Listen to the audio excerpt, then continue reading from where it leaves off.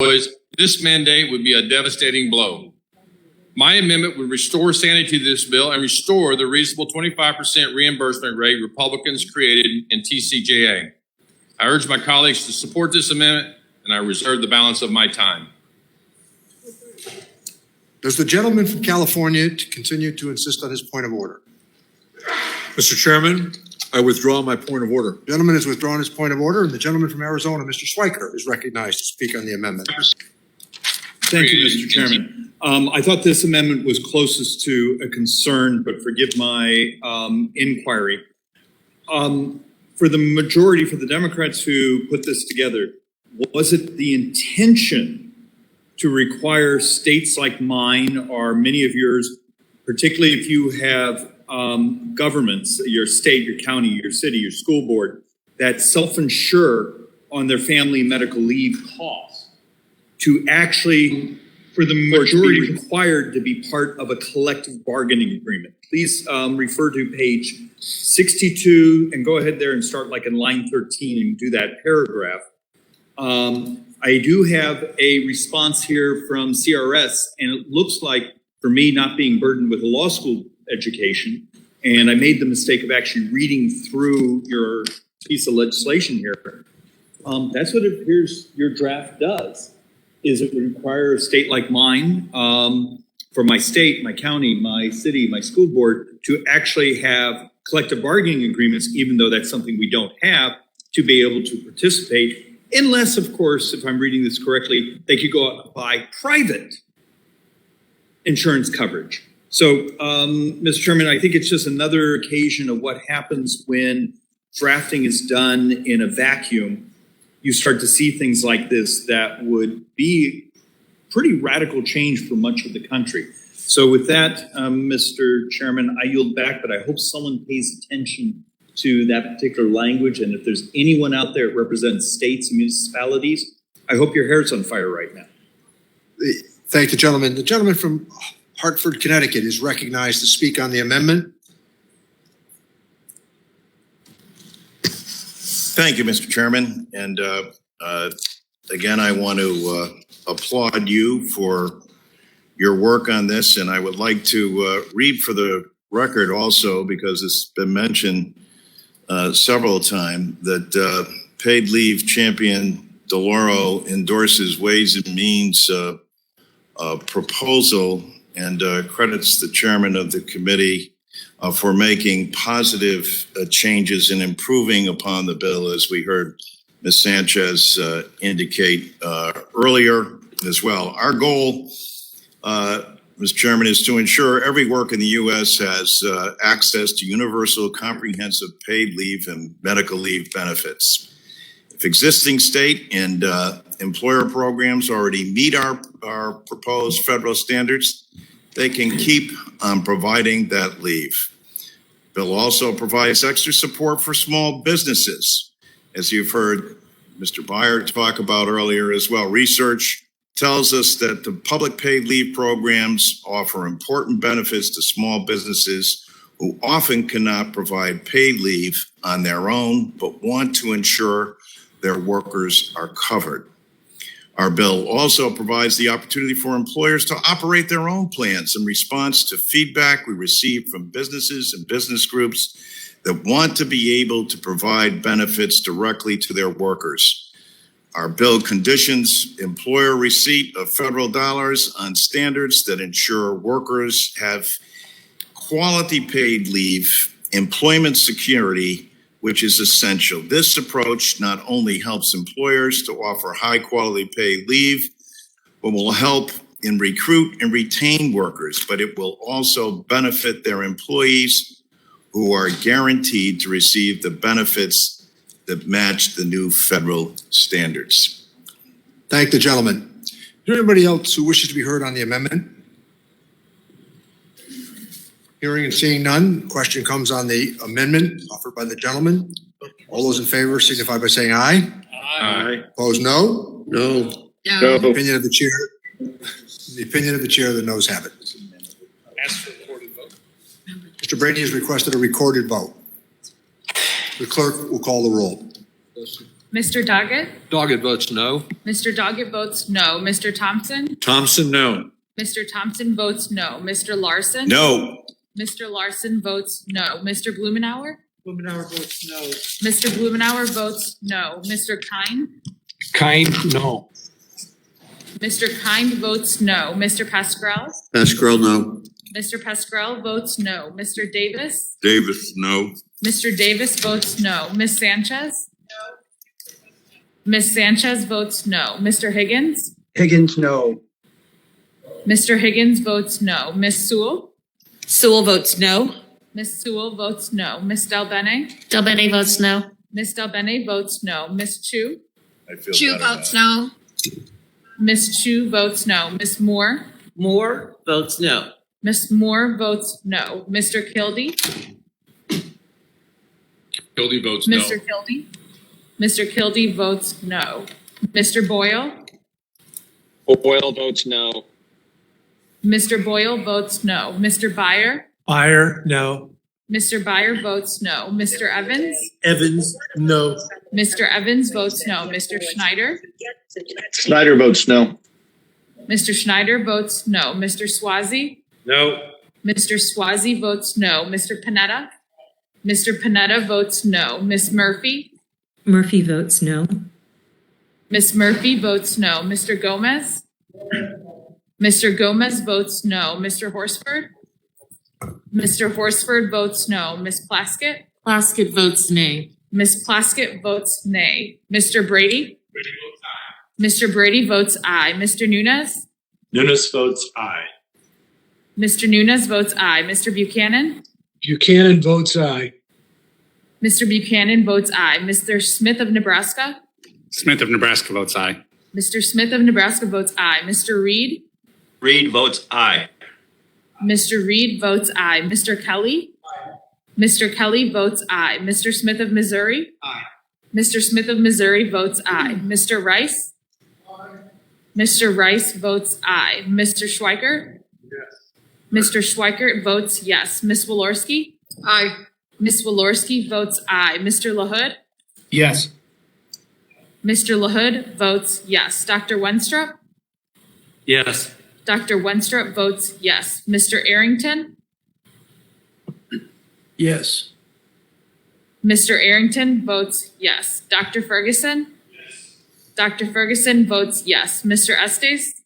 Estes votes yes. Mr. Estes votes yes. Mr. Smucker? Aye. Mr. Smucker votes aye. Mr. Hearn? Mr. Hearn votes aye. Mrs. Miller? Aye.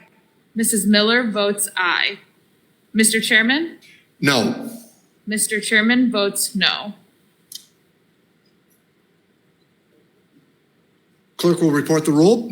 Mr. Chairman, I have 25 nays and 18 ayes. 25 nays, 18 ayes. The amendment fails. Are there additional amendments to the amendment in the offer of a substitute? Hearing none, we will return to report language. If there are no further amendments, the question is on adoption of the amendment in the nature of a substitute. All those in favor signify by saying aye. Aye. Those opposed, no. No. In the opinion of the chair, the ayes have it, and the amendment in the nature of a substitute as amended is agreed to. In the nature of a substitute is agreed. Now let me recognize Mr. Thompson for the purpose of offering a motion. Mr. Chairman, I move that the committee favorably report Subtitle A, Budget Reconciliation Legislative Recommendations relating to universal paid family and medical leave as amended to the House of Representatives. Question is on transmitting Subtitle A as amended to the House Committee on the Budget. Members are reminded to unmute themselves for this voice vote. All those in favor signify by saying aye. Aye. Those opposed, no. No. In the opinion of the chair, the ayes have it. The motion is agreed to, and Subtitle A as amended is ordered transmitted to the House Committee Mr. on the Chairman, Budget. And Mr. Brady, I may ask a Mr. recorded Brady vote. requests a roll call vote, and the clerk will call the roll. Mr. Doggett? Aye. Mr. Doggett votes aye. Mr. Thompson? Thompson, aye. Mr. Thompson votes aye. Mr. Larson? Yes. Mr. Larson votes yes. Mr. Blumenauer? Blumenauer votes aye. Mr. Blumenauer votes aye. Mr. Kine? Kind, yes. Mr. Kind votes yes. Mr. Pascal? Mr. Pascal votes yes. Mr. Davis? Mr. Davis votes yes. Ms. Sanchez? Ms. Sanchez votes aye. Mr. Higgins? Higgins, yes. Mr. Higgins votes yes. Ms. Sewell? Sewell votes yes. Ms. Sewell votes yes. Ms. Delbene? Delbene votes yes. Ms. Delbene votes yes. Ms. Chu? Chu votes yes. Ms. Chu votes yes. Ms. Moore? Moore votes aye. Ms. Moore votes aye. Mr. Kildee? Kildee votes. Mr. Boyle? Oh, Mr. Kildee?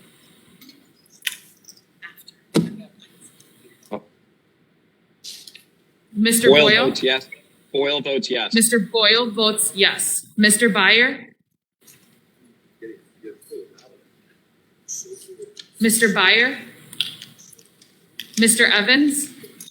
Evans, yes. Mr. Evans votes yes. Mr. Schneider? Snyder votes yes. Mr. Schneider votes yes. Mr. Swazi? Yes. Mr. Swazi votes yes. Mr. Panetta?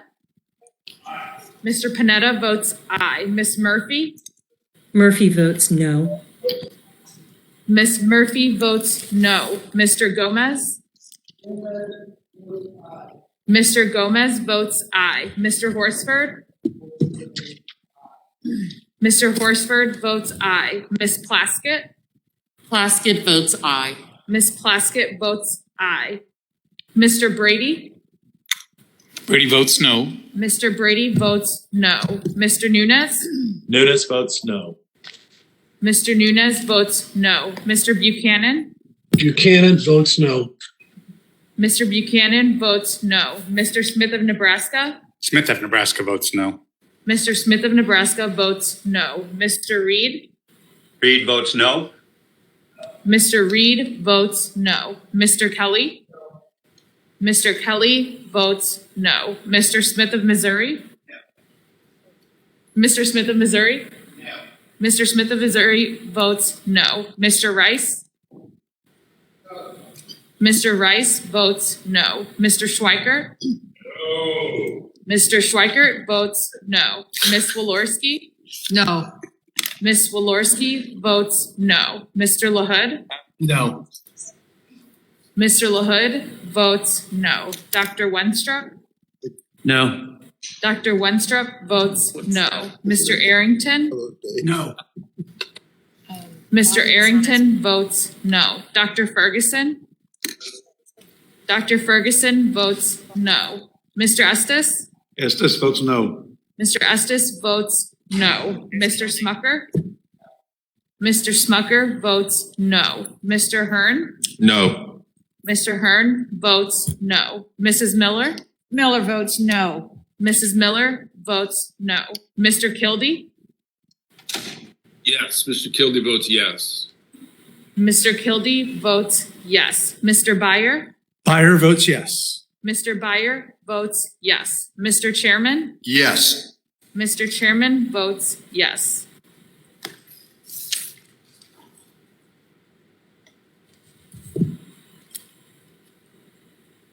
The clerk will report the tally. Mr. Chairman, we have 24 ayes and 19 nays. On this vote, 24 ayes and 19 noes, the motion is agreed to and Subtitle A as amended is ordered transmitted to the House Committee on the Budget. Without objection, staff are authorized to make technical and conforming changes to the print, and members have 2 additional days to file with the committee clerk supplemental, additional, dissenting, or minority views. Just want to say on that issue, if I might take the moment, thank you for the way this was handled by both sides. I thought that the conversation was very sound, and I appreciate very much the way that that proceeded. I know that that was not an easy issue for either side. Both sides had strong feelings, and the manner in which it was offered up and discussed was very refreshing. We now turn to the budget reconciliation legislative recommendations related to retirement, which will make investments to improve America's long-term financial security. And let me say, I am really proud of what this committee has done. with its record of accomplishment in the area of retirement policy. We have an opportunity here to build upon these achievements and further enhance workers' opportunities to save. Our country currently faces a retirement income crisis. We all know that. Nearly 1/3 of the American people have no retirement savings at all, and about half of the working age households risk being unable to maintain their current standard of living after retiring. We know that having an employer-sponsored retirement plan is the key to preparing for retirement, but nearly half of the American private sector employees work for an employer that doesn't offer a retirement plan. This subtitle includes an automatic IRA proposal that I have worked on for more than 15 years. And it requires employers that have been in existence for at least 2 years, who do not currently offer a retirement plan, and employ 5 or more people to automatically enroll those employees in IRAs or 401k type plans. To offset administrative costs, employers would receive a tax credit. Current law includes a non-refundable tax credit called the Savers Credit for eligible taxpayers who make elective deferrals to tax-favored retirement plans or contributions to IRAs. The investments we're considering would make the Savers Credit refundable so that those without income tax liability or exposure could receive the benefit. The proposal would also require the credit amount to be contributed directly to a tax-favored retirement account, in effect acting as a matching contribution for savers. Automatic IRAs and Savers Credit enhancements would dramatically expand the retirement savings in the United States. According to recent analysis commissioned by the American Retirement Association, implementing these proposals could add up to $7.3 trillion in additional retirement savings over a 10-year period and create more than 63 million new retirement savers. These investments would also help address inequities in retirement savings. Automatic IRAs would particularly benefit Hispanic, Asian, and Black populations in the United States, as they are less likely to have access to work-sponsored retirement plans. It's estimated that the auto IRA and the Savers Credit enhancement would result in 7 million new Black savers, 10.8 million new Latino and Latina savers, and over 98% of the new savers would be making still less than $100,000 a year. Now is the time to confront this issue head-on. The longer we wait, the worse the problem becomes, and millions of more Americans will find themselves in untenable circumstances in later years. I urge all of you to vote in favor of these impactful retirement provisions. This has broad support across the American spectrum. I now recognize the gentleman from Texas, Mr. Brady, who has been very helpful as the two of us have gone back and forth to increase retirement opportunities for the American people. Thank you, Mr. Chairman. I agree. Ensuring Americans have the resources they need for a prosperous retirement has always been a bipartisan priority of this committee. We can be proud of the work that we've done together, which is why I have profound disappointment that now we are taking a partisan approach on retirement. It's important to remember this committee has a remarkable track record in this regard. In the last Congress alone, we were able to put aside our differences and pass 5 meaningful, substantial reforms that impact every American for the better. We passed the Taxpayer First Act, which redesigned the IRS for the first time in 2 decades. We put an end to surprise medical billings without increasing premiums for patients. We repealed 3 burdensome healthcare Affordable Care Act taxes, creating $350 billion in savings for seniors, patients, workers, families, and Main Street job creators. This committee helped more Americans successfully save for a secure retirement with the passage of Secure 1.0. And as the pandemic ravaged the country, we came together, passed 5 bipartisan bills providing $3.5 trillion in relief to frontline workers, to schools, and to Main Street businesses. Again, we can be proud of our work together. I worry, though, that just a few short months ago, our colleagues unanimously approved the bill to improve our $20 trillion defined contribution retirement system. Secure 2.0 built on a successful model in getting our historic retirement bill signed into law in 2019. At the time, the chairman said, I'm happy that we're able to work together on a bipartisan basis to develop this important legislation. Our efforts have resulted in an excellent product that will help Americans plan for the golden years. I couldn't agree more.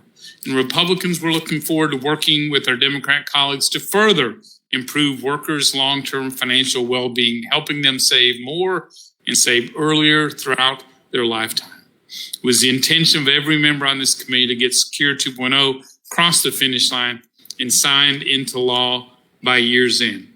Instead, with this bill, we have decidedly took a different approach and a partisan approach. Main Street now faces an onerous new mandate from Washington and a tax penalty if you don't comply. Small business owners know this is yet another, or feels like another, war on work, and particularly on small businesses. And they know every penny of spending this week must be offset with tax increases. Some of them on the very small businesses we are trying to help. I'd like to submit for the record a letter from the National Federation of Independent Businesses warning this partisan approach to retirement will cost small business owners more than $23 billion over the next decade and result in permanently lower wages for workers. Without objection. I believe that rather than taking a partisan approach, that I think damages our ability in the future to work together and find common ground. I think we do so much better by working together. This committee's proven it time and time again. I oppose this measure and urge us to return to the bipartisan approach that has proved so successful. With that, Mr. Chairman, I yield back. Thank you. And I would like to submit to the record a number of major institutions, including AARP and others who have offered support of this proposal. And I want to assure the ranking member, based upon the good work that we've done in the atmosphere of retirement savings, that it is not my intention to allow what I am suggesting here to get in the way and or compromise what it is that we are about to do on the House floor with Retirement 2.0. The gentleman from Nebraska wishes to be recognized. Hold on, Mr. Chairman, hold on, Mr. Smith. Hold on one second. Yeah. We need to pause to let the feed catch up with us, apparently. So just take it, the committee will take a 2-minute We'll take pause. Can you hold on for 2 minutes, Mr. Smith?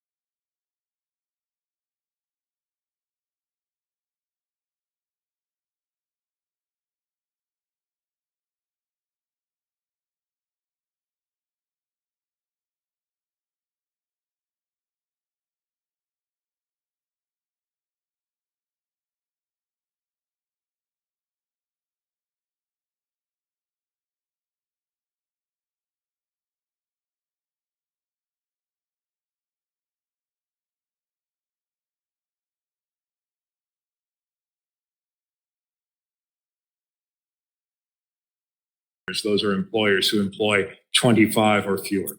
And lastly, the proposal makes changes in the present law savers credit. The credit is made fully refundable and must be paid by this Treasury into a Roth account of the taxpayer. The income thresholds for eligible employees to claim this credit for their saving is increased and indexed under the bill. The credit base for the amount of saving that it qualifies for the credit is reduced to $1,000, but is indexed for the future. And then lastly, and of note, contribution savings put into an ABLE account for disabled individuals, for example, would be a qualifying saving purpose under the legislation. That concludes my brief summary. I'd be happy to answer any questions that the members might have. Thank the gentleman. Are there any questions about the amendment in the nature of a substitute? The gentleman from Arizona is recognized, Mr. Schweiker. Thank you, Mr. Chairman. I just wanted to make sure I'm getting a couple things correct. And Ms. Bartle, you can tell me if I'm not hitting your area of specialty. This is estimated to have a fiscal cost of what? Mr. Schweikert, my colleagues provided our estimates on the very last page of JCX 35. The 10-year total we estimate to be $46.75 billion. Okay, so of the Ms. Bartle, of that, let's call it 47 billion to make our math easy. Do you have a sense what the pay-for mechanism will be? The legislation before you provides no revenue-raising provisions, no offsets in this legislation, sir. Right. Okay, thank you, Ms. Bartle. Mr. Chairman, this is Jody. I have a question in the. Let me recognize the gentleman from Texas, Mr. Arrington. Thank you, Mr. Chairman. Mr. Barthol, just to rewind the tape and slow it down a little bit. You mentioned small businesses currently facing a mandate, but I want to make sure I heard you correctly. Do small businesses currently face a federal mandate with respect to creating a retirement plan currently? Mr. Arrington, under present law, the decision to create a retirement plan is entirely elective to the employer. Okay, so regardless of size. Okay, all right. So does this bill create a new retirement plan mandate for small businesses? I think I heard the word must, which is the same as shall, which sounds like a federal mandate. So does this bill create a retirement plan mandate on small businesses? This may seem like a fine distinction. It does not what it requires is that the employer maintain a plan or facilitate an automatic enrollment system. Now, this can be achieved, for example, by establishing an automatic deposit into the employee's IRA. Okay, so let me just make sure I'm sorry to interrupt, but let me make sure I understand, because I don't want to play semantics. I just want a clear answer. And I know you're trying to give me one, but does this bill mandate that small businesses established by nature of having an automatic enrollment mandate that that they have some retirement plan or this IRA that you mentioned? If the employer has to, as I noted, establish a plan or facilitate the automatic enrollment, such as I described through an IRA. If not, the employer would be subject to a penalty tax of basically $10 for each day in a non-compliance period for each qualified employee. Okay. So if the federal government's telling the small business that they have to have this plan, a retirement plan or IRA, where there's an automatic enrollment, and if they don't facilitate that, as to use your words, then the federal government's going to fine them. And that amount is $5,000, you said? No, $10 per day per employee. Oh, I got you. Uh, Okay. Okay, and for then, for a period of not more than 3 months. okay. So is the definition of a small business like many others, 50 employees or less, or is it 100 or less, or 500? What's the definition where you would exempt a small business on account of being too small in this bill context? In this legislation, if an employer has no more than 5 employees receiving at least $5,000 in compensation as measured in the prior year, that employer is exempt. 5 employees. Yes, sir. It's $5,000. Okay. Did the Affordable Care Act include a small employer exemption from the employer mandate to provide health coverage? And what was the threshold for the number of employees under that ACA? Yes, it did, Mr. Arrington. It was generally measured at 50 full-time equivalent employees. Okay. The revenue cost of this Subtitle B, I heard you tell Mr. Schweiker, is $47 billion. What was the revenue score associated with the Bipartisan Securing a Strong Retirement Act? Just a moment. That we reported that estimate to the Congress in Joint Committee Document JCX 2221.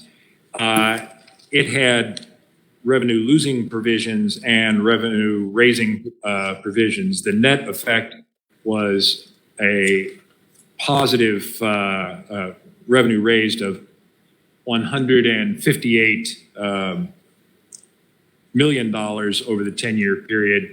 That's the net of approximately $27 billion in revenue losing provisions, offset by approximately $27 billion in revenue raising provisions. Last question. Thanks everybody for your patience. It seems like the majority has left some important bipartisan retirement provisions on the cutting room floor, as we say. Does Subtitle B facilitate an employer match for student loan payments? A. B. Does Subtitle B cover hardship withdrawals for victims of domestic abuse? And C. Does Subtitle B include additional catch-up contributions for late career workers? Mr. Arrington, I believe you're referring to some of the provisions that were in that earlier legislation Yes. reported by the committee. And those 3 provisions are not duplicated or subsumed in the present legislation. Last Thank one, you, I gentlemen. promise. Mr. Chairman, Thank can I you, just get this one last one in? If it's more favorable than what you've been suggesting, yes. Does Subtitle B offer a tax credit for employers that make military spouses eligible for planned benefits? And thank you, Mr. Chairman, for indulging. Mr. Thanks. Mr. Arrington, the legislation before you today does not include the provision that you just referenced from the prior legislation. Thank you. Thank the gentleman. Are there any other questions about the amendment and the nature of a substitute? Mr. Chairman? Yes, Mr. Smith, I should come back to you and then I'll come back to Mr. Estes. Thank you. Just very briefly, Mr. Barthold, are individuals making $400,000 or less exempted from this provision? Mr. Smith, the provision is an employer level provision. So the onus of facilitating the plan is on the employer. There is no exemption for employers other than that defined by size, new startup, and as I noted, existing grandfathered plans. Those employers are also generally exempt. So a small business owner whose income comes through a small business, if their income is $400,000 or less, they would still be subject to this mandate and or tax. Mr. Smith, as the business owner, if they otherwise are a business that would be subject to the requirements of this legislation, they would be subject to that tax if they did not come into compliance with providing the auto enrollment plan. Would the president have the executive authority to exempt individuals making less than $400,000 as he has said his plans would include? Well, the legislation provides facts and circumstances tests under which the Secretary of the Treasury may abate any penalties that may arise. But I don't, there's not specific provision in the legislation that would say any business owner below certain income levels that their business would be exempt. Okay, thank you. I yield back. Thank you. Let me recognize Mr. Estes.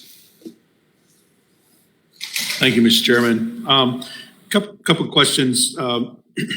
You mentioned that the ABLE accounts, although I didn't catch what you said was the impact on ABLE accounts. Under present law savers credit, Mr. Estes, eligible savings for which a taxpayer may claim the savers credit under present law are contributions into qualified retirement plans or IRAs. The proposal before you in the chairman's mark would say that a contribution into an ABLE account would also make the taxpayer eligible for the savers credit. So it's an expansion of eligible savings vehicles. Does that also apply for college savings programs under the 529 provision? Not in the legislation before you, sir. Okay, just bringing closure to one question. As Mr. Arrington was asking several questions, and they were tied around the mandates and what actually was required, but just make sure it's clear in my mind. So an employer is mandated if they have 5 employees or more that make $5,000 or more. The employer is mandated to pull out 6% of their income and put it into some qualified retirement account, whether they create it themselves or use somewhere else. Let me refine your summary in 2 ways. It's 6 employers or more. If you're 5 or less, you're out. They're required to establish a plan or facilitate an auto enrollment plan. The default contribution of the employee for this elective salary reduction begins at 6%, but it is elective to the employee. Among the notice requirements under the legislation, the employer has to tell the employee, here's what we've got going on. Here's what the automatic default contribution from your salary will be. And the employee can affirmatively say, no, I do not want to do that. Correct. The employee can opt out. However, the employer is mandated to start that process. And if the employee doesn't opt out, that is a mandate on the employer. That's correct, sir. Thank you. And I would say, in reference to the gentleman's legitimate question, as we've worked through issues here, the most important thing we've done is to strengthen automatic enrollment. And we do provide a tax credit to the employer to set up the mechanism whereby the employee would have the opportunity to set aside prescribed numbers of dollars. The problem we have now in America with retirement savings is people at the lower end of the economic spectrum. And the work that this committee has done has been stunning in terms of its achievement, but we still have a ways to go. So I appreciate the gentleman's question. Now I think we are prepared to proceed to allowing members to strike the last word. Mr. Chairman. Mr. Rice?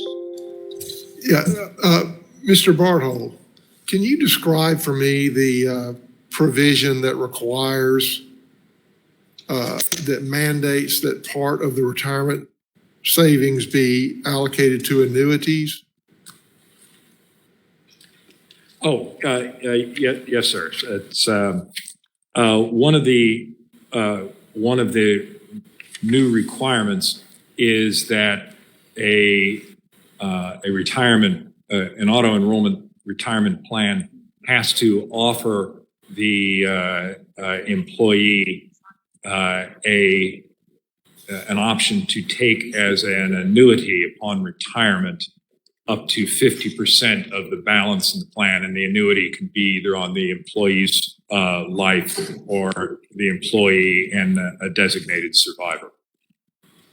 And does that apply to every employer and every employee? It does not apply to grandfathered plans. So this would be for essentially for newly established plans. So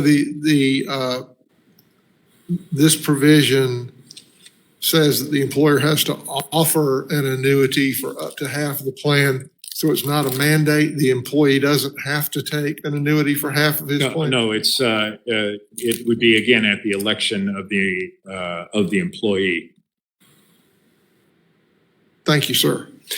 My additional guess is that credit unions and community bankers and life insurance agents and others will very much like to set up these plans. I think it'll be very helpful because a lot of professional advice will be available as well.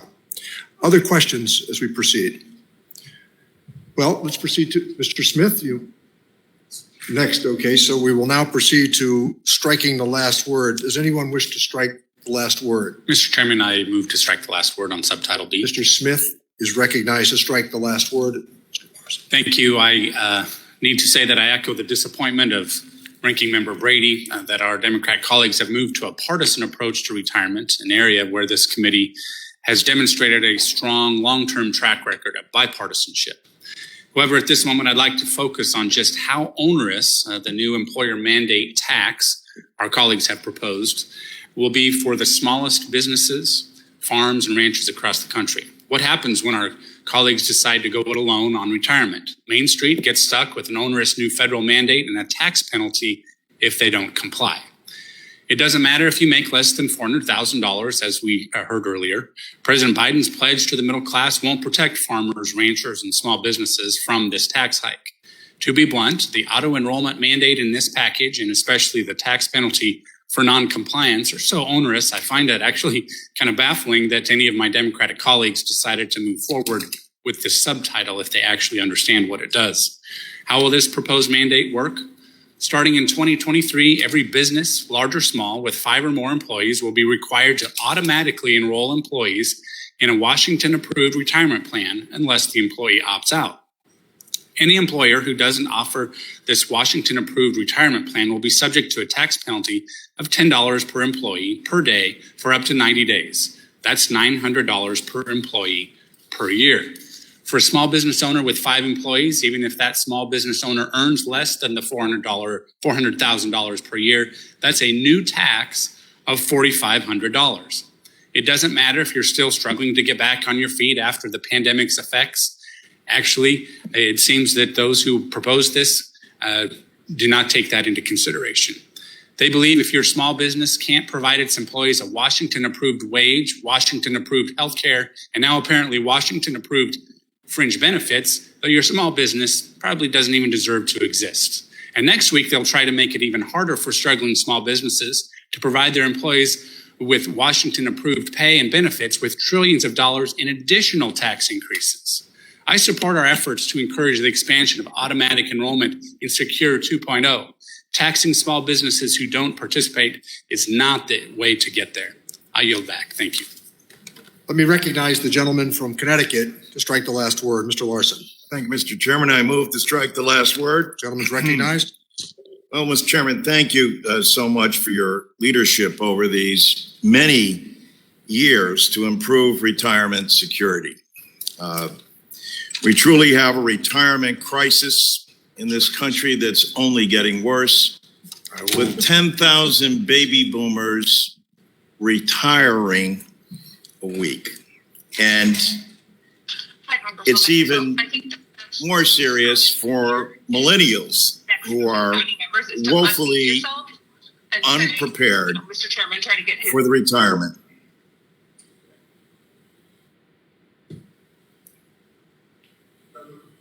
Come in, North Island Tower. Are we on the same frequency? To make my point again, to know that 10,000 baby boomers a day are becoming eligible for Social Security, to recognize that millennials are in the position where they need this kind of legislation more than any other generation. The chairman's Secure 1.0, signed into law in last Congress, had laid the groundwork to provide access to private retirement plans. We are expanding on this effort today to ensure that more Americans are ready for retirement by requiring employers that don't currently sponsor a retirement plan to automatically enroll employees in IRAs and 401k type plans. I also want to commend Representative Judy Chu for her leadership on improving the Savers Credit. The provisions in this bill will help lower income Americans save by making the Savers Credit refundable so that those who do not owe taxes can receive this benefit, and by automatically putting those dollars directly into a retirement account. These provisions combined could total up to $7 trillion in additional retirement savings and create 62 million new retirement savers. Congratulations, Mr. Neal, Ms. Chu. It will help address inequities in the retirement security by helping more low-income workers save for retirements, many of whom are from Black and Latino populations. I would also be remiss if I didn't take the opportunity to also mention that Social Security is the foundation for retirement savings and other elements of financial security. It already provides more than 64 million Americans with retirement income and benefits for widows and widowers and for dependent children, as well as long-term disability benefits. Unfortunately, Social Security benefits have not kept pace with costs that the seniors in this nation are facing. Congress has that responsibility and hasn't enhanced benefits in more than 50 years. We're pleased that we have a president now that recognizes Social Security as a sacred trust, and fellow Democrats have come together to improve benefits and extend solvency, and we'll be introducing a bill soon. At a hearing that we had, I thank our Republican colleagues for their input at the hearing, and I look forward to working with you, Mr. Chairman, to bring the bill to markup in this committee. Thank you, and I yield the remainder of my time. The gentleman's work on Social Security and defending it is well known to all on this committee. We recognize the gentleman from Kansas, Mr. Estes, to strike the last word. Thank you, Mr. Chairman. First as state treasurer and now in Congress, I've been a long-time advocate for secure retirement through retirement savings plans, pensions, and Social Security. As we recover from this pandemic, I believe it's vital that we work to help Americans save for retirement. Secure 2.0 had lots of great provisions that did just that, including enhancing 403B plans and matching student loan payments with retirement contributions. I know that there will be bipartisan disappointment that this is bipartisan disappointment that this has not yet been brought to the floor for a vote, as it has so much support. Today, as we try and recapture the economic boom that we saw before the pandemic, I worry that many small businesses who have fought so hard to stay afloat will ultimately fail under the tax and regulatory regime being put on their shoulders by this Democrat majority. A similar provision to this subtitle was extensively negotiated by Ranking Member Brady and Chairman Neal and was included in Secure 2.0. I'm shocked and disappointed that my colleagues across the aisle are willing to throw away months of bipartisan work to force through this partisan political provision for spending $47 billion in the process. The new Democrat auto enrollment provisions undermines what we set out to do in Secure 2.0 and is yet another example of a costly Washington mandate to small businesses. Instead of exploring options to help Americans save without penalizing their employers, this will only make it harder for them to hire. Penalizing employers $10 per day per employee is a very harsh federally mandated penalty. Our focus needs to be on rebuilding the economy in a way we know works. This begins by removing hurdles to new business formation and implementing policies that allow our small businesses to grow. This is vital to our economic success as a nation, and there are more than 30 million small businesses in the United States, and nearly half of all Americans are employed by small businesses. Smaller companies make up about 85% of all hiring, making them the first job for most entering the workforce. I oppose any regulation that could harm our small businesses like this. With that, Mr. Chairman, I yield back. Thank the gentleman. Let me recognize the gentleman from Oregon, Mr. Blumenauer, to strike the last word. Thank you, Mr. Chairman. I would like to strike the last. Gentleman is recognized. I deeply appreciate your leadership over the years in terms of retirement security. This is something that the committee, on a variety of different perspectives, has come together. People care deeply about it because we do have a retirement crisis that is facing millions of Americans. Now, in my state of Oregon, we've moved forward with a plan like this. It's been in effect for 4 years. It's wildly popular. It has generated already $120 million of savings in our little state, and it compounds over time. What you've brought forward with the committee, it looks over a course of trillions of dollars of accumulated savings over the next decade, just when we need it. And I would just say I appreciate the way this is crafted to provide a safe harbor for the 10 states. It's not just Oregon. There are 10 states that have moved along this line, and their programs are going to be protected. And I appreciate the work with the responses of Mr. Bartow that pointed out that these are not going, that employees are not going to be forced. They are given choices. But the automatic enrollment that deals with the inertia that too many of us have is profound. They can always opt out, but having the automatic opt-in means that far more people, particularly those who need it the most, are going to have it. And you've crafted proposals that will cushion any impact on small businesses going forward in terms of the costs that they have.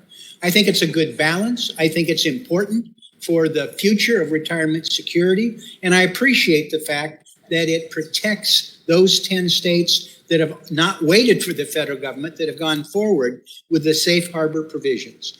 Thank you, Mr. Chairman, and I yield back. And thank the gentleman. Let me recognize the gentleman from South Carolina, strike the last word. Mr. Rice. Thank you, Mr. Chairman. I too am worried about folks not saving enough for retirement, but I think this is, and perhaps there is a mechanism, whereby we could do more with businesses that are smaller. But the idea that when we go to businesses that employ less than six people is, it seems very intrusive to me. I think that I read a report recently about somebody who wanted to open a lemonade. If a child wanted to open a lemonade stand in New York, they'd have to get 16 different permits to do so. And whereas this bill may not apply to a child opening a lemonade stand, it's going to make it that much harder for somebody to open a small business. I struggle to understand how this would apply to temporary businesses and seasonal businesses and people that employ high school students and a whole range of details that, if we had the luxury of an actual hearing and a debate and to speak to witnesses and experts about this rather than this facade that we're putting up here today, which is really not a hearing at all. It's just sit here and watch the folks on the other side ram this through with no, even they really don't understand the implications of it because we hadn't had a hearing. So this process is fatally flawed. The idea that we would, mandate that small businesses provide annuities to their employees seems to me to be a gift to the insurance companies. Once again is the proposal that Democrats believe that they know better for the American people than the American people know for themselves. And that we're creating here a bigger government, higher tax nanny state because the Democrats believe that the American people are helpless and they can't make decisions on their own. So, Mr. Chairman, where I'm sympathetic to the problem, I am aghast by the process. I am aghast that we would include this in this massive $3.5 trillion tax increase, bloated government explosion that will, through placing additional burden on businesses, through making our country less competitive, it will slow or stifle our economy. And in this misguided effort to try to help American workers, what we will do is we will give them less opportunity. These big government programs always have that result. We will give them less opportunity. Their children will have less opportunity. They will have a government that is that much more in debt and over its head, and therefore will be less apt and able to respond to future crises and to provide opportunities for children and grandchildren. So where the underlying idea here is certainly laudable and understandable, I absolutely cannot support it in this context. And perhaps, Mr. Chairman, because this is yours, Bill, and you say you've worked on it for all that time, and you may have a better understanding. Nobody else in this room has an understanding of all the details of this. A massive bill like this that will apply to almost every business in this country, and it will make it that much harder to start a business in this country, and it will make this country less competitive in the world. A bill like this needs to be thoroughly vetted. It needs to have bipartisan agreement, and it doesn't need to be included in this massive reconciliation package that'll be ran through with no Republican support. So with that, Mr. Chairman, I yield back. Thank the gentleman. And just in point of reference and history on the committee here, working with the Republican chairman at the time to show how hard some of this has been, we sponsored the legislation that increased the individual's IRA contribution from $2,500 to $5,000. And I will just quote specifically what it was. When the legislation started out, we were in the majority, so it was the Neil Thomas bill. And Republicans won in '94, it became the Thomas Neal bill. But I was only too happy to exceed sponsorship on it because I thought it was reasonable legislation and not whether or not it was a Republican or Democrat. And I hardly think that $46 billion over 10 years is a massive government program.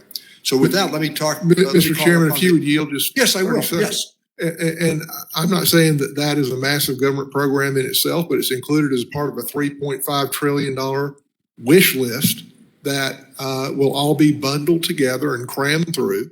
And I applaud all of our bipartisan efforts. I'm very proud of the Secure Act and hoped that we would proceed with Secure 2 as well. But in lieu of that, we've taken this bipartisan approach with no vetting and no hearings, and we're just cramming it through. And I object to it, and it's going to result in errors. It's going to result in unforeseen consequences, and it will result in it making it harder to do business in this country. I guarantee the gentleman Secure 2.0 is getting over the goal line before the end of this year as well. So a person who's had a profound influence on the Savers Credit is Judy Chu. Let me recognize her. Mr. Chair, I move to strike the last word. The gentlelady's recognized. Today, I offer my support of the retirement subtitle of the Build Back Better Act that will help as many as 63 million Americans begin to save for retirement, generating up to $7.3 trillion in retirement savings for working Americans in a matter of a decade. That is an amazing return on investment for the American people. The combination of an auto enrollment and enhancement to the Savers credit will turn the credit into a new Savers match and will set so many on a better path to financial security. Some families have much different financial circumstances today that will make it harder to save for retirement than they did 2 years ago when we passed the Secure Act. Throughout the course of this once-in-a-generation pandemic, This committee has provided an unprecedented amount of financial relief to families and workers, all while we work to vaccinate the population and rebuild our economy. This includes everything from stimulus checks to enhanced unemployment assistance and even allowing households to tap into their retirement savings accounts without penalties. And yet, some 46 million Americans depleted any emergency savings that they had during the pandemic, despite that unprecedented financial support, indicating just how widespread the economic hardship has been. So it's critical that this committee do everything that it can to help put families back on sound financial footing and make it easier to save for retirement in our Build Back Better reconciliation bill. That's why I'm so pleased that updates to the Savers Credit from my bill, H.R. 2913, the Encouraging Americans to Save Act, are included in today's legislation. Currently, the Savers Credit has a tiered structure that only gives taxpayers a portion of their retirement contributions back as a tax credit. But this bill will simplify the credit, making it 50% of any contribution up to $2,000. This means that individuals making under $25,000 or couples making under $50,000 can count on seeing up to $1,000 deposited into their retirement accounts upon filing their taxes each year. And taxpayers with slightly higher incomes will also see a similar benefit. The bill before us today will also ensure that the Savers Credit is deposited directly into a retirement account, acting as a savers match, which helps these taxpayers grow their retirement savings even more over time.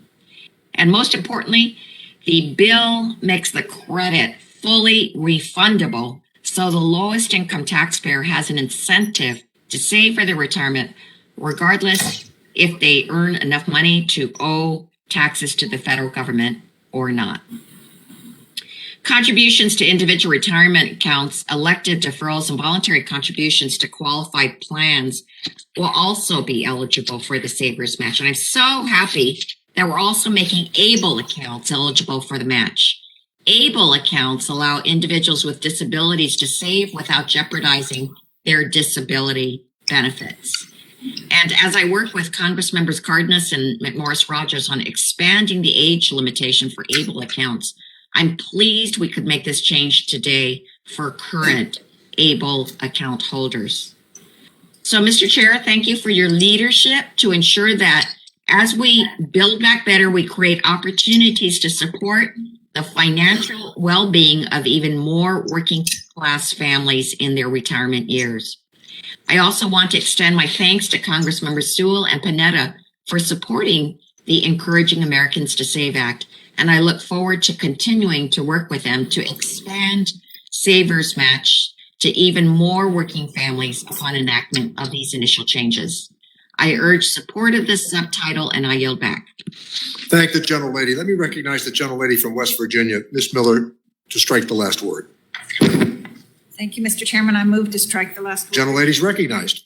Thank you so much, Mr. Chairman and Ranking Member Brady. I really appreciated the opportunity this year to be able to join my colleagues across the aisle to support a bipartisan plan to fix the many problems in our nation's retirement system and their plans with the Secure 2.0. I was really disheartened to learn that the majority decided to walk away from the table after over a year of negotiations and progress.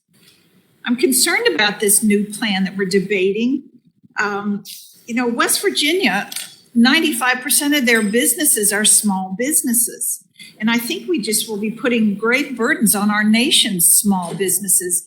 I know a person in my town who has a cleaning service, and this person sometimes has 3 people working, sometimes 6 or 7, depending upon their lives and their needs and her work that she has. And so how would this person be able to handle an additional burden on a business that they're just trying to survive, particularly now that we are recovering from COVID? Because, of course, when you have a cleaning service, There are people that don't want you in their houses during the pandemic. And so then if they get new people to work for them and fill in places, and then all of a sudden the old clients want you back, it's one more burden on someone trying to make ends meet. So I just want to urge my colleagues to return back to negotiating with us and work in a bipartisan manner that will really create meaningful change without stifling our Main Street businesses and our small businesses in particular. And I just want to thank you, and I yield back my time. Let me recognize the gentleman from Illinois, Mr. Schneider, to strike the last word. Thank you, Mr. Chairman. I move to strike the last word. Gentleman's recognized. Thank you. We have a two-part problem for employee-sponsored retirement plans. On the one hand, nearly 55 million Americans work for an employer that do not offer a retirement plan, which dramatically decreases the likelihood that employees will have the opportunity to contribute to a retirement account. As a result, nearly 1/3 of Americans have no retirement savings at all. That means employees must delay retirement indefinitely or else risk a financially unstable retirement. This is an untenable and an unfair choice. On the other hand, I've also run a small business. I know how difficult it can be for employers making choices that ensure the well-being of their employees, from salary to health insurance to leave and retirement planning. Money is tight, and unfortunately, retirement is too often left out. The automatic IRA provisions included in this package are a solution to both the problem of employee security and employer complexity. Employees can now smartly save for their retirement by putting away a small portion of their paycheck each month into secure accounts. Employers now have one less decision to make and receive a tax credit for their administrative costs. This, I believe, is a win-win for both sides. I'm proud that our committee has prioritized retirement savings over the last two Congresses, from Secure 1.0 to Secure 2.0, and today with automatic IRAs and savers credits. These pieces of legislation will dramatically expand retirement savings across the country, and I look forward to continuing this work as we move ahead. Thank you, Mr. Chairman, and I yield back. Thank the gentleman. I don't have any other requests here to strike the last word, so we are prepared to move to the amendment process and raise the question, are there any amendments to the amendment in the nature of a substitute? Substitute? If there are no amendments, we will turn to the report section. See. And Thank you. Mr. Chairman, I have an amendment to the desk. you almost got that. Chairman, I have an amendment at the desk. Sorry about that. I was Gentleman from Texas. thoughtful. Mr. Chairman, I reserve a point of order.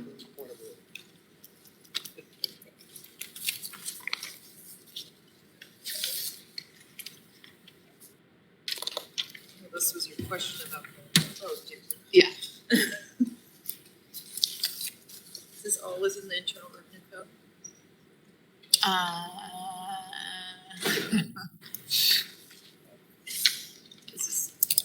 Are you just conceding that it's not your name? It's all of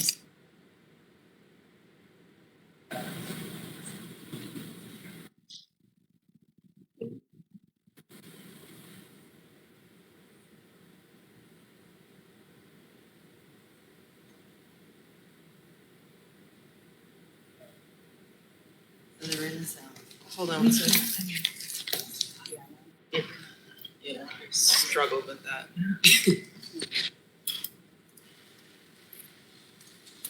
You good? Good. Okay.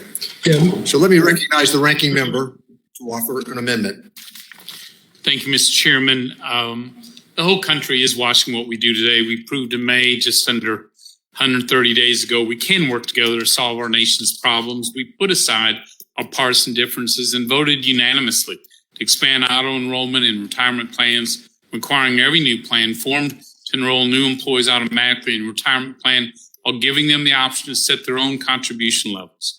Experts have said this policy works. It would expand coverage to hundreds of thousands of Americans who'd be more likely to save for retirement. AARP supported it, as did the American Retirement Association. That again was why it was disappointing that the majority decided to take a partisan approach today. abandoning the careful compromise we all agreed to, and threatening future work on retirement. Double check. But it's not only the chairman's priorities that were included in Secure 2.0, priorities of nearly every member of this committee who contributed to one of the bipartisan bills we packaged together to form the Securing a Strong Retirement Act. Our bipartisan bill would have expanded saving opportunities, hundreds of thousands of Americans, by encouraging employers to offer plans voluntarily, helping them match those plans. It would allow older Americans to build more savings as they near retirement, help them avoid the traps of the unwary that often result in more taxes and less savings. Almost worse, though, I think, as we look at this partisan approach, I think the bill would impose nearly unlimited fiduciary liability on businesses as small as 6 employees who are not well advised. I think this is the wrong approach to expanding retirement savings, and it will have many unintended consequences, including reducing job opportunities for low-income younger workers, minorities who are more likely to work for a small business. We do know and do agree over 200 million Americans live in households that have a defined contribution plan or an IRA. We do agree together this retirement system is critical to the health of our economy and future generations. This amendment simply replaces the partisan language in this bill and substitutes the entire Secure 2.0 voted unanimously out of this committee about 130 days ago. Mr. Chairman, I yield back. Thank the gentleman. Does the gentleman from California insist upon his point of order? Hold on 1 second. Mr. Chairman, I withdraw We're my gonna point pause of for order. one moment.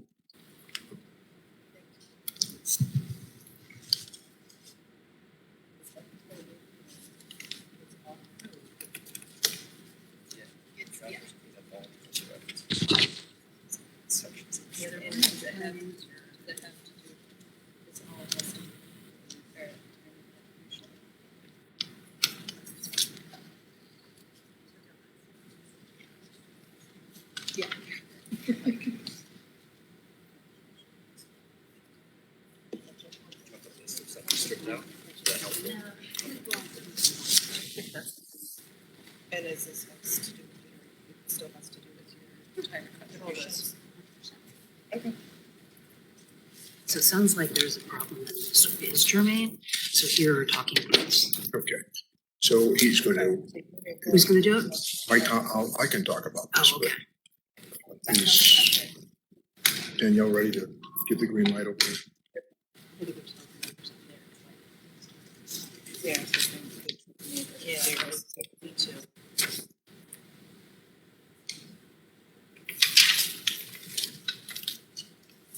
You want me to go through it online? You need to give me something to say. I just gave it to her. Okay.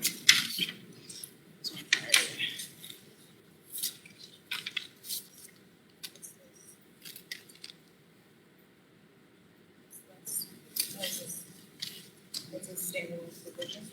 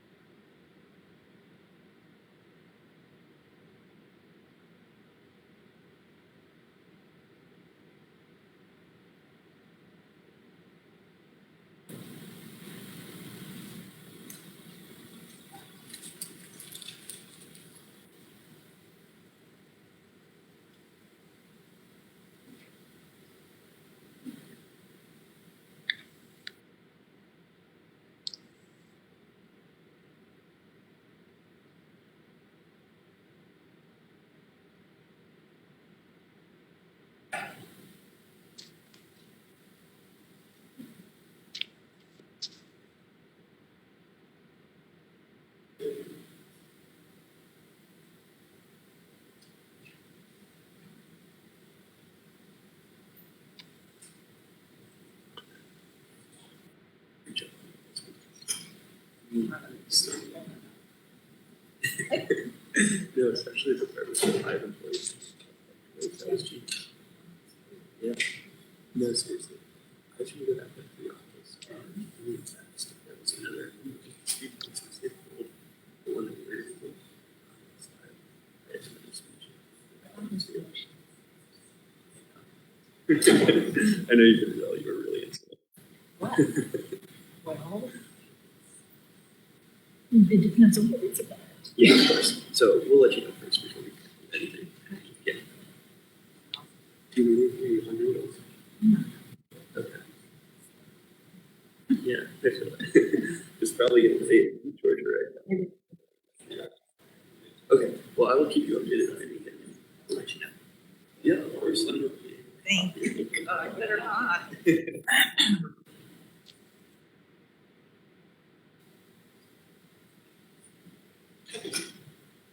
Where'd everybody go? Where did everybody go?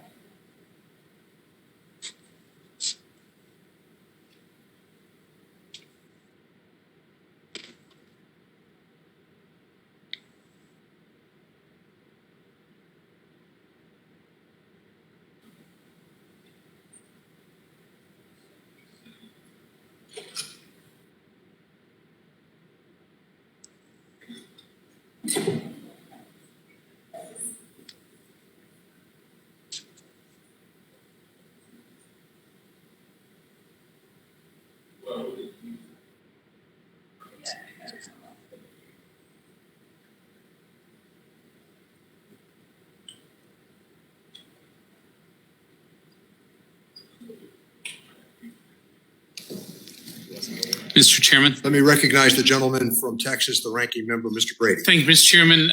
We're in discussions on germanius. Want to make sure it fits the rules and process of the committee. At this time, I withdraw that amendment. I thank the gentleman. Are there any other amendments? Mr. Chairman, I have an amendment. Buchanan. Mr. Buchanan has an amendment. Gentleman is recognized to speak on his amendment. Mr. Thompson. Mr. Chairman, I reserve a point of order. Mr. Thompson reserves a point of order. And while we pass out the amendment, then we will come to the gentleman from Florida.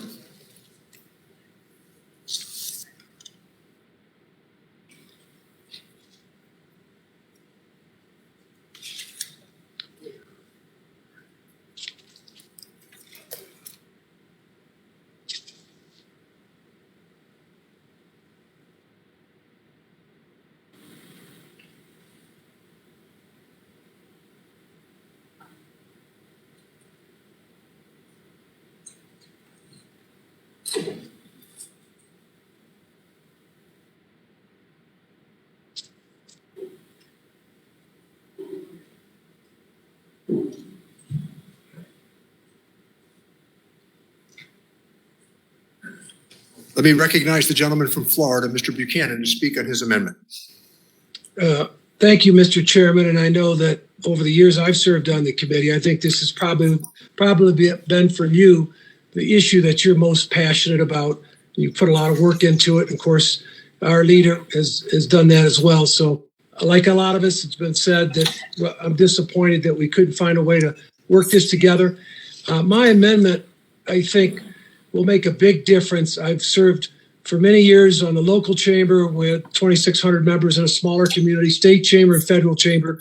There's three things. I'm going to read my points here, but before I get into that, here's what we're talking about. Mandates, tax penalties, and then we're talking about 6 employees or more. It's going to save you a lot of heartache if we go down this road for a guy that understands probably as much as anybody small business, and a lot of businesses that have 6 employees or 8, they're struggling. They're just barely hanging on. American small businesses have been among the hardest hit by global pandemic, and many are still struggling today. In July last year, 43% of small businesses had to temporarily close across the country. 60% of the businesses that closed did not reopen. And halfway through this year, 64% of small businesses are concerned about the impact of COVID on their business.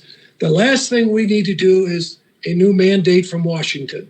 The committee has already done bipartisan work to expand auto enrollment while protecting small business. As Ranking Member Brady said, we all vote unanimously to approve this bill. Yet Democrats have reversed course. Their partisan proposal would create a new mandate for employers with as few as 6 employees and a tax penalty if they don't comply. It seems to me a little bit like deja vu. But this creates headaches and a new cost for Main Street, and these employers don't have the same resources as bigger companies do. My amendment is very simple. It protects every employer in America who has 50 or fewer employees. I think that's where we need to start today. It also protects and supports minorities, women, and veterans-owned businesses as a carve-out. If Democrats are now rejecting the bipartisan policy they voted to approve earlier this year, the least we can do to protect American small business is from this new mandate. I urge adoption on this amendment, and I yield back. Is there anyone who wishes to be heard on the gentleman's amendment? The gentleman from Philadelphia, Mr. Evans, is recognized to speak on the amendment. Mr. Speaker, I certainly understand what the gentleman is attempting to do. However, nearly half of American private sector employees, roughly 55 million, work for an employer that does not offer a retirement plan.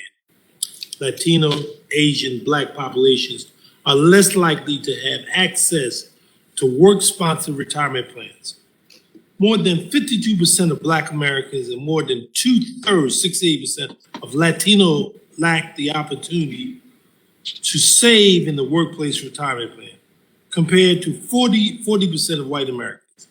As a result, 56% of Black families and 2/3 of Latino have zero retirement saving, compared with about 1/3 of white families. These numbers have ballooned for 4 years. So we're going to address the coverage gap, which must ensure that most American workers have an opportunity to save for retirement at work. We need to require employers to facilitate an automatic enrollment in RA for employees. We certainly are sensitive to making it easy as possible for small employers. We are carved out for the small employers and for those in business for less than 2 years. The proposal includes a tax credit that will cover any cost to the employers. There's no requirement for the employer contribution. The reality is this: it will be easier for the employee to set up. It won't require much more than that.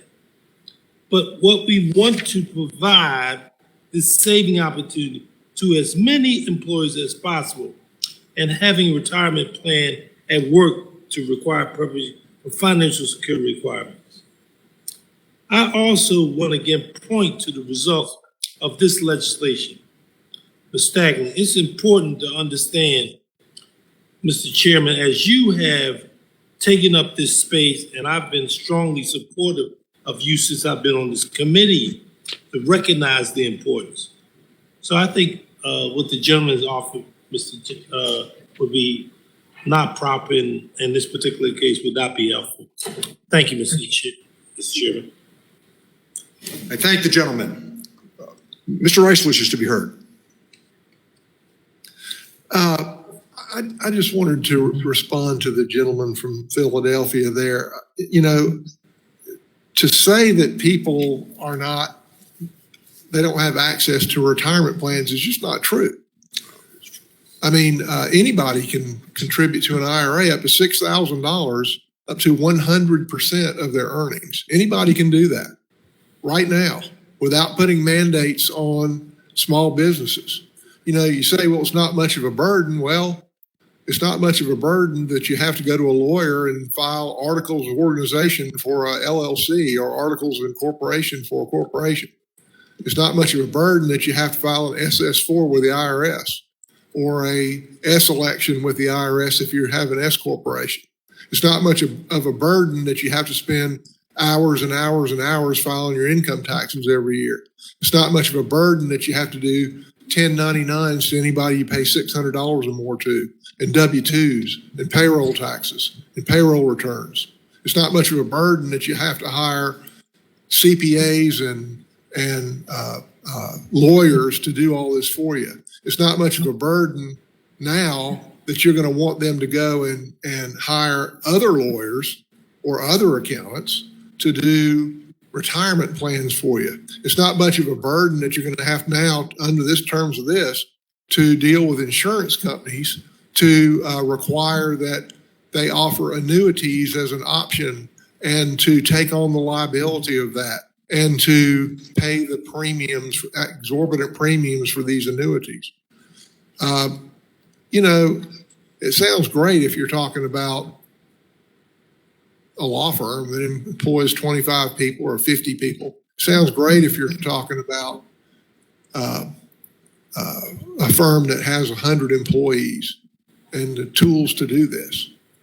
But what you're talking about here with these firms that employ 5 people, you're talking about landscapers. You're talking about plumbers. You're talking about restaurateurs. You're talking about the fabric of America that really has no expertise in this, no idea how to do all this. And you're compounding the effort. You're compounding the detail. You're compounding the cost, the professional services. You're compounding the regulatory burden. You're compounding the difficulty that these people with no expertise who have a terrible, you know, who have they want to be entrepreneurs. They're excited about the chance to open a new business, but then they face this daunting task of jumping through all these big government requirements that come out of Washington every year. And this $3.5 trillion bill, of which what we're talking about here is just one small part, is going to exponentiate the problems that these people face when, in truth, everybody has access to a retirement plan. It's just whether they choose to accept it or not. Everybody can contribute up to 100% of their earnings, up to $6,000 a year into an IRA and get a deduction for that. So I just don't believe that the burden that we're placing on small entrepreneurs with no expertise in this, I'm just not sure that it justifies what we're going to get out of this, which is only what we're going to get out of this is optional auto enrollment that they can opt out of anyway. I'm not sure that the burden we're placing on these small businesses is enough. Now, maybe when our next panel of witnesses comes up, where we can ask some of the experts about what they think about the burden and how it's going to affect the formation of small businesses. Maybe we can ask, is the NFIB coming up in the witness panel next, Mr. Chairman? Maybe we can ask them about what they believe is going to be the cost in terms of the economy in adopting this. And with that, Mr. Chairman, I yield back. Thank the gentleman. Let me go to Mr. Thompson. Does the gentleman insist on his Thank you, point of Mr. order? Chairman. Mr. Chairman, I withdraw my point of order. Is there anybody else who wishes to be heard on Mr. Buchanan's amendment? Hearing none. Question is on Mr. Buchanan's amendment. All those in favor say aye. All those opposed, no. No. In the opinion of the chair, the noes have it. Can I ask for a recorded vote? Mr. Brady and Mr. Buchanan have both requested a recorded vote, and the clerk will call the roll. Mr. Doggett? Doggett votes no. Mr. Doggett votes no. Mr. Thompson? Thompson, no. Mr. Thompson votes no. Mr. Larson? No. Mr. Larson votes no. Mr. Blumenauer? Blumenauer votes no. Mr. Blumenauer votes no. Mr. Kind? Kind, no. Mr. Kind votes no. Mr. Pascarell? Pascarell, no. Mr. Pascarell votes no. Mr. Davis? Davis votes no. Mr. Davis votes no. Ms. Sanchez? Sanchez votes no. Ms. Sanchez votes no. Mr. Higgins? Higgins, no. Mr. Higgins votes no. Ms. Sewell? Sewell votes no. Ms. Sewell votes no. Ms. Del Bene? Del Bene votes no. Ms. Del Bene votes no. Ms. Chu? Chu votes no. Ms. Chu votes no. Ms. Moore? Ms. Moore? Mr. Kildee? Kildee votes no. Mr. Kildee votes no. Mr. Boyle? Boyle votes no. Mr. Boyle? Boyle votes no. Mr. Byer? Mr. Byer? Mr. Evans? Evans votes no. Mr. Evans votes no. Mr. Schneider? Mr. Schneider votes no, and I can hear Boyle saying no. Mr. Schneider votes no. Mr. Swazi? No. Mr. Swazi votes no. Mr. Panetta? No. Mr. Panetta votes no. Miss Murphy? Murphy votes no. Miss Murphy votes no. Mr. Gomez? Mr. Gomez? Mr. Horsford? Mr. Horsford votes no. Miss Plaskett? Plaskett votes nay. Miss Plaskett votes nay. Mr. Brady? Brady votes aye. Mr. Brady votes aye. Mr. Nunes? Nunes votes aye. Mr. Nunes votes aye. Mr. Buchanan? Buchanan votes aye. Mr. Buchanan votes aye. Mr. Smith of Nebraska? Smith of Nebraska votes aye. Mr. Smith of Nebraska votes aye. Mr. Reed? Reed votes aye. Mr. Reed votes aye. Mr. Kelly? Mr. Kelly votes aye. Mr. Smith of Missouri? Aye. Mr. Smith of Missouri votes aye. Mr. Rice? Aye. Mr. Rice votes aye. Mr. Schweikert? Mr. Schweikert votes yes. Ms. Walorski? Yes. Ms. Walorski votes yes. Mr. LaHood? Yes. Mr. LaHood votes yes. Dr. Wenstrup? Yes. Dr. Wenstrup votes yes. Mr. Arrington? Yes. Mr. Arrington votes yes. Dr. Ferguson? Dr. Ferguson? Mr. Estes? Estes votes yes. Mr. Estes votes yes. Mr. Smucker? Aye. Mr. Smucker votes aye. Mr. Hearn? Aye. Mr. Hearn votes aye. Mrs. Miller? Aye. Mrs. Miller votes aye. Miss Moore? Moore votes no. Miss Moore votes no. Mr. Boyle? Mr. Boyle? Boyle votes no. Mr. Boyle votes no. Mr. Byer? Mr. Byer votes no. Mr. Byer votes no. Mr. Gomez? Mr. Gomez votes no. Dr. Ferguson? Dr. Ferguson votes yes. Mr. Chairman? No. Mr. Chairman votes no.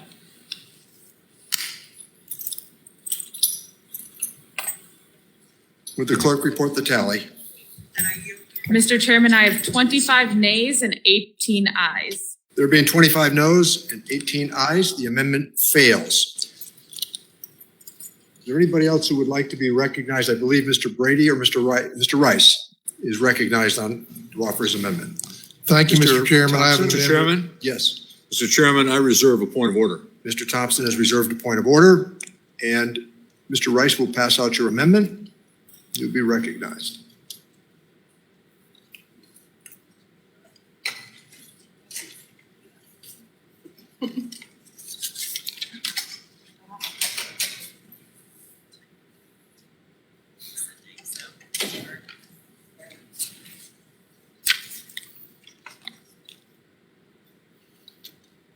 The gentleman is recognized to speak upon his amendment.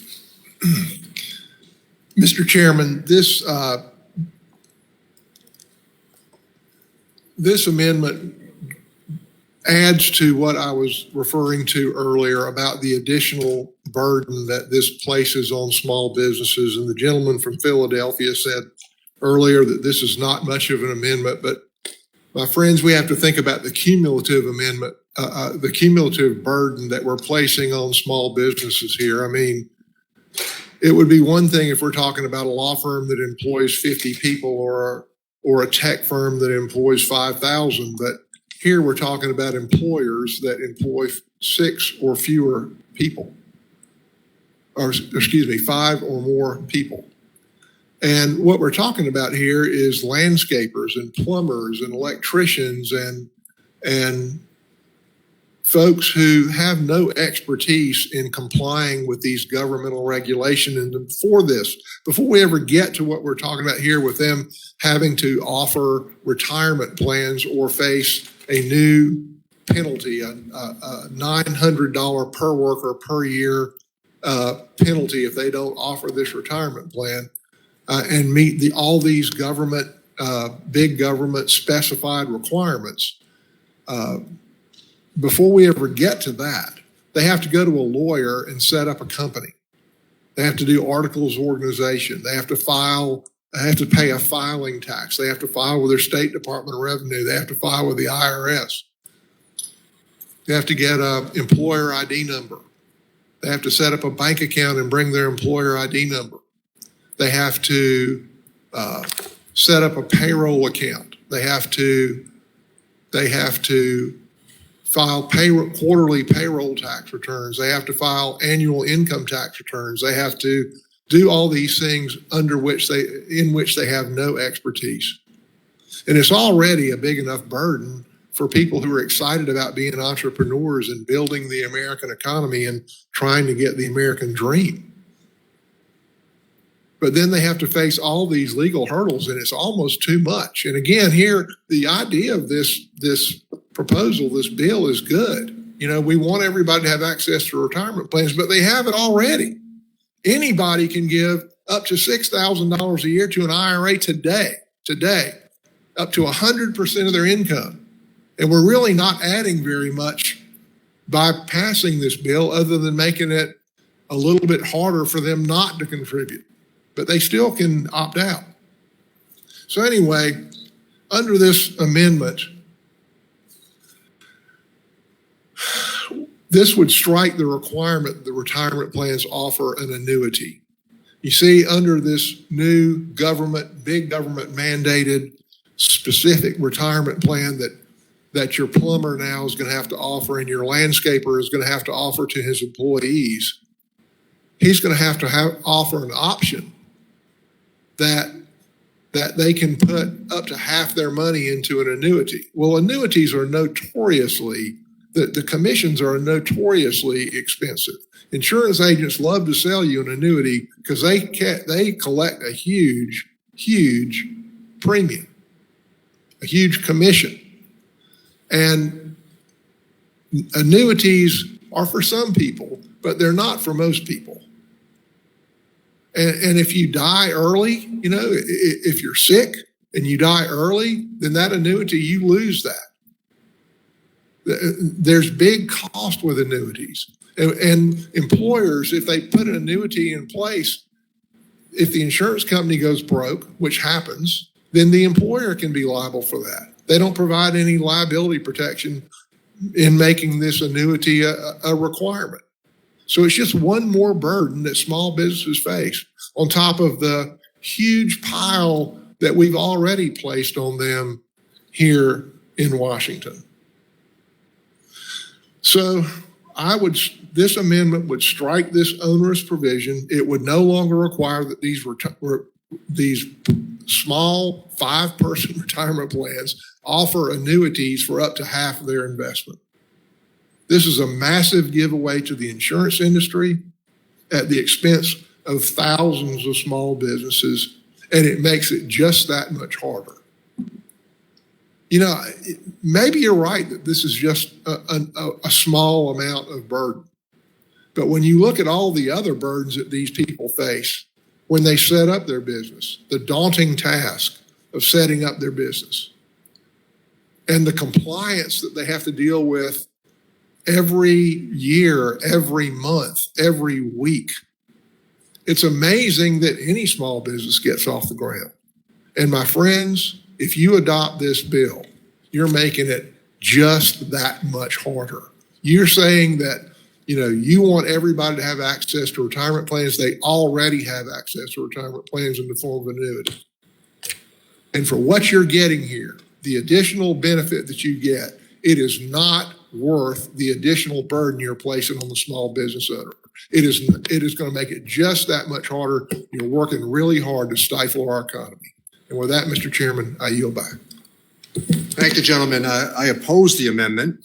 I think that the point of disagreement we have here is not on the intent of what we're trying to do. It's over some of the specifics. And my belief here is that we're not trying to put an undue burden on the small employer as much as we're trying to help the employee who works for the small employer set the course for a lifetime of retirement savings. And I stick to the opinion that I offered earlier, that there will be a great deal of energy and enthusiasm from community bankers, credit unions, and insurance agents to sell and manage these plans.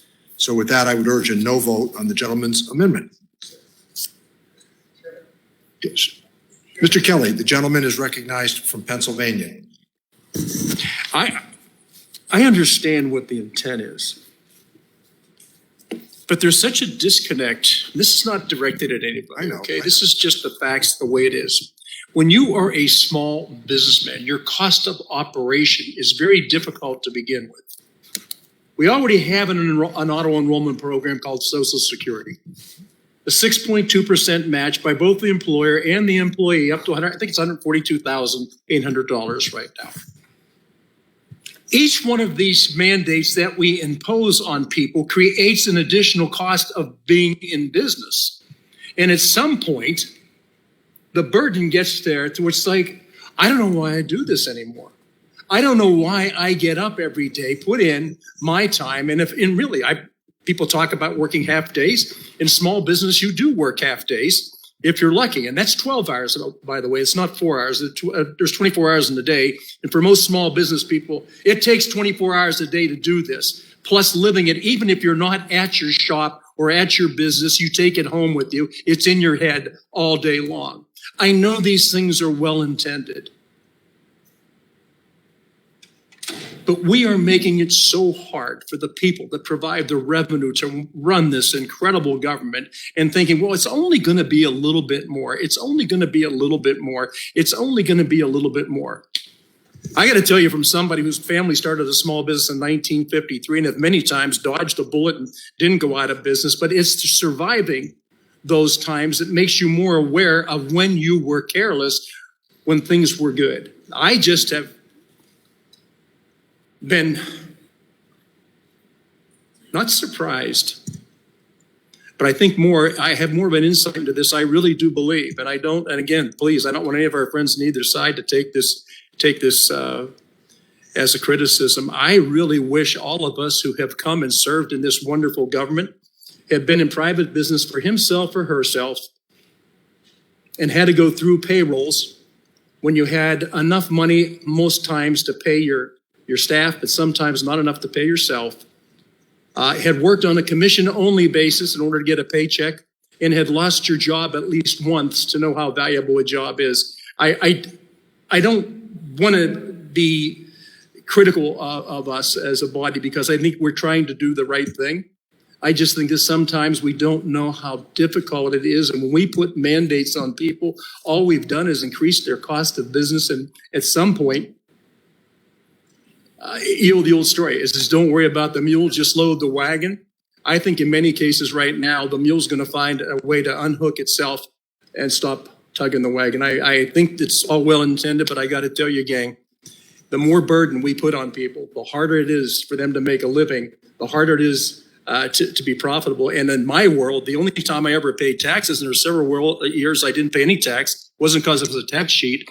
It's just because we didn't make any money that year. Thank you. I yield back. Thank the gentleman. Is there anybody else who wishes to be heard on the amendment? Mr. Brady. Thank you, Mr. Chairman. Let me yield to Mr. Rice to close. Mr. Rice? Mr. Chairman, I do want to be critical of us as a body. I'm sorry, you are a good man, and I know you're trying to do the right thing here, but we're absolutely flying blind on these provisions. I mean, I'd love to have a panel of witnesses here to ask them. I'd love to have a couple of landscapers up here, maybe a couple of plumbers, a couple of electricians to ask them how they felt about this burden, how they would feel about dealing with insurance companies and working out annuities for their retirement plans that they're suddenly going to have to offer.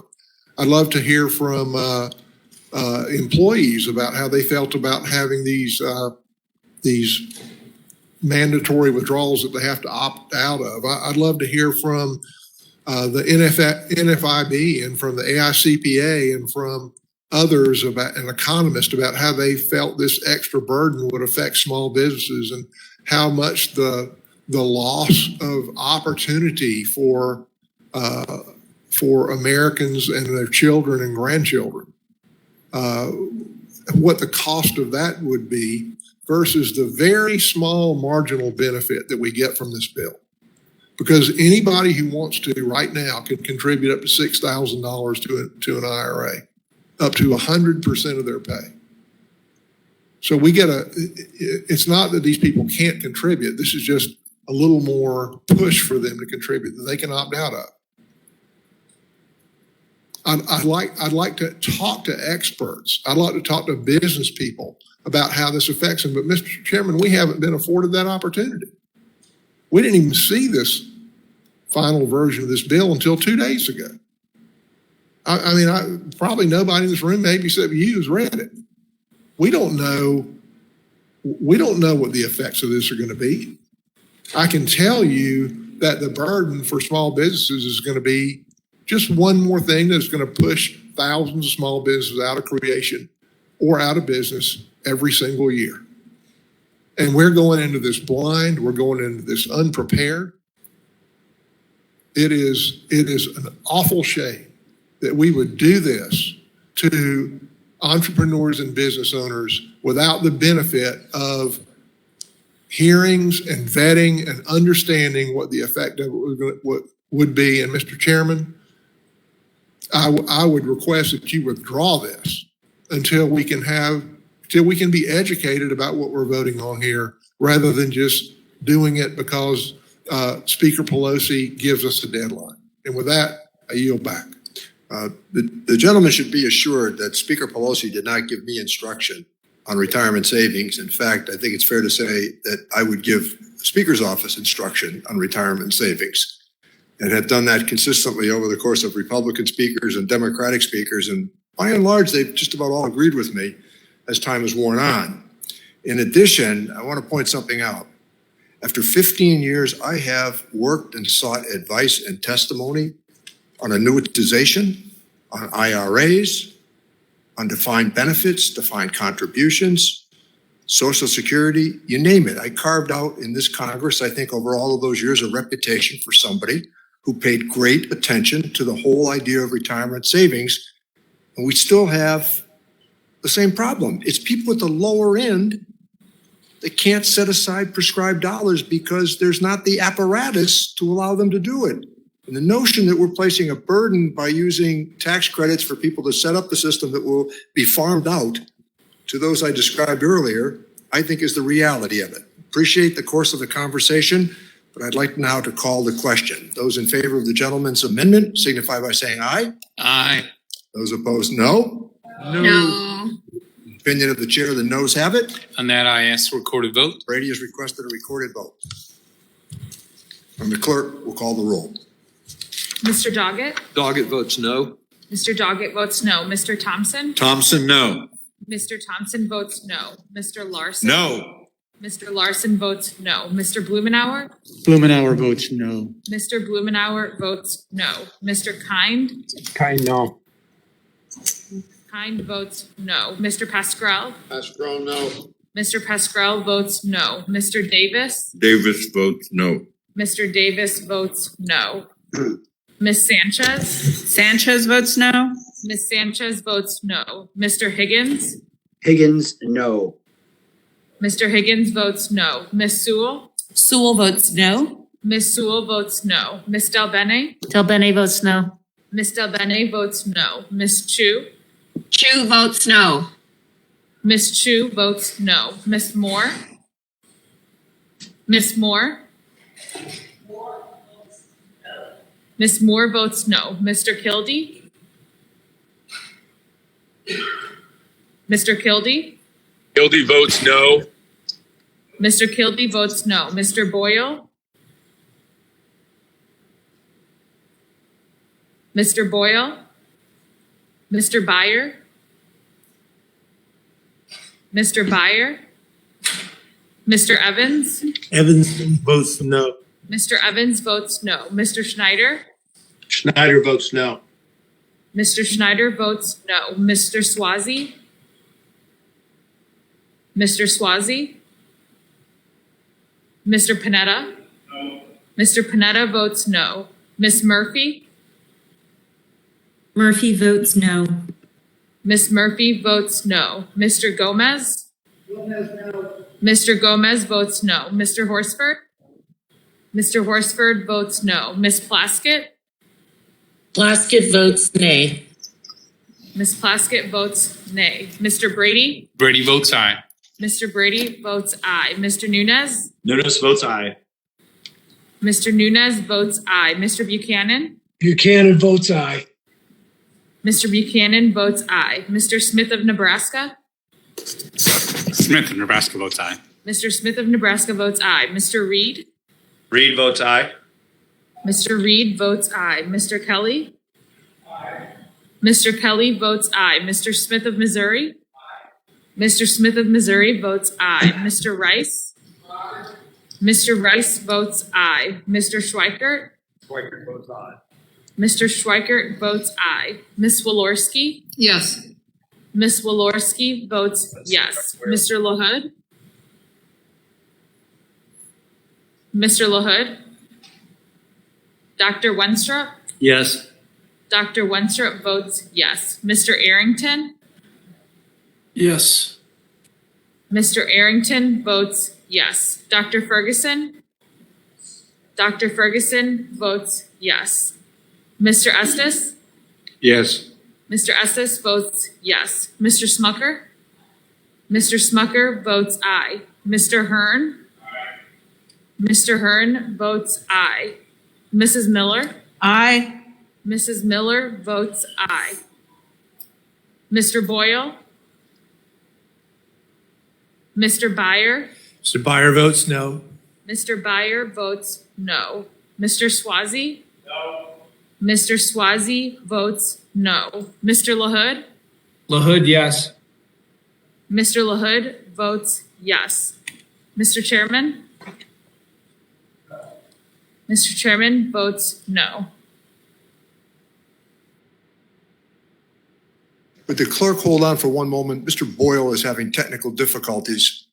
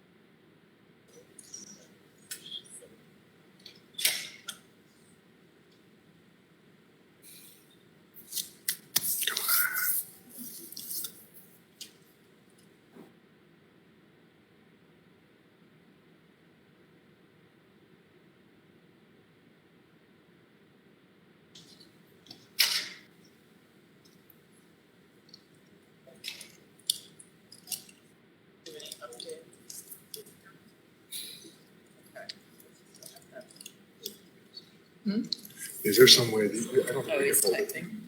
He's typing? He's typing. I just don't think we can hold this up much Yeah, longer. it's just, it's fine, it's not. Right. I think that we're going to proceed, and Mr. Boyle could perhaps just send a note indicating that how he intended to vote or amend the record. So, with the clerk report. Mr. Chairman, I have 24 nays and 18 ayes. There being 24 ayes and 18 ayes, the amendment fails. Are there any other amendments in the nature of a substitute? Mr. Chairman, I have an Brady is amendment. recognized. Thank you. I have two amendments. Mr. Chairman, Mr. Thompson is recognized. I reserve a point of order. Gentleman is reserved a point of order. Mr. Brady. Thank you, Mr. Chairman. I have two amendments. They're both very simple but very direct. This first simply replaces this section of this subtitle with the Secure 2.0 bipartisan bill that we passed unanimously earlier this year. It simply chooses bipartisan common ground on retirement over partisan ones. I urge its support. Yield back. Mr. Thompson, do you reserve your point of order? Yes, it's not germane. Specify.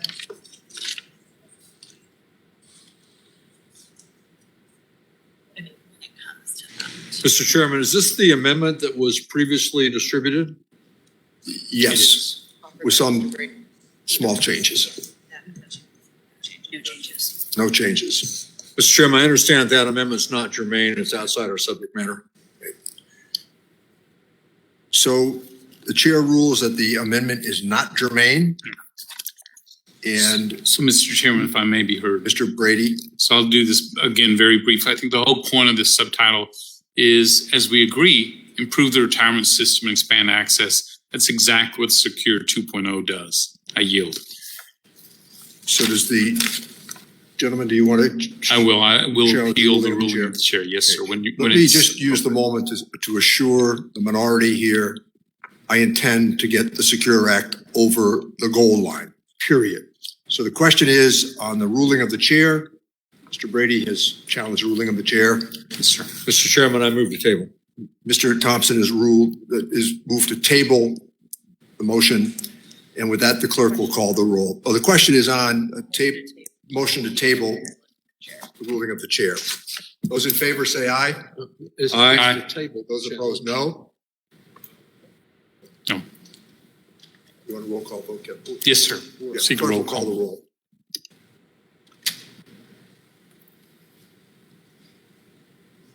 Mr. Doggett? Aye.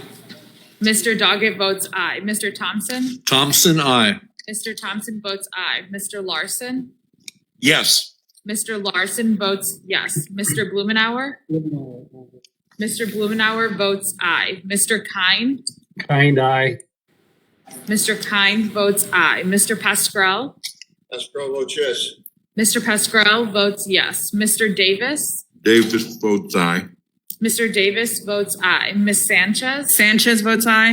Ms. Sanchez votes aye. Mr. Higgins? Higgins, yes.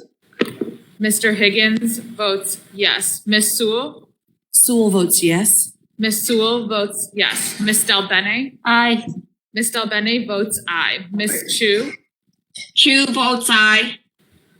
Ms. Chu votes aye. Ms. Moore? Ms. Moore votes aye. Mr. Kildee? Aye. Mr. Kildee votes aye. Mr. Boyle? Mr. Byer? Mr. Byer? Mr. Evans? Evans votes yes. Mr. Evans votes yes. Mr. Schneider? Schneider votes yes.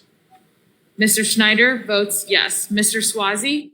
Aye. Mr. Swazi votes aye. Mr. Panetta? Mr. Panetta votes aye. Ms. Murphy? Murphy votes aye. Ms. Murphy votes aye. Mr. Gomez? Mr. Gomez votes aye. Mr. Horsford?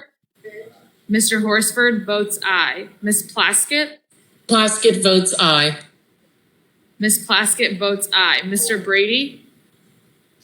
Brady votes no. Mr. Brady votes no. Mr. Nunez? Nunes votes no. Mr. Nunez votes no. Mr. Buchanan? Buchanan votes no. Mr. Buchanan votes no. Mr. Smith of Nebraska? Smith of Nebraska votes no. Mr. Smith of Nebraska votes no. Mr. Reed? Reed votes no. Mr. Reed votes no. Mr. Kelly? Mr. Kelly votes no. Mr. Smith of Missouri?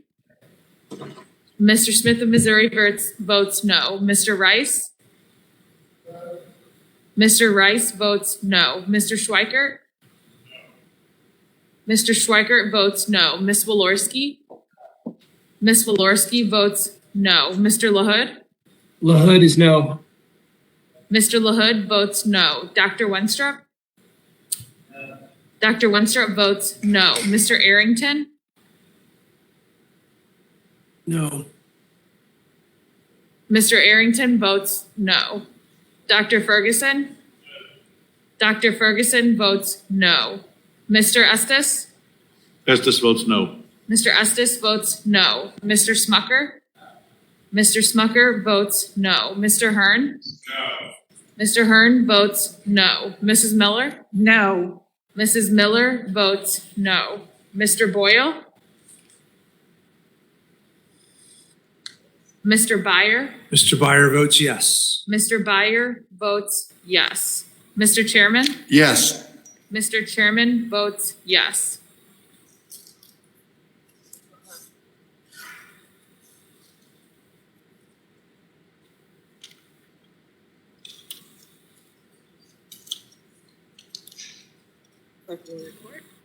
The clerk will report the tally. Mr. Chairman, I have 24 ayes and 18 noes. There being 24 ayes and 18 noes, the challenge to the chair fails. Are there any other amendments to the amendment in the nature of a substitute? Yes, Mr. Chairman, Mr. thank Brady. you. I have a final amendment. Mr. Brady? And I have an amendment at the desk. Mr. Chairman, Mr. Thompson? I reserve a point of order. Mr. Thompson reserves a point of order. We'll just pause for a moment while the amendment is passed out. Find it out.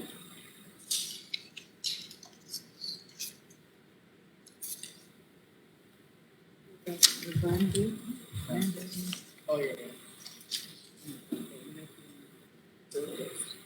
I guess you do.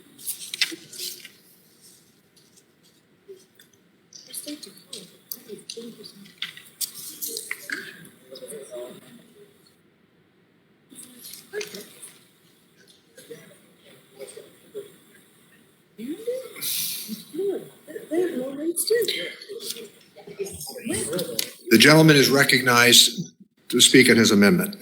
For the sake of brevity, Mr. Chairman, I'll go directly to what this amendment does. It replaces the new mandate and tax on Main Street businesses with the bipartisan policy on auto enrollment we agreed to and passed unanimously in Secure 2.0. And there's two reasons for this, and I think you ought to consider this carefully. First, imposing a new tax and unlimited legal liability on businesses as small as 5 or 6 employees, as a subtitle would do, I think absolutely the wrong approach to expanding retirement savings. It has real serious unintended consequence. There's a second reason as well. I think one of the benefits of our defined contribution system, and the reason it's been so successful, is that individuals have a high degree of trust in that private sector providers and the federal laws that safeguard their investments. This subtitle would undermine that trust by endorsing state-run retirement for the first time at the federal level. It would allow state-run schemes that don't provide these strong protections to proliferate. State-run retirement is a major departure from the current model. These plans often lack the same rights, protections for investors enjoyed by workers who contribute to a qualified retirement plan. They are exempt from ERISA.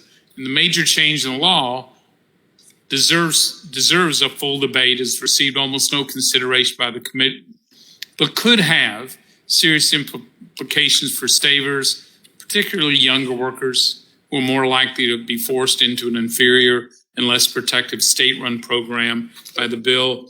My view, too, is that this could be a first step toward future nationalization of some significant portion of the private retirement system that's worked so well. I caution us against that, believe we need to have full debate. I urge this amendment, and Mr. Chairman, yield back. Thanks. Would the gentleman consider yielding to Mr. Schweiker, who has been trying energetically to get my attention? I absolutely would. Yield to Mr. Schweiker. Thank you, Mr. Chairman, and previous chairman. Hey, I'm sorry. This is slightly off the amendment, but it was a germane. I thought the comment was germane to the last amendment, was not germane. Is the goal of the majority to make it so to obtain a saver's credit, I can't be a full-time student? So when I went back to grad school in my late 30s, if I was a full-time student, even though I was still working my job, because if you take a look at your page 40 and go to B, I think if you actually read through that, you've drafted a piece of legislation here that will discourage people from working a job and actually going and being a full-time student. And because as soon as they do that full-time student, it looks like the way your draft is, they don't get the saver's credit. So I don't know if it's just a drafting error or there's something intentional there. And with that, I yield back. Does the gentleman from California insist upon his point of order? Thank you, Mr. Chairman. Mr. Chairman, I withdraw my point of order. Mr. Thompson has withdrawn his point of order. Mr. Evans. Mr. Evans would like to speak on the amendment. Thank you, Mr. Chairman. Mr. Chairman, I know that you and your leadership and the ranking member have tried to very effectively work together on this issue. I'm very proud of the great work we have done together in this committee on a bipartisan base in the retirement area. Last Congress, we enacted the setting every community up for retirement enhancement, also known as the Secure Act.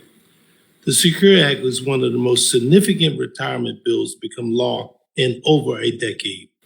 For example, the Secure Act required employers to allow long-term and part-time workers to participate in the 401k plan. Thanks to this provision, 4 million Americans will have the opportunity to save at work. The bill also makes it easier for small businesses to offer retirement plans to their employees by eliminating outdated barriers to the use of the multi-employer plans. As a result of this provision, estimate 600 to 700,000 retirement accounts will be formed. And then building on that success, a few months ago, this committee passed a second comprehensive retirement Secure Act 2. For 2, we include legislation related to student loans and matching contribution and increase the requirement minimum distribution age further to 75. We indexed the catch-up contribution rate for RAs and created a high catch-up contribution. We have made tremendous progress in improving our retirement system with the Secure Act, and we continue to do so. This amendment would strike the auto IRA provision and replace the provision. And 2, we essentially require all 401ks to. I oppose this amendment because essentially the auto IRA provision in this subtitle also require automatic enrollments for new 401k plans. But the provision also takes an additional step by requiring employees that don't currently offer a retirement plan to facilities at a minimum on auto IRA. We carved out the smallest employers and those who have been in business for a couple of years. But also, when this law goes into effect, millions of Americans, workers, will now have a retirement plan to work. The auto IRA proposal is about addressing the retirement base to base Americans. So, Mr. Chairman, let's not let the work that you have led, along with the ranking member assisting you in this effort, let's not lose what we have built upon. Let's continue building upon better. I say to you, Mr. Chairman, I suggest that we oppose this amendment. I thank the gentleman. Let me recognize the gentleman from Texas on the amendment, Mr. Arrington.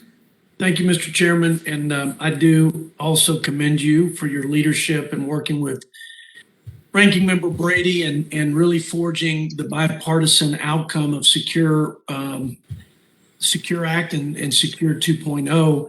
It was no small feat. I think it was one of your finest hours as our leader for this committee.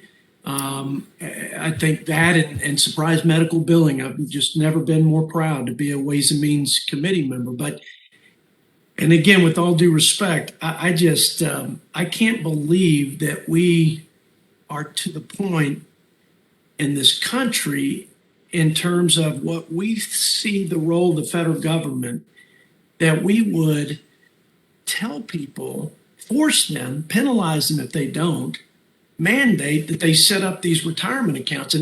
And I don't care whether you're black, Hispanic, or white. I'm offended that somehow we, representatives of the people's government, think that our citizens aren't smart enough, capable enough, responsible enough to set up these retirement accounts when they can.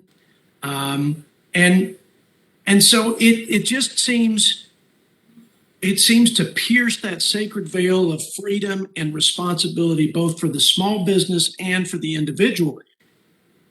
But then I reflect on the cumulative effect, which you've heard repeatedly from my colleagues, the cumulative effect of all the mandates and taxes and regulations. And I think about just the recent ones, Mr. Chairman and my colleagues, the government shutdowns that our small businesses had to live through. We gave them some PPP relief, but for most, that wasn't making them whole. They have higher input costs across the board, namely energy costs now with inflation. We sidelined millions of their employees. Just recently, 50% of all small businesses could not hire everybody back to serve their customers. And like I said, some have had to shut down completely.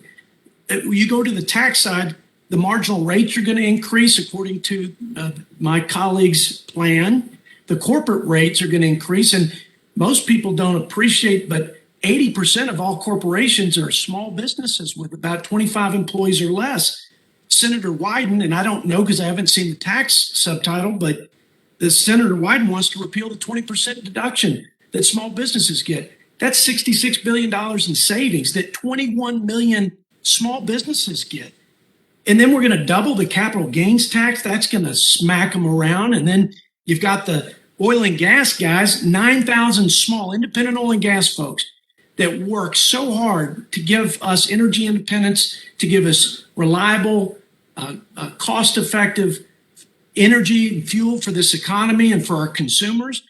And this is going to hit those guys, not to mention the punitive tax provisions that I hear are coming down the pike.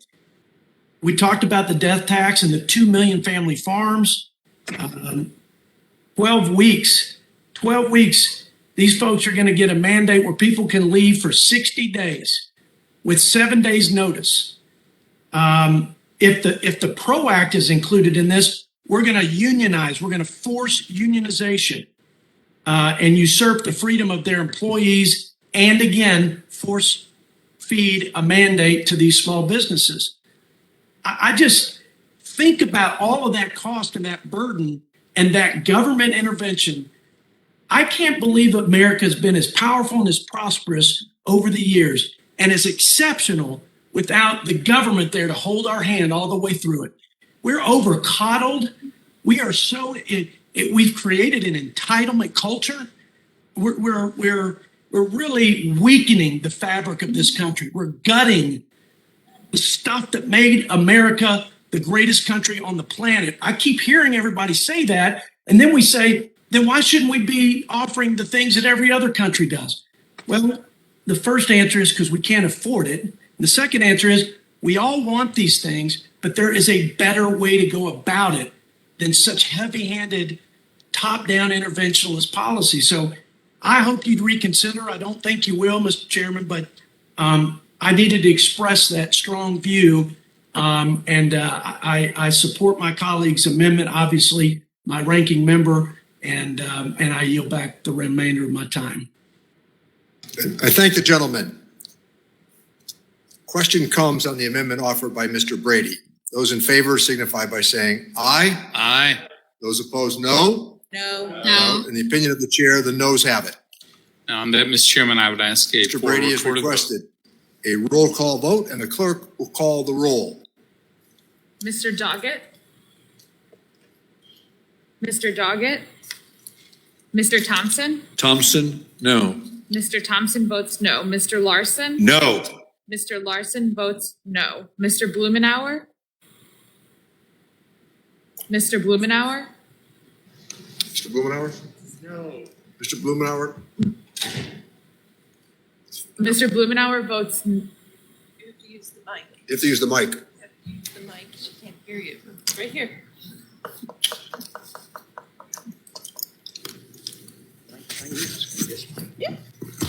Blumenauer votes no. Mr. Blumenauer votes no. Mr. Kind? Kind, no. Mr. Kind votes no. Mr. Pascrell? Pascal, no. Mr. Pascrell votes no. Mr. Davis? Davis votes no. Mr. Davis votes no. Ms. Sanchez? Sanchez votes no. Ms. Sanchez votes no. Mr. Higgins? Higgins, no. Mr. Higgins votes no. Ms. Sewell? Sewell votes no. Ms. Sewell votes no. Ms. Del Bene? No. Ms. Del Bene votes no. Ms. Chu? Chu votes no. Ms. Chu votes no. Ms. Moore?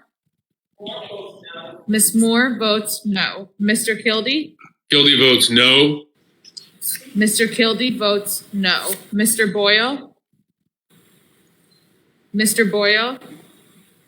Mr. Byer? Mr. Byer? Mr. Evans? Evans votes no. Mr. Evans votes no. Mr. Schneider? Snyder votes no. Mr. Schneider votes no. Mr. Swazi? No. Mr. Swazi votes no. Mr. Panetta?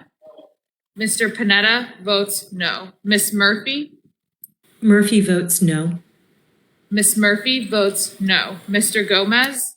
Thank you. Mr. Gomez? Mr. Horsford? Mr. Horsford votes no. Miss Plaskett? Plaskett votes nay. Miss Plaskett votes nay. Mr. Brady? Brady votes aye. Mr. Brady votes aye. Mr. Nunez? Nunes votes aye. Mr. Nunez votes aye. Mr. Buchanan? Mr. Buchanan? Mr. Smith of Votes Nebraska? Buchanan Mr. votes Smith of aye. Nebraska? Oh, Buchanan votes aye. Mr. Smith of Nebraska? Smith of Nebraska votes aye. Mr. Smith of Nebraska votes aye. Mr. Reed? Reed votes aye. Mr. Reed votes aye. Mr. Kelly? Mr. Kelly votes aye. Mr. Smith of Missouri? Mr. Smith of Missouri votes aye. Mr. Rice? Mr. Rice votes aye. Mr. Schweikert? Mr. Schweikert? Ms. Walorski? Aye. Ms. Walorski votes aye. Mr. LaHood? LaHood is aye. Mr. LaHood votes aye. Dr. Wenstrup? Yes. Dr. Wenstrup votes yes. Mr. Arrington? Yes. Mr. Arrington votes yes. Dr. Ferguson? Dr. Ferguson votes yes. Mr. Estes? Yes. Mr. Estes votes yes. Mr. Smucker? Mr. Smucker votes aye. Mr. Hearn? Mr. Hearn votes aye. Mrs. Miller? Aye. Mrs. Miller votes aye. Mr. Doggett? No. Mr. Doggett votes no. Mr. Boyle? Mr. Byer? Mr. Byer votes no. Mr. Byer votes no. Mr. Gomez? Mr. Gomez votes no. Mr. Schweikert? Mr. Schweikert? Mr. Chairman? No. Mr. Chairman votes no.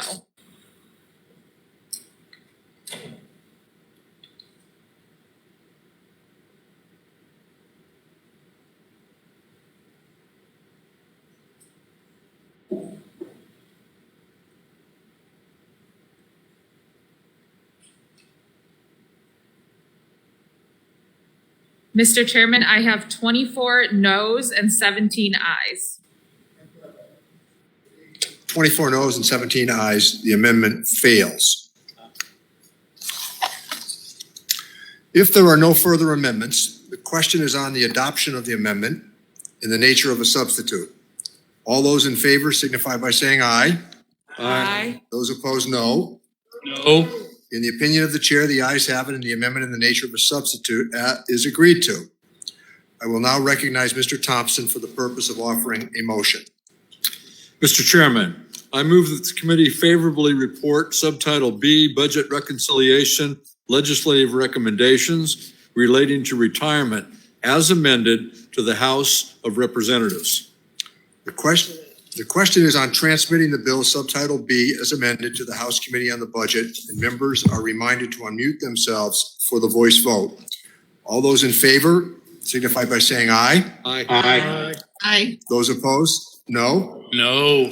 In the opinion of the chair, the ayes have it. The motion is agreed to, and Subtitle B I ask as a recorded amended vote. is ordered transmitted to the House Committee on the Budget, and Mr. Brady has requested a roll call vote. The clerk will call the roll. Mr. Doggett? Aye. Mr. Doggett votes aye. Mr. Thompson? Thompson, aye. Mr. Thompson votes aye. Mr. Larson? Yes. Mr. Larson votes yes. Mr. Blumenauer? Blumenauer, aye. Mr. Blumenauer votes aye. Mr. Kine? Kind, no. Mr. Kine votes no. Mr. Pascrell? Yeah, but we're not speaking on this. Mr. Pascrell votes yes. Mr. Davis? Davis votes aye. Mr. Davis votes aye. Ms. Sanchez? Sanchez votes aye. Ms. Sanchez votes aye. Mr. Higgins? Higgins, yes. Mr. Higgins votes yes. Ms. Sewell? Sewell votes yes. Ms. Sewell votes yes. Ms. Delbene? Aye. Ms. Delbene votes aye. Ms. Chu? Chu votes aye. Ms. Chu votes aye. Ms. Moore? Votes aye. Ms. Moore votes aye. Mr. Kildee? Kildee votes aye. Mr. Kildee votes aye. Mr. Boyle? Mr. Boyle? Mr. Byer? Mr. Byer votes aye. Mr. Byer votes aye. Mr. Evans? Aye. Mr. Evans votes aye. Mr. Schneider? Schneider votes aye. Mr. Schneider votes aye. Mr. Swazi? Aye. Mr. Swazi votes aye. Mr. Panetta? Mr. Panetta votes aye. Miss Murphy? Murphy votes no. Miss Murphy votes no. Mr. Gomez? Gomez, aye. Mr. Gomez votes aye. Mr. Horsford? Mr. Horsford votes aye. Miss Plaskett? Plaskett votes aye. Miss Plaskett votes aye. Mr. Brady? Brady votes no. Mr. Brady votes no. Mr. Nunes? Nunes votes no. Mr. Nunes votes no. Mr. Buchanan? No. Mr. Buchanan votes no. Mr. Smith of Nebraska? Smith of Nebraska votes no. Mr. Smith of Nebraska votes no. Mr. Reed? Reed votes no. Mr. Reed votes no. Mr. Kelly? No. Mr. Kelly votes no. Mr. Smith of Missouri? Could you repeat that? No. Mr. Smith of Missouri votes no. Mr. Rice? No. Mr. Rice votes no. Mr. Schweikert? Mr. Schweikert votes no. Ms. Walorski? No. Ms. Walorski votes no. Mr. LaHood? Mr. LaHood? Mr. LaHood is no. Mr. LaHood votes no. Dr. Wenstrup? No. Dr. Wenstrup votes no. Mr. Arrington? No. Mr. Arrington votes no. Dr. Ferguson? Dr. Ferguson votes no. Mr. Estes? Mr. Estes votes no. Mr. Smucker? Mr. Smucker votes no. Mr. Hearn? Mr. Hearn votes no. Mrs. Miller? No. Mrs. Miller votes no. Mr. Boyle?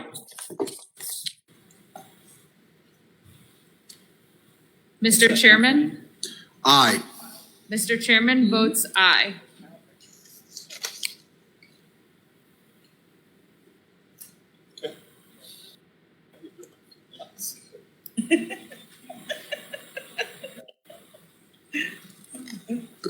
The clerk will report the tally.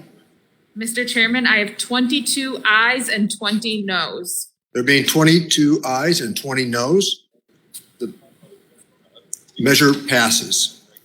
The motion is agreed to. Subtitle B is amended as ordered transmitted to the House Committee on Budget. Without objection, staff are authorized to make technical and conforming changes to the committee print, and members have 2 additional days to file with the committee clerk supplemental, additional, or dissenting in minority views. Our next order of business is Subtitle C, Budget Reconciliation Legislative Recommendations relating to child care access and equity, which will make investments to address an issue that too often causes American parents and guardians stress and anxiety. Well before the COVID-19 pandemic, child care access was an insurmountable barrier to work and financial stability for many families across the United States. A 2018 analysis found that approximately half the country has too few licensed child care options to meet demand. This inaccessibility has significant effects on America's economy and workforce, particularly for women. According to the analysis by the National Women's Law Center, expanding access to affordable high-quality child care to everyone who needs it would increase the number of women ages 25 to 54 with young children working full-time by a full year, or about 17%, and by about 31% for women without any college degree. Moreover, child care workers themselves are severely underpaid, causing hardship for them and high turnover in the field. Child care workers earn less than $24,000 a year, about $11.50 an hour.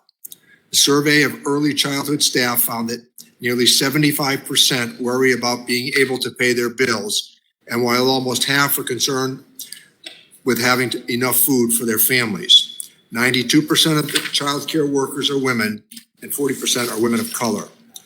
Both the barriers to accessing child care and the undervaluing of child care workers are deepening inequities in our nation, straining families and undercutting our economy. The COVID crisis merely exacerbated these existing problems and heightened the urgency with which we must act. The recommendations included in Subtitle C propose investments that will directly address the challenges women at all levels of income face, finding childcare, raise childcare worker wages, and improve physical infrastructure to make childcare safer and more affordable for all families. We will provide much needed funds for childcare business owners to conduct physical infrastructure projects that update, grow, and improve the supply of childcare in the United States while being responsive to new public health guidelines associated with social distancing and sanitation. Catherine Clark championed this investment, which passed the House in the previous Congress and is included in the Biden American Jobs Plan. We also fund the creation of Child Care Information Network that provides parents and guardians with real-time information about child care availability and helps them apply for slots that meet their needs.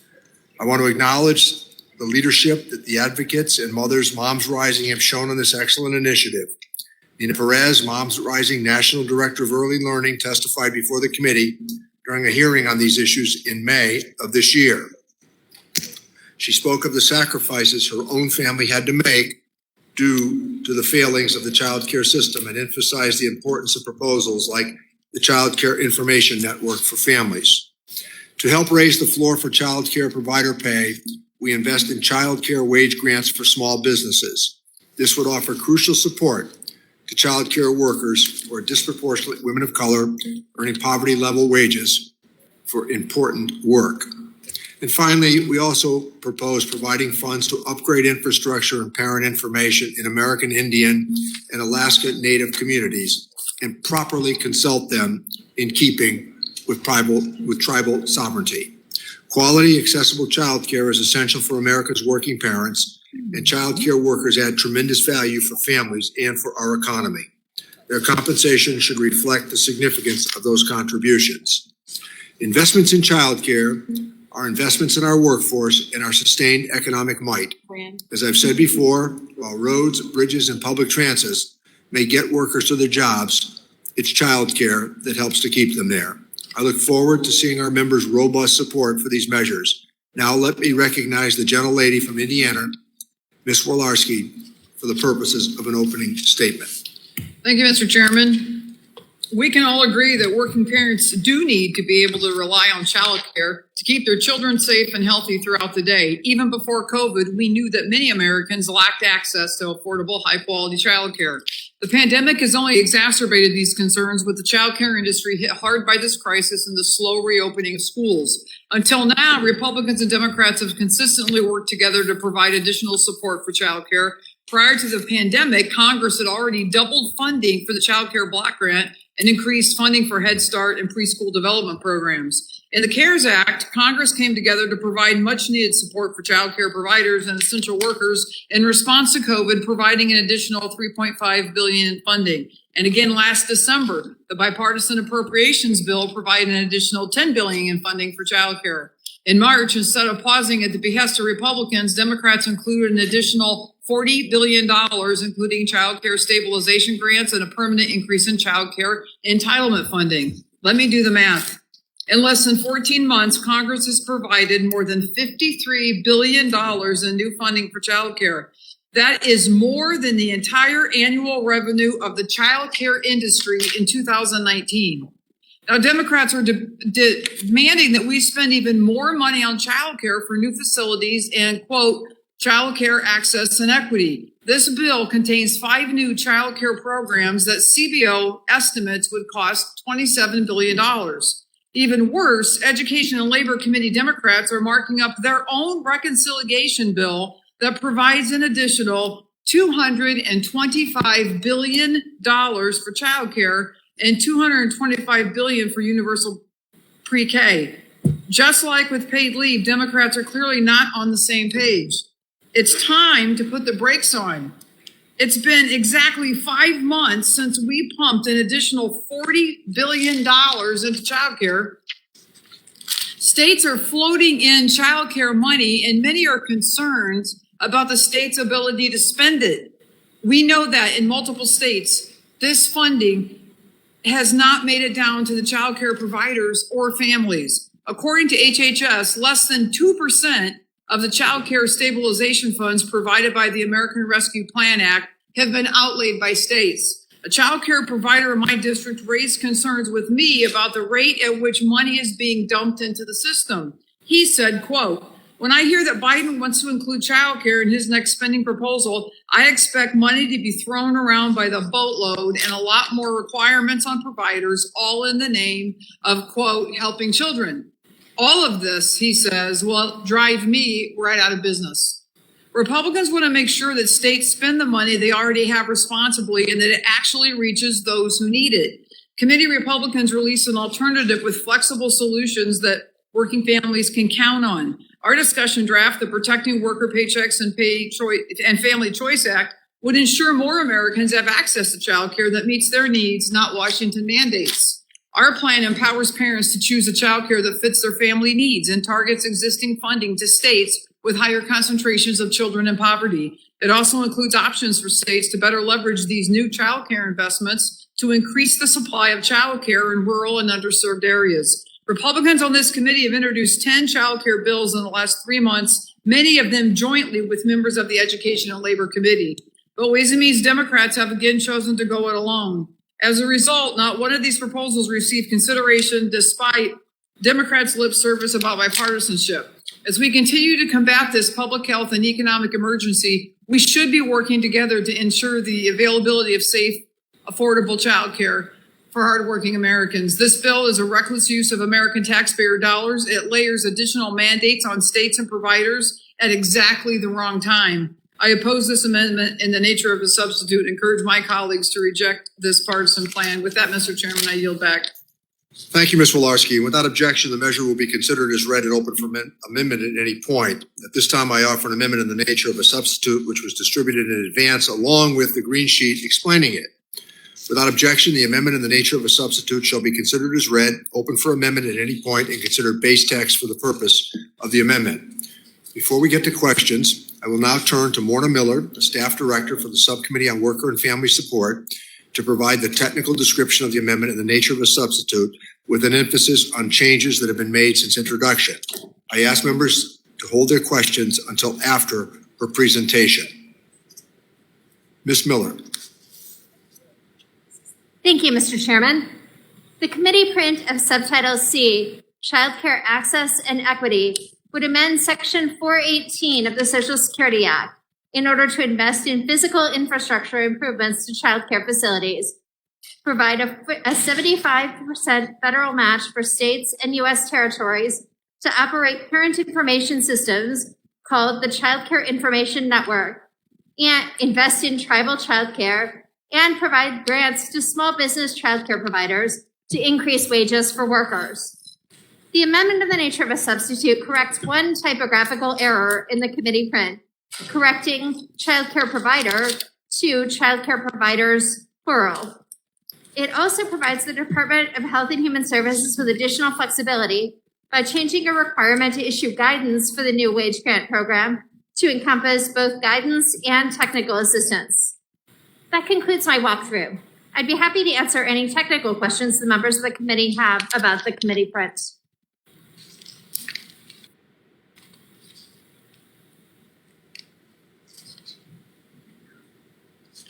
Are we ready for questions? Are there any questions about the amendment in the nature of a substitute? No. Is there anyone who wishes to strike the last word? The gentleman from Illinois is recognized to strike the last word. I move to strike the last word. The gentleman is recognized. Thank you, Mr. Chairman. As chairman of the subcommittee with jurisdiction over child care, I've heard the stories from witnesses from across the country about struggling to find and afford child care.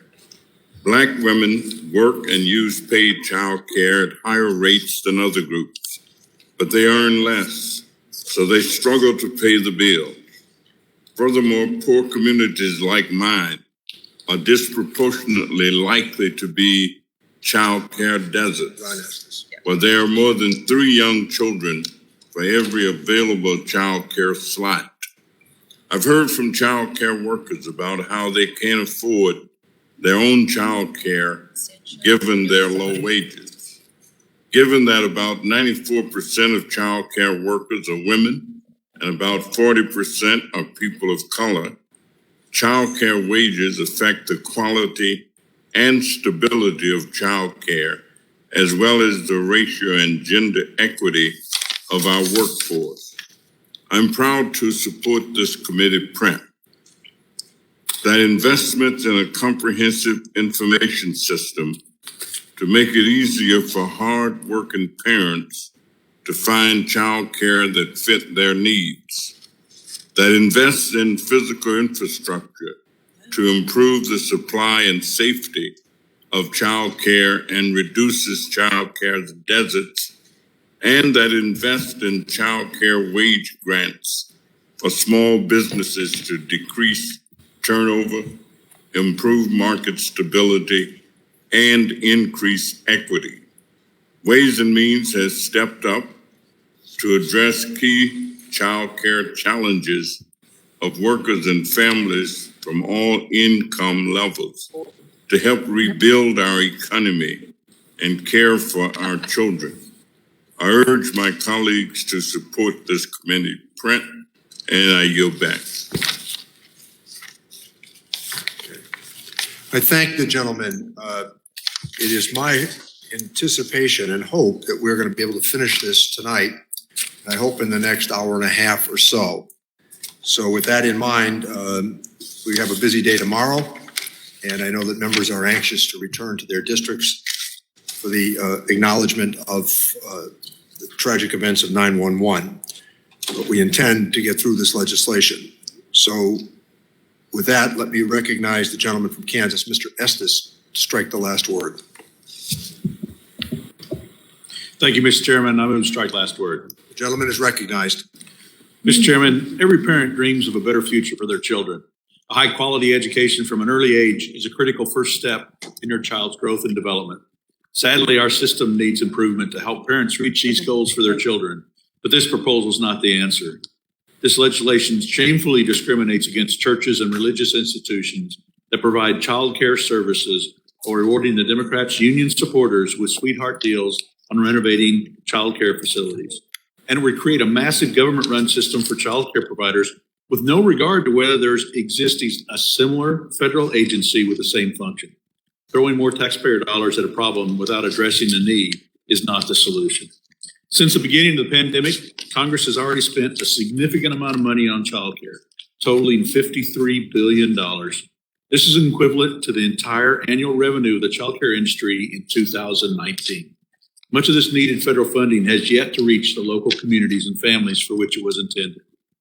Adding another $27 billion in federal funding that this bill proposes is irresponsible and would only financially burden our children and grandchildren, the exact lives that we are trying to improve. While keeping in mind that we should be fiscally responsible for future generations, the best approach to expand access to affordable child care is to improve the current system and better leverage the existing $53 billion of funding. Under current law, financing for child care and early education involves multiple funding and programs with different eligibility requirements, governance structures, and quality standards. This creates challenges to families and communities in navigating services and can lead to overlap, gaps in services, and wasteful spending. That's why I introduced the Modernization Financing of Early Care and Education in America Act with my education and labor colleague, Mr. Burgess Owens. That bill will take a serious look at how we modernize and bring all these different funding streams together to find a way to update and modernize the financing. A maze of duplicate systems do not improve outcomes for our children. With the identification of duplicate programs and streamlining of federal funds, we can better use the existing $53 billion of taxpayer funding for our children through new investments, targeted funding, and preserving parent choice. In the end, child care reform is about increasing options for parents, for families, and providing better resources for our children. By reducing duplicate funding, streamlining the system, and leveraging available funds, we can achieve these goals for our children without compromising their future. With that, Mr. Chairman, I yield back. Yeah. Let me recognize the gentleman from Wisconsin, Mr. Kine, to strike the last word. Thank you, Mr. Chairman. I move to strike the last word. Gentleman's recognized. Thank you, Mr. Chairman. I'll try to be brief and to the point, but Mr. Chairman, I wanted to speak in favor of this subsection. Two of the three subsections that we took up today address one of the chief challenges that we're facing as a nation, and that's labor force participation. And unfortunately, demographics in our nation are working against us on that front. We have 70 million baby boomers beginning their massive retirement, about 10,000 a day leaving the workforce. We have a declining birth rate, so we don't have the replacement workers coming up behind them. And we have a messed up immigration policy. So unless someone here on committee has a magic answer to address one or all three of those challenges that we face, we're not going to hit our GDP growth targets, which are based on two determinants: workforce participation and worker productivity, because we just don't have the number of workers that are needed given the demand for them right now. We see this coming out of the COVID virus. I'm sure all my colleagues are hearing the same thing I am as we travel around our respective districts, businesses large and small, all crying for more workers. But right now, we have to be focused on making work participation easier for people. And therefore, family medical leave is going to be essential. So if you have a sick child or a sick relative or family member and you need to temporarily step out of the workforce to address that, you don't fear the risk of losing your job or perhaps being terminated. But we also need to ensure that there's quality, affordable child care for families so that they know when they do go into the workforce that their children are going to be safe and going to be taken care of. This subsection is relatively benign in what is being offered here. It establishes a comprehensive information system for parents called the Child Care Information Network so they can make better decisions in their local communities or where the child care providers are. Provides a federal grant program for physical infrastructure needs. It has child care wage grants to address inequity issues, raise wages, reduce child care worker turnover, which is a huge problem right now. Provides additional support to tribal communities. And it also establishes a child care provider certification process that would make them eligible for other programs and grants in order to maintain that business and offer quality services. So unless someone has an answer to slow down 70 million baby boomers from leaving the workforce here in the next 10, 15 years, or addressing a declining birth rate so that families are having more children rather than fewer, or fixing the broken immigration system, which has been another source of both skilled and unskilled labor needs in our country, we're going to need as a committee and as a Congress to be focused on making it easier for people to participate in the workforce so we can meet our growth targets. That's family medical leave. That's quality, affordable child care. It's exactly the subsections that we're trying to address today in today's markup. So I encourage my colleagues to adopt this subsection and continue the conversation of where we need to do to bolster workforce participation in our country. I yield back, Mr. Chairman. Thank the gentleman. The gentleman from Ohio, Dr. Winstrup, is recognized to strike the last word. Well, thank you, Mr. Chairman. I want to thank my colleague, Ms. Walorski, for her leadership on the Worker and Family Support Subcommittee and for offering this amendment. It seems once again our Democrat colleagues choose not to work with us on efforts that could have been bipartisan, such as child care. Child care legislation can and should be bipartisan. We know that when we meet together as a subcommittee. One size fits all Washington mandated child care is not the right answer. Not everyone's the same. We don't need to create new entitlement programs, but we do need to set families up for success. I introduced a bill that's included in Representative Walorski's amendment that would give employers more flexibility to tailor child care benefits to meet their employees' unique needs. Everyone is different. The employer-provided child care tax credit is an existing permanent tax credit aimed at helping employers provide child care for their employees. The problem is that currently this can only be used by employers who offer on-site child care services. This is often, very often, not possible or feasible.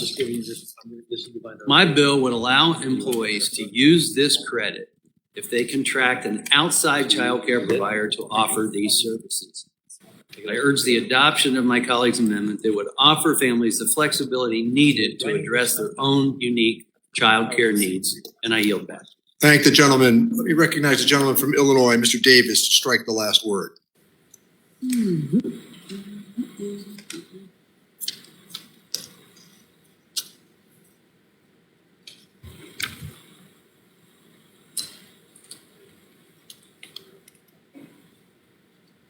I can come back to the gentleman if he has to get his notes there. Mr. Chairman, thank you very much. We need to make long-term investment in our nation's child care physical infrastructure, increase parental access to real-time information about available child care, and raise the wages of the underpaid child care workforce. Inadequate child care options are a major factor holding back our economic recovery, because parents simply cannot go to work if they don't have reliable child care. These long-term investments must be made separate from the short-term emergency relief we provided to address urgent child care shortages caused by the pandemic, and also in addition to current levels of guaranteed funding for child care, which are woefully inadequate. Inadequate child care is a major equity issue, not only because lack of decent child care options disproportionately harm labor force participation, income, and career progression for women, but also because our overworked, underpaid child care workforce is disproportionately made up of women of color. This amendment would prevent us from addressing this issue. We know that access to safe child care facilities is the top priority for parents when looking for child care. But we also know that the majority of our child care facilities are so in need of repair that children in danger, which puts parents in an impossible situation. This amendment would prevent us from addressing that. Finding decent child care is pretty much a second full-time job for parents, and this would prevent them from getting the information to make it easier. I oppose the amendment and yield back. Okay. Let me recognize the gentlelady from West Virginia, Ms. Miller, to strike the last word. Thank you, Chairman Neal. Many of my colleagues have already stated that we have plenty of money for funding for child care. Congress allocated over $50 billion in child care in just the 14 past months due to the pandemic. Unfortunately, none of these funding increases have really addressed the underlying causes of expensive child care, which are the overburdensome regulations that hurt small businesses and ultimately drive up the cost of care. Regulations for child care from federal, state, and local governments build upon each other, creating contradictory policies and procedures and imposing unnecessary and burdensome requirements on child care providers. It's another case of government begetting more government and begetting more government. Maximum child staff ratios, group size limits, and onerous training requirements can have many unintended consequences of significantly increasing the cost of child care. Some states even require daycare providers to have a bachelor's degree to work at a daycare. In rural communities in particular, this is just overkill when so many of the skills of working in childcare are learned on the job, not in the classroom. Requiring all workers in childcare setting to have a college degree is ridiculous. It increases costs. It burdens already low-paid providers with unnecessary student loan debt, and it drives others out of the profession who may really be interested in a career in childcare, but they can't afford to go to college at the time. Particularly in rural areas, when the need of whatever the child's age is directly dependent upon who is working with them.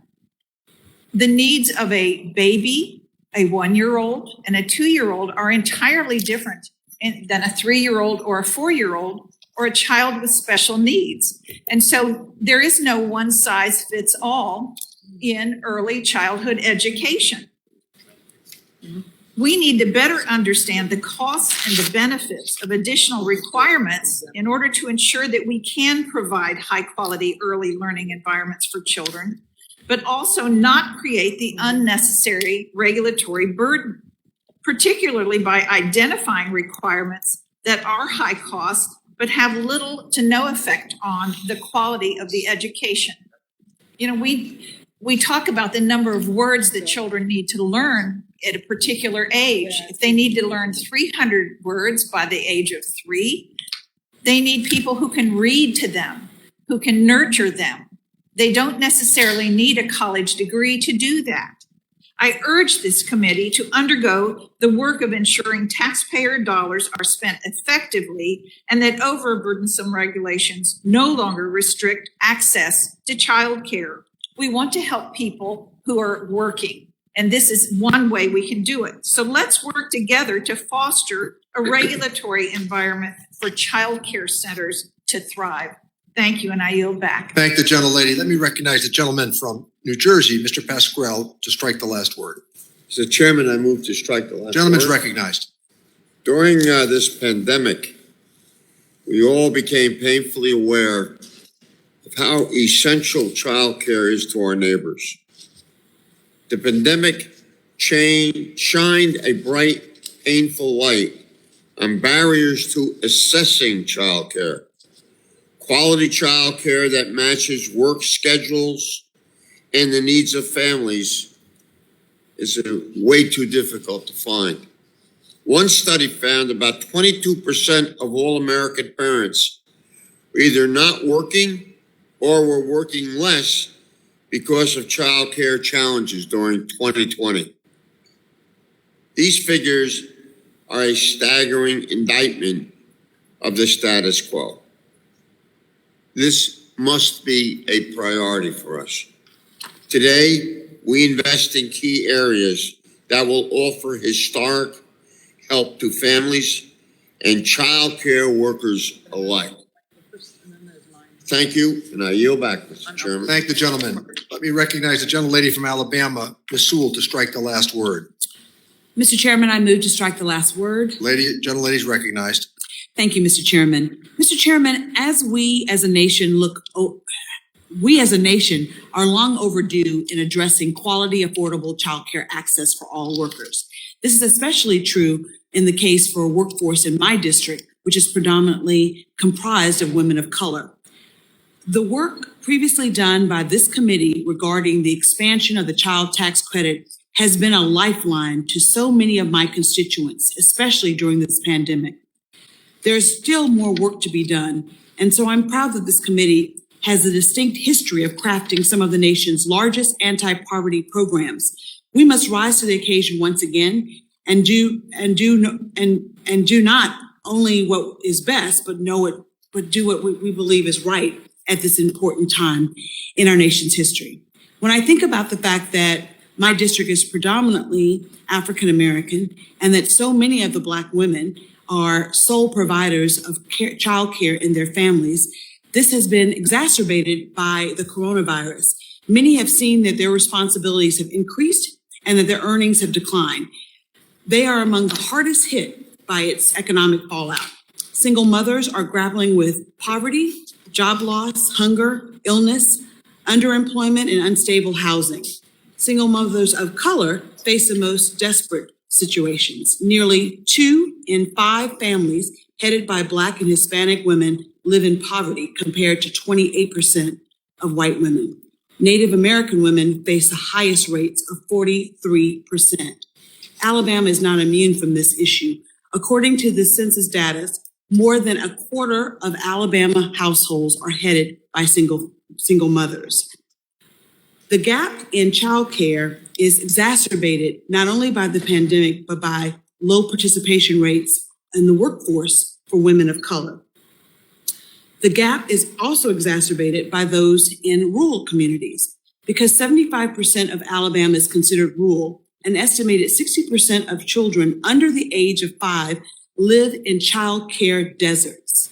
Census tracts where there is no child care or only very limited child care. Yet, for low and middle income families, the cost of child care is often up to 30% of the household's income. In some areas, even more than college tuition. I am proud to support the Subtitle C because I believe it is making a significant down payment on child care access and equity. This legislation invests in much needed digital infrastructure to ensure that parents can get up-to-date information about available childcare and easily be able to apply for open slots. It also builds upon child care facilities and remodeling existing facilities to make sure that they are safer and more responsive to new public health guidelines.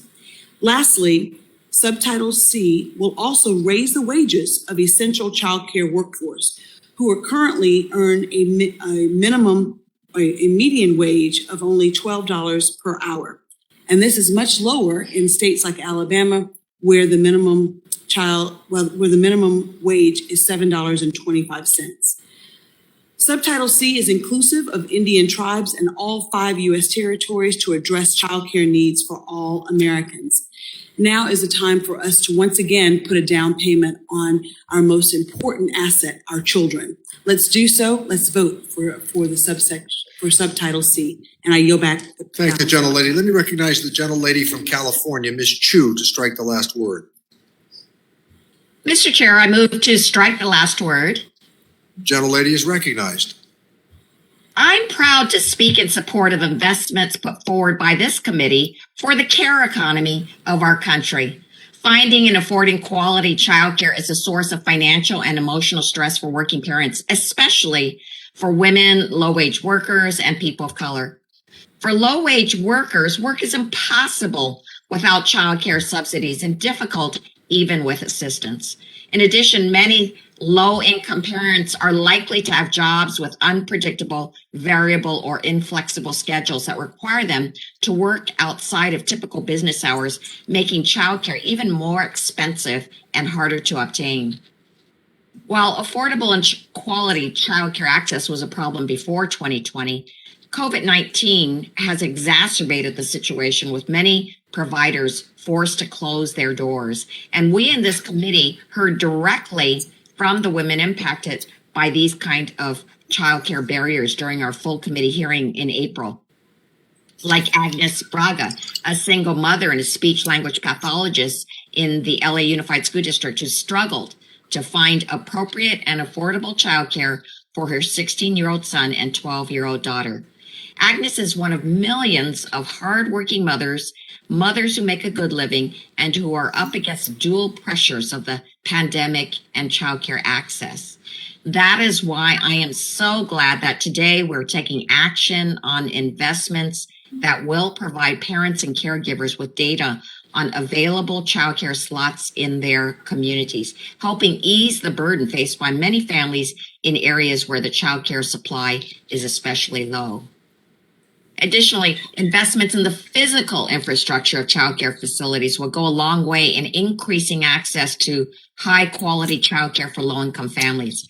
COVID-19 exposed the reality that many facilities are not prepared to deal with needed improvements in physical infrastructure, including installing child-sized sinks for healthy hand-washing practices, quality air filtration equipment to improve air circulation, and dedicated spaces for play and engagement in a safe distance.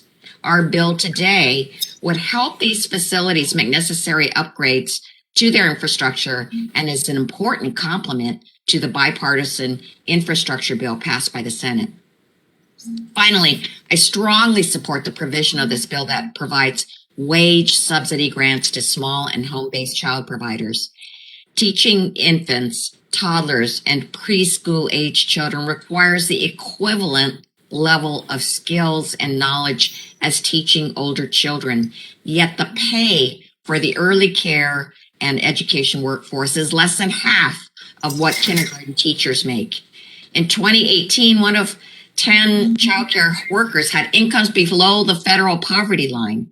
In LA County, where my district is, early care and education staff make an average of between $11.73 and $14.75 per hour, which is extremely low for such a high cost area.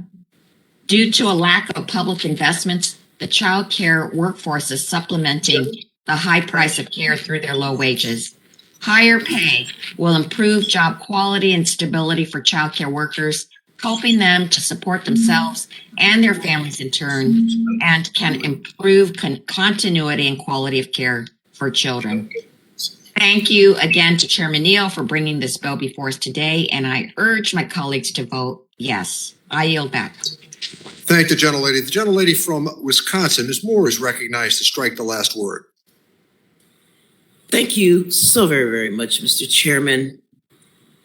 And Dad goes off and earns enough money to take care of the entire family. He has a health care insurance plan that insures himself, his wife, and their 12 kids. Those days are long gone by. And women are over 50% of the workforce these days. And we have seen just from this pandemic that their workforce participation has dipped considerably because they were forced to stay at home because of the pandemic. For all of those of you who have waxed on today demanding that the workers get back to work, blaming extended unemployment benefits for reasons that people have not gone back to work, I invite you to look at this huge market failure in our economy to provide childcare at an affordable rate. As people have pointed out, this bill will help the workforce, which is primarily women of color, to have adequate wages. But it also helps any woman. Just think if you're that nice white woman who's gotten yourself a good job being someone's executive assistant and you're making $70,000 a year, how in the world do you pay for your one child at the going rate of $12.24 an hour? How do you come up with $25,460 a year out of your $70,000 salary to pay for that child care? Even if you get the family rate, you get some woman to babysit for you at a slave wage of $7.25 an hour. That's still $15,000 a year. How do you afford that? You don't. And if you're some welfare recipient being taunted about how lazy you are and you won't go back to work, how do you do it when you're going to some welfare, workfare job that pays you less than the cost of daycare? I've had the misfortune in my time to know women who have faced this struggle at various levels. I'll just name a couple of them because my time is so limited. I remember the woman who was threatened by her employer. She had better not miss any more work, else she'd be fired. So she put her baby in the car and checked on him every once in a while, and the baby died in the heat, and she went to prison for that. I'm thinking of the woman who made $13 an hour and left her 5-year-old at home. Instructions: don't answer the door, make yourself a sandwich. And that child ended up in foster care because she, quote unquote, neglected him. And I can think of the numerous little girls that I've known who've been left in the care of Chester the molester because they have not had adequate daycare, left in the care of people who had roaches in their house and lead paint. And I say that the time has come for this, and this ought to be bipartisan. I see that my time is up. I would beg that all of my colleagues on both sides of the aisle think of this as a workforce participation bill helping to get women back to work. And I thank you, and I would yield back. Thank the gentlelady. Let me recognize the gentleman from Pennsylvania, Mr. Evans, to strike the last word. Mr. Chairman, I move to strike the last. Gentleman is recognized. Mr. Chairman, I move to strike the last word. Gentleman is recognized twice. I offer my strong support for the committee's proposal that would make a big and bold investment in child care. Child care providers have managed to continue operating fairly under very difficult circumstances.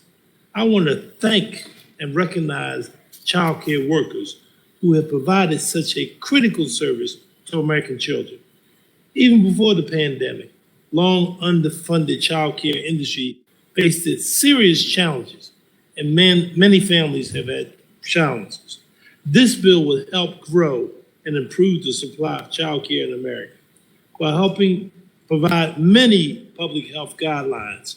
Improving child care accessibility is important for our low-income workers, from grocery store employees to healthcare providers to restaurant staffs, who are much likely to have unpredictable, various inflexible schedules that require them to work outside of typical business hours. This bill will help those workers and countless other parents find affordable child care. So, Mr. Chairman, I thank you for providing the leadership that you have on this critical subject, and I yield back the balance of my time. Thank the gentleman. Let me recognize the gentleman from Nevada, Mr. Horsford, to strike the last word. Thank you, Mr. Chairman. I move to strike the last Gentleman word. is recognized. Thank you. To my colleagues, we may represent different congressional districts, but we don't represent different realities. This bill benefits all of our constituents, and it does have bipartisan support. Republicans support it, nonpartisans support it, Democrats support it. You may not support it, and you may vote no, but I'll vote yes for my constituents and yours, because they desperately need us to provide relief. And I take objection to those of you who talked about the $53 billion of funding that some of you voted for in the CARES 1 and 2 package that was signed by then President Trump. That money actually went directly to providers to help them keep their doors open and to keep workers on the job, just like it did for PPP.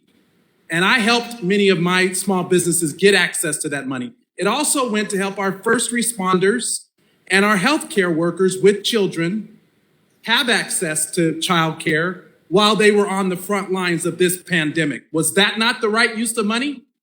And now you're in here saying that we have spent too much money on childcare? What reality are you talking about? The reality I'm speaking of is the one that my constituents live with. One parent in my district told me she saw a sign in front of a daycare center near her home saying childcare, $170 per week per child. That's almost $700 per month for one child and $2,400 for families with 3 children. Childcare in America is simply unaffordable. Half of parents say that the maximum amount they can afford to pay is $200 a week. And yet the average cost of high quality, center-based infant care in the United States is $2,400 per month. And yes, people should be properly trained to work with our children. This is not something that you should do unskilled and with low wages. But in Nevada, the issue of child care goes even further. It's not only expensive, but it's also impossible to find. In addition to literally being in the desert, much of our state is considered a child care desert.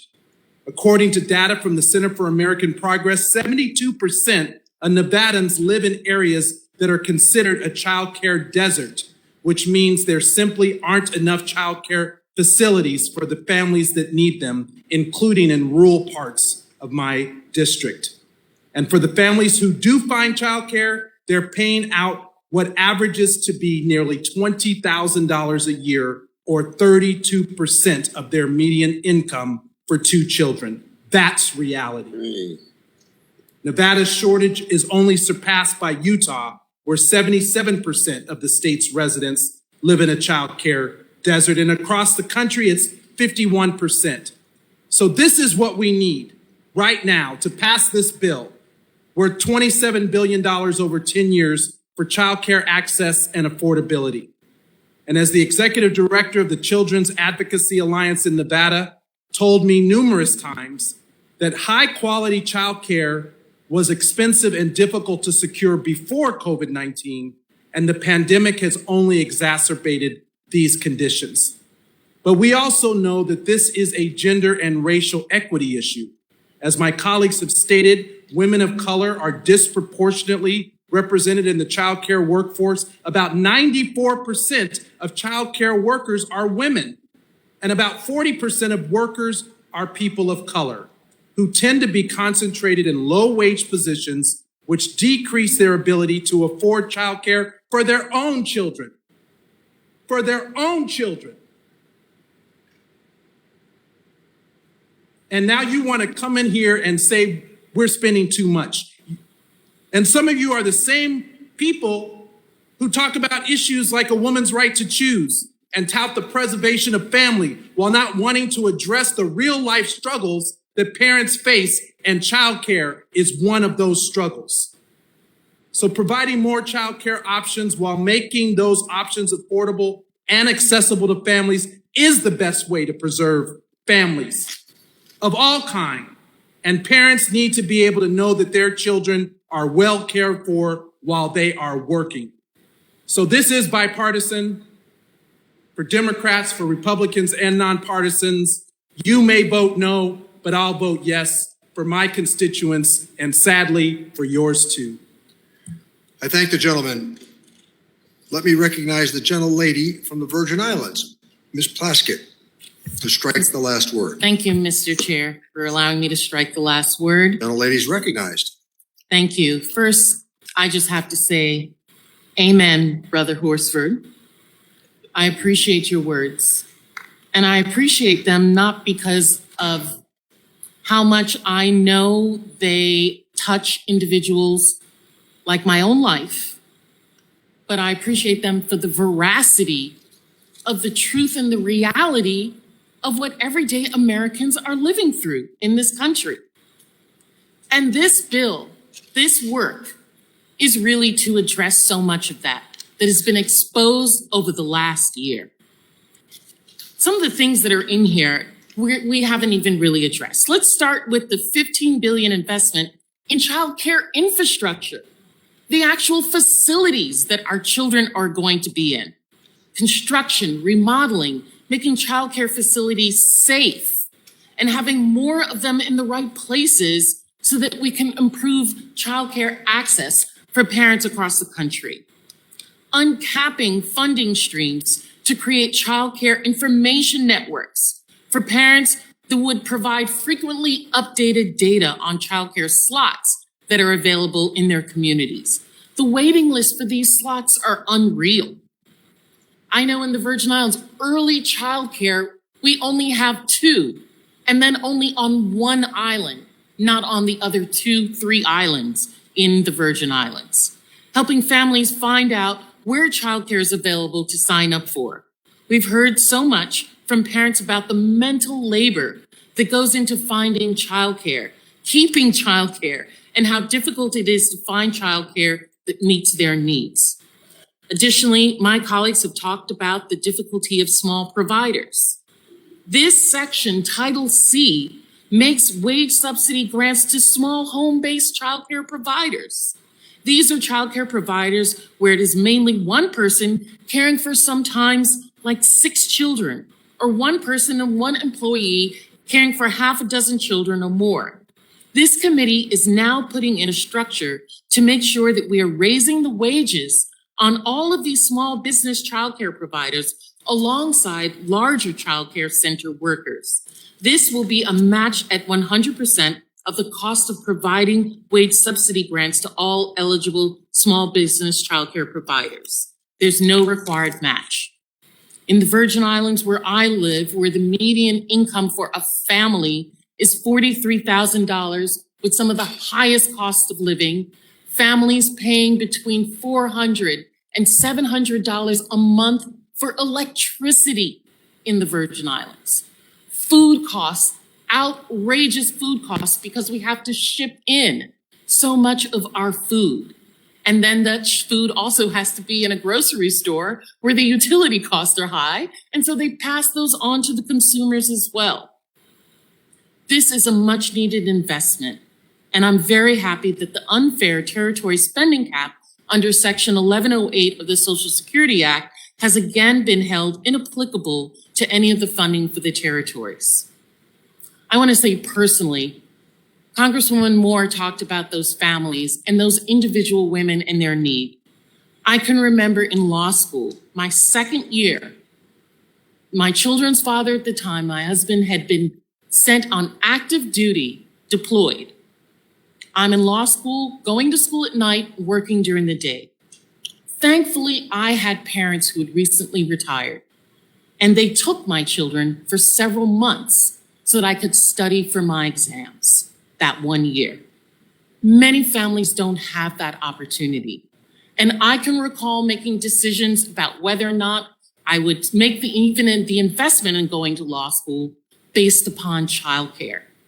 We are not allowing American families to grow, to invest in themselves. And if we care about the life of a child, care about it outside of the womb as well, please, for God's sake. And so I'm pleased to see that this committee is stepping forward and talking about how much families are struggling in the need for childcare right now, and the investment we're making right now, and the importance of having childcare available, accessible, and affordable. This is an unprecedented investment in our future. in the United States of America. I yield back. I thank the gentlelady. We will now proceed to amendments. Are there any amendments to the amendment in the nature of a substitute?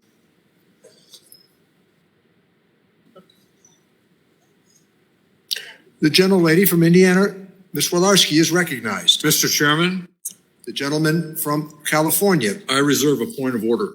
Mr. Thompson, is reserved a point of order, and the gentlelady is recognized to speak on her amendment as we pass it out. Mr. Chairman, my amendment would strike and replace Subtitle C with proposals to expand. Would the gentlelady suspend for a couple of seconds just while we make sure everybody has the amendment? Sure.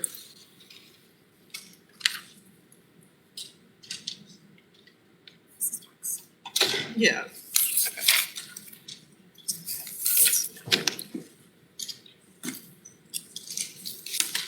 Let's just go ahead. Okay. The gentlelady is recognized. Thank you, Mr. Chairman. My amendment would strike and replace Subtitle C with proposals to expand access to affordable child care included in the GOP discussion draft, Protecting Worker Paychecks and Family Choice Act. Unlike the majority on this committee who can't seem to get on the same page and work with their colleagues at Education, Labor, Ways and Means, Republicans worked with our Republican colleagues on the Ed and Labor committees to develop these proposals. When it comes to early care and education programs, collaboration is key. Both of our respective committees have jurisdiction over important components of child care funding, including Head Start and preschool. What happens when we don't work together is we get duplicative funding streams fragmented across multiple delivery systems that create barriers to access for families and gaps in coverage across early childhood and education programs. That's exactly what's happening here in this subtitle today. These huge new programs don't talk to each other, and there's no complementary policymaking going on. If we do not correct the course, taxpayers will bear the cost of this outright power struggle between Democratic leadership. Hardworking Americans shouldn't be forced to bankroll unnecessary programs to satisfy a power struggle between these two committees. Under the current majority, no one has considered how all these new child care programs are going to work with the current network of government programs already in place. And there certainly has not been any consideration about how this is a ridiculous proposal and how it will impact families and child care providers on the ground. It appears the thought process is to throw more money at them and hope they won't complain. This child care subtitle as a piece of this whole package is exactly the type of short-sighted partisan policy making that causes more problems and headache than it solves. Republicans on this committee released a proposal to expand access to affordable child care by leveraging the existing investments and giving parents more choices, not Washington control and government mandates to drive up the cost of child care. Our proposal coordinates and streamlines services for families. As any mom, dad, or caregiver across the country will tell you, parents care about having access to safe and affordable care for their kids. They don't care about the inside the beltway squabbling over congressional committee jurisdiction, but they certainly will take notice if these consequences of this inter-party conflict make their lives more difficult. As a solution for American families, our bill includes a range of ways to improve access to child care by improving the employer-provided child care tax credit to provide more flexibility for workers and more generous credits for small employers, helping parents choose child care that best fits their child's needs, prevents the child care cliff for low-income parents, and better targets existing funds to state with higher concentrations of children in poverty. Improving flexibility for families using dependent care flexible spending accounts, creating a bipartisan commission to make recommendations on streamlining and reducing duplication and financing of federal early care and education programs. In addition, the bill would allow states to redirect unobligated COVID relief child care funds to prioritize increasing supply and parent choice, extend the period of availability, and allow funding to be used for expansion or construction of new child care options in rural and shortage areas. This amendment recognizes the investments we've already made in child care and respects the importance of collaboration across committees to achieve the best possible outcomes for the American people. This isn't about Congress. It's about the children and families we all are here to serve. I urge my colleagues to vote for this amendment, and I yield back. Thank the gentlelady. Let me recognize the gentleman from California. Does he insist upon his point of order? Thank you, Mr. Chairman. Mr. Chairman, this amendment deals with subject matter outside that of the matter under consideration. This particular amendment deals with provisions in the tax code. This bill is within the Social Security Act. I thank the gentleman. The gentleman has made a point of order that the proposed amendment is not germane. Does any member wish to be heard on the point of order? If not, the chair is prepared to rule on the point of order. The gentleman from California makes a point of order that the amendment proposed to this section is not germane. Under Clause 7 of House Rule 16, no proposition on a subject different from that under consideration of the underlying bill should be admitted under the color of this amendment. Here, the amendment is in pertinent part seeks to, among other things, amend tax laws. However, the bill here addresses child care Social Security. As such, the amendment is outside the scope of the bill, fails the basic test of germaneness. The chair rules that the amendment is not in order and that the point of order is sustained. Mr. Chairman, I'm going to appeal the ruling of the chair. The gentlelady would like to appeal the ruling of the chair. Mr. Chairman, Mr. Thompson. I move to table. Mr. Thompson moves to table the amendment. All those in favor of tabling the gentlelady's request signify by saying aye. Aye. Those opposed, no. Mr. Chairman, I request a recorded The gentlelady requested a recorded vote, and the clerk will tally the roll. Mr. Doggett? Aye. Mr. Doggett votes aye. Mr. Thompson? Thompson, aye. Mr. Thompson votes aye. Mr. Larson? Yes. Mr. Larson votes yes. Mr. Blumenauer? Mr. Blumenauer votes aye. Mr. Kind? Kind, aye. Mr. Kind votes aye. Mr. Pascrell? Pascal votes aye. Mr. Pascrell votes aye. Mr. Davis? Davis votes aye. Mr. Davis votes aye. Mr. Sanchez? Miss Sanchez? Sanchez votes aye. Miss Sanchez votes aye. Mr. Higgins? Mr. Higgins? Miss Sewell? Sewell votes aye. Miss Sewell votes aye. Miss Dalbene? Aye. Miss Dalbene votes aye. Miss Chu? Chu votes aye. Miss Chu votes aye. Miss Moore? Moore votes aye. Miss Moore votes aye. Mr. Kildee? Kildee votes aye. Mr. Kildee votes aye. Mr. Boyle? Mr. Boyle? Mr. Byer? Byer votes aye. Mr. Byer votes aye. Mr. Evans? Mr. Evans votes aye. Mr. Schneider? Schneider votes aye. Mr. Schneider votes aye. Mr. Swazi? Mr. Swazi? Mr. Swazi votes aye. Mr. Panetta? Mr. Panetta votes aye. Miss Murphy? Murphy votes aye. Miss Murphy votes aye. Mr. Gomez? Mr. Gomez? Mr. Horsford? Mr. Horsford votes aye. Miss Plaskett? Plaskett votes aye. Miss Plaskett votes aye. Mr. Brady? Mr. Brady votes no. Mr. Nunes?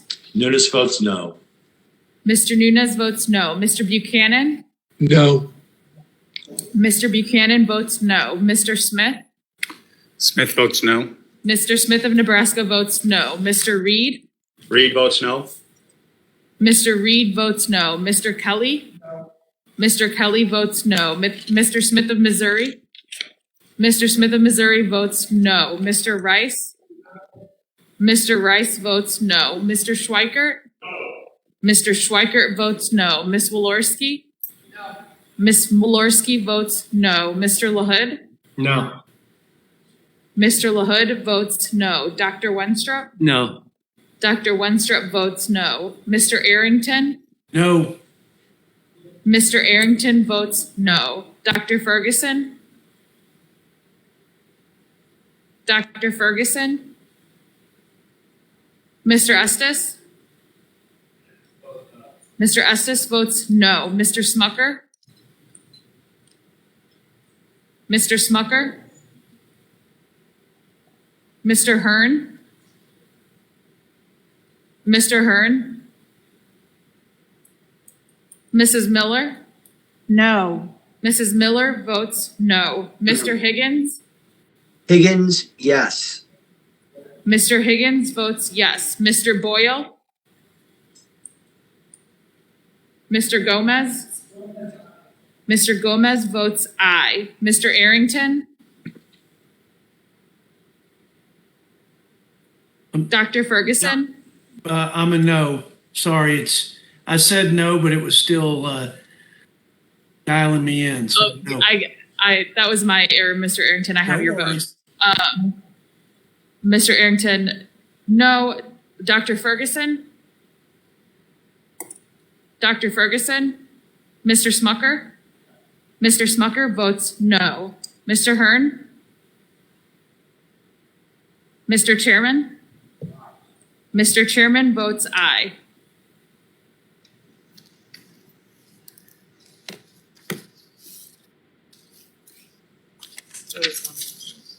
Motion to table. Right.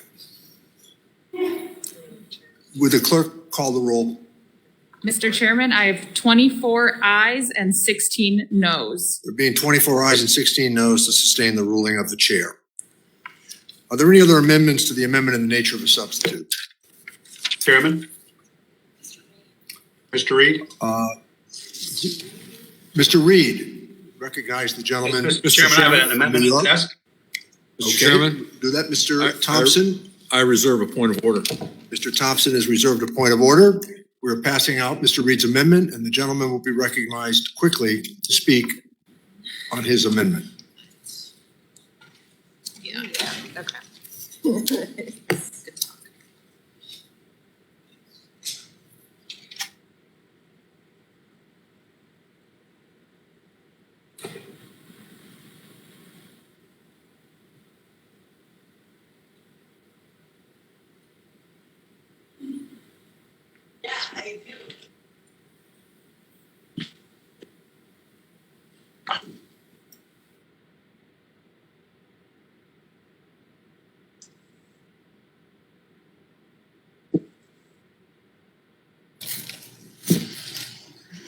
The gentleman is recognized to speak on his amendment.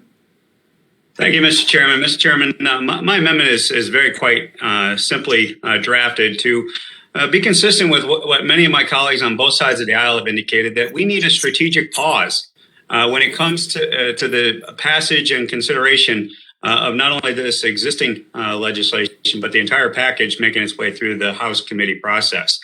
We have already spent approximately 5 months ago, $40 billion has been authorized and appropriated to be put into America's child care system. That amendment is having a difficult time of finding its way out into the front lines of the child care system in America. Now, we agree that child care needs to be supported in America, and we think there are bipartisan agreements that can be reached in order to support child care reforms or additional support with policy enacted here in Washington. But I will tell you, having had $53 billion total new funding for childcare since the start of the pandemic, that's more than the entire childcare revenue estimate spent in America as a total industry. I will tell you, this amendment is consistent with the Department of Health and Human Services indicating to us that only 2% of the most recent money passed as part of the American Rescue Plan has been obligated by states to child care providers or families. Mr. Chairman, I asked unanimous consent to submit for the record a communication from the Department of Health and Human Services confirming this 2% figure. So ordered. So simply what my amendment would do is essentially delay the spending of additional money from the proposal before this committee today until at least half of that money that's already been previously authorized and appropriated has been documented and certified to have been delivered through the states to the child care industry and child care providers.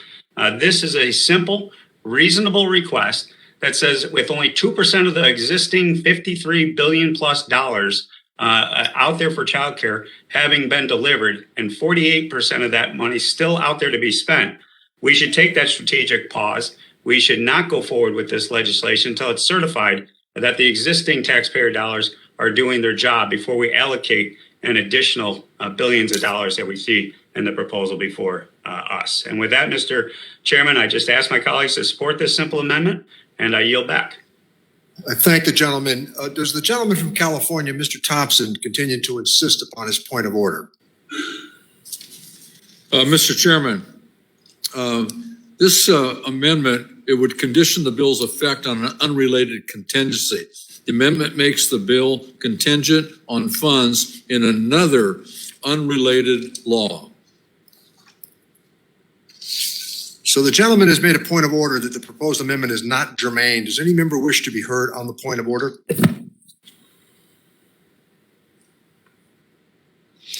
If there's no other discussion, the chair is prepared to rule on the point of order. The gentleman from New York makes a point of order. The amendment proposed to this section is not germane. Under Clause 7 of House Rule 16, no proposition shall be admitted under the color of this amendment if it would condition the bill's effect on an unrelated contingency. As such, the amendment is outside the scope of the bill and fails the basic test of germaneness. The chair rules the amendment is not in order and that the point of order is sustained. Mr. Chairman, can I appeal the ruling of the chair? You certainly can. The gentleman has appealed the ruling of the chair. All those in favor? Mr. Chairman? Mr. Thompson? Move to table. Mr. Thompson has moved to table the gentleman's request. All those in favor of Mr. Thompson's amendment signify by saying aye. Aye. All opposed, no. No. In the opinion of the chair, Mr. Thompson's position has prevailed. That's a recorded vote, Mr. Chairman. Mr. Reed has requested a recorded vote on the motion to table. The clerk will call the roll. Mr. Doggett? Aye. Doggett votes aye. Mr. Doggett votes aye. Mr. Thompson? Thompson, aye. Mr. Thompson votes aye. Mr. Larson? Yes. Mr. Larson votes yes. Mr. Blumenauer? Blumenauer, aye. Mr. Blumenauer votes aye. Mr. Kind? Kind, aye. Mr. Kind votes aye. Mr. Pascrell? Pascal, yes. Mr. Pascrell votes yes. Mr. Davis? Aye. Mr. Davis votes aye. Ms. Sanchez?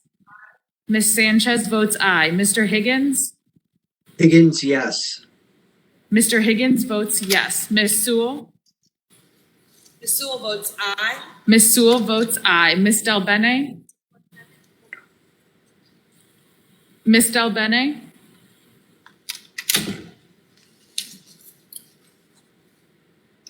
Del Bene votes aye. Ms. Del Bene votes aye. Ms. Chu? Chu votes aye. Ms. Chu votes aye. Ms. Moore?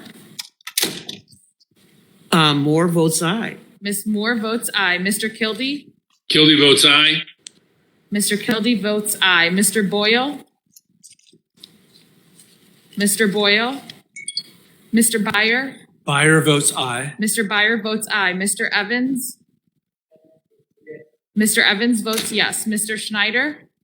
Schneider votes yes. Mr. Schneider votes yes. Mr. Swazi? Aye. Mr. Swazi votes aye. Mr. Panetta? Mr. Panetta votes aye. Ms. Murphy? Murphy votes aye. Ms. Murphy votes aye. Mr. Gomez? Mr. Gomez votes aye. Mr. Horsford? Mr. Horsford votes aye. Ms. Plaskett? Plaskett votes aye. Ms. Plaskett votes aye. Mr. Brady? Mr. Brady votes no. Mr. Nunez? Nunez votes no. Mr. Nunez votes no. Mr. Buchanan? No. Mr. Buchanan votes no. Mr. Smith of Nebraska? Smith of Nebraska votes no. Mr. Smith of Nebraska votes no. Mr. Reed? Reed is no. Mr. Reed votes no. Mr. Kelly? Mr. Kelly votes no. Mr. Smith of Missouri? Mr. Smith of Missouri votes no. Mr. Rice? Mr. Rice votes no. Mr. Schweikert? Mr. Schweikert votes no. Ms. Walorski? Ms. Walorski votes no. Mr. LaHood? LaHood votes no. Mr. LaHood votes no. Dr. Wenstrup? No. Dr. Wenstrup votes no. Mr. Arrington? No. Mr. Arrington votes no. Dr. Ferguson? No. Dr. Ferguson votes no. Mr. Estes? Mr. Estes votes no. Mr. Smucker? Mr. Smucker votes no. Mr. Hearn? No. Mr. Hearn votes no. Mrs. Miller? Nay. Mrs. Miller votes nay. Mr. Boyle? Mr. Chairman? Mr. Chairman votes aye.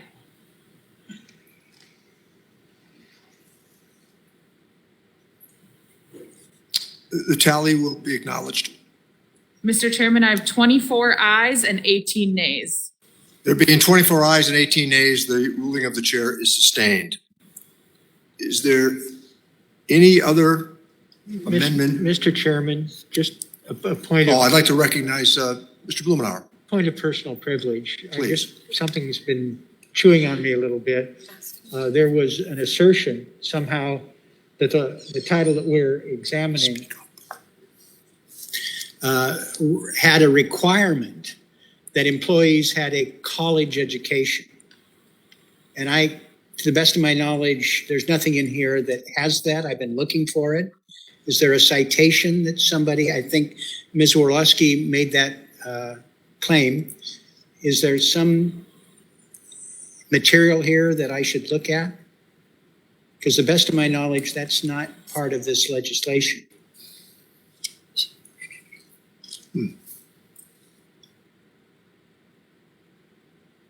Well, if somebody has that information, that would be appreciated, because to the best of my knowledge, that there is no requirement. I have talked to staff and they've confirmed that you're correct. Thank you very much.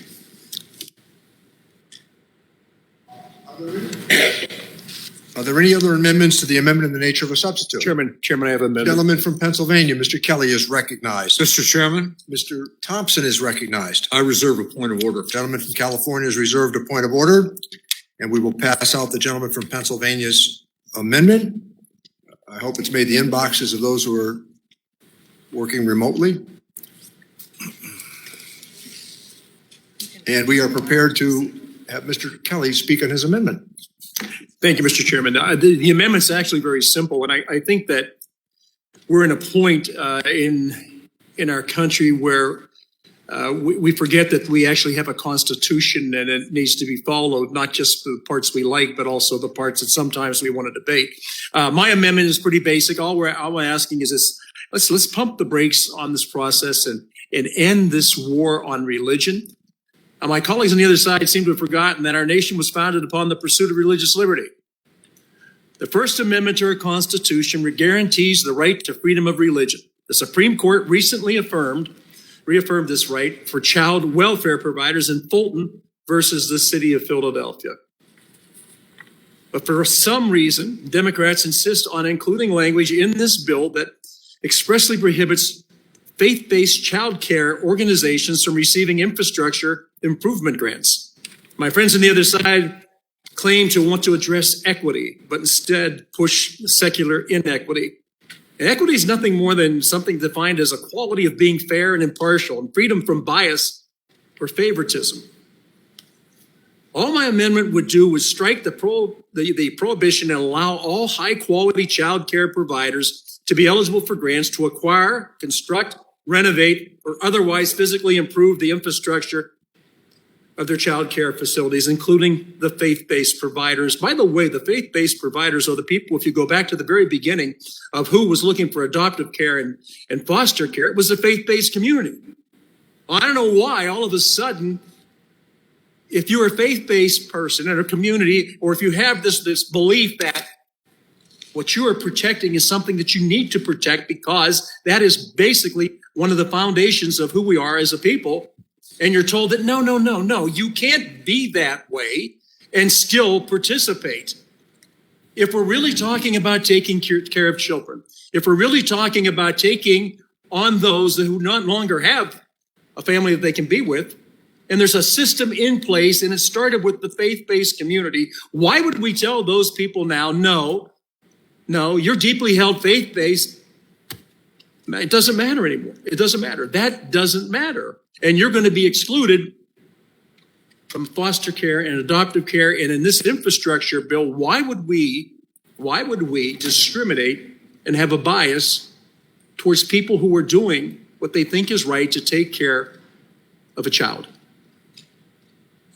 Why would we decide that no, unless you believe as we do? See, we're very open-minded until we don't agree with what you think or what you truly believe.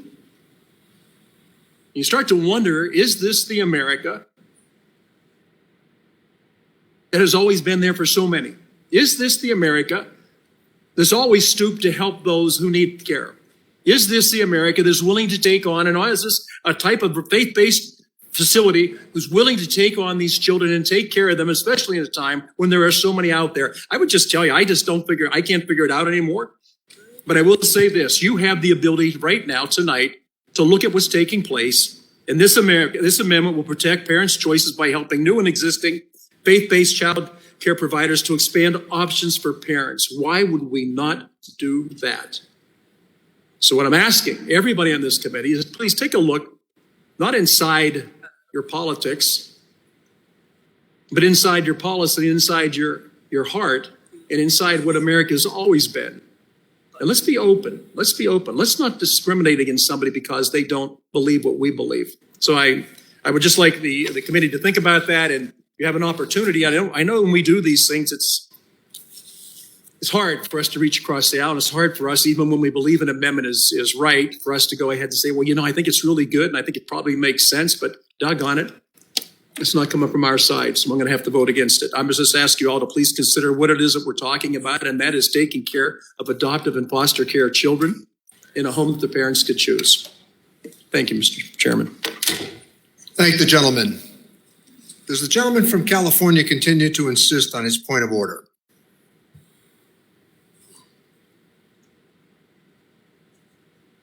Mr. Chairman, Yes. I withdraw my point of order. Thank the gentleman. With that, let me recognize the gentleman from Illinois, Mr. Davis. Thank you, Mr. Chairman, and I appreciate the gentleman's amendment. Faith-based child care providers expand child care options and provide an important option for parents. Given the horrifying attrition in child care businesses and also in the child care workforce overall, I know we cannot afford to lose a single provider. However, the goal of this legislation is to invest in full-time child care facilities to address the child care crisis. This amendment is a bit of a solution in search of a problem. We know from the Urban Institute research that most faith-based child care providers rent space in larger faith buildings. So these providers are ineligible for the grant because one can't renovate what one doesn't own. Further, these funds are designed to expand full-time child care facilities. And it's wonderful if a church or religious organization offers child care as part of a service to the community, but the primary role of the organization is religious in nature and not child care.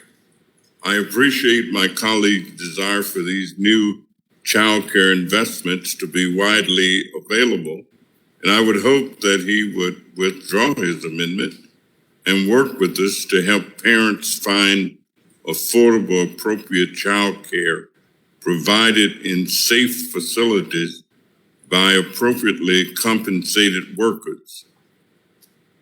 The current print doesn't prevent religious providers from getting infrastructure grant or repair. It just says you can't use it if the facility is mainly for religious use. So I would ask my colleague if we could work on that and come to a solution that takes care of the needs of all those seeking child care opportunities. No, Dr. Davis, I appreciate your comments, but I will not withdraw. Thanks. Okay. Is there anybody to be heard on the amendment? Gentleman from South Carolina, Mr. Rice. Thank you, Mr. Chairman. I'd like to ask Dr. Davis a question. When my kids were young, they attended a daycare facility at the Presbyterian Church downtown in Myrtle Beach. And the facility was in classrooms where they taught Sunday school on Sundays. It was in the main church complex, and there were children of every stripe there, of every race and every income level. Under your interpretation of that, in that this was in a church building, in the classes, in the classroom where the Sunday school was held, and everybody could come and childcare was offered on a very reasonable rate and still is today. Would those people not qualify for these grants, Dr. Davis? And I'll yield to you. Well, the activity takes place in the church-owned facility, but in all likelihood, the church is actually renting to a not-for-profit entity. No, these were offered by the church. These services were offered by the church. Then if the services are offered by the church, it's outside the jurisdiction of the activity and probably should have a not-for-profit or some other entity operating the child care activity. Why would we exclude the church in that circumstance? That makes absolutely zero sense. If we really want to expand child care, why would we exclude probably one of the largest child care providers in the country simply because of their faith? Why would we do that? Well, I think it's the concept of proselytizing that becomes the problem, and I'm not sure we would want to do that. I just can't imagine that if our goal truly is to provide quality health care, child care to the most children, I don't know why we would craft a law in such a way that would exclude from its benefit one of the largest providers of quality child care across this country. That makes absolutely no sense. And, this would be a good thing that we could explore if we had an actual hearing on this bill. This is one more example of why this hurried process to ram this thing through on a partisan basis with absolutely zero hearings. And again, we only got the details of this bill a couple of days ago, and nobody knows the full effects of it. And we're going to vote on this blind because we're trying to meet some time schedule set by the speaker. We are doing a disservice to the American people here.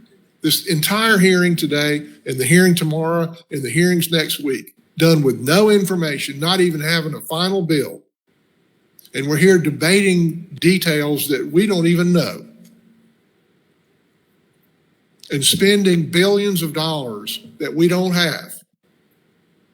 And with no testimony from experts about the effect on children. I mean, what this is going to do, if we exclude these religious organizations, is it's probably going to put a lot of them out of business, and they're the ones that are providing the reasonable price child care today. Why would we do that with no hearings and with no information?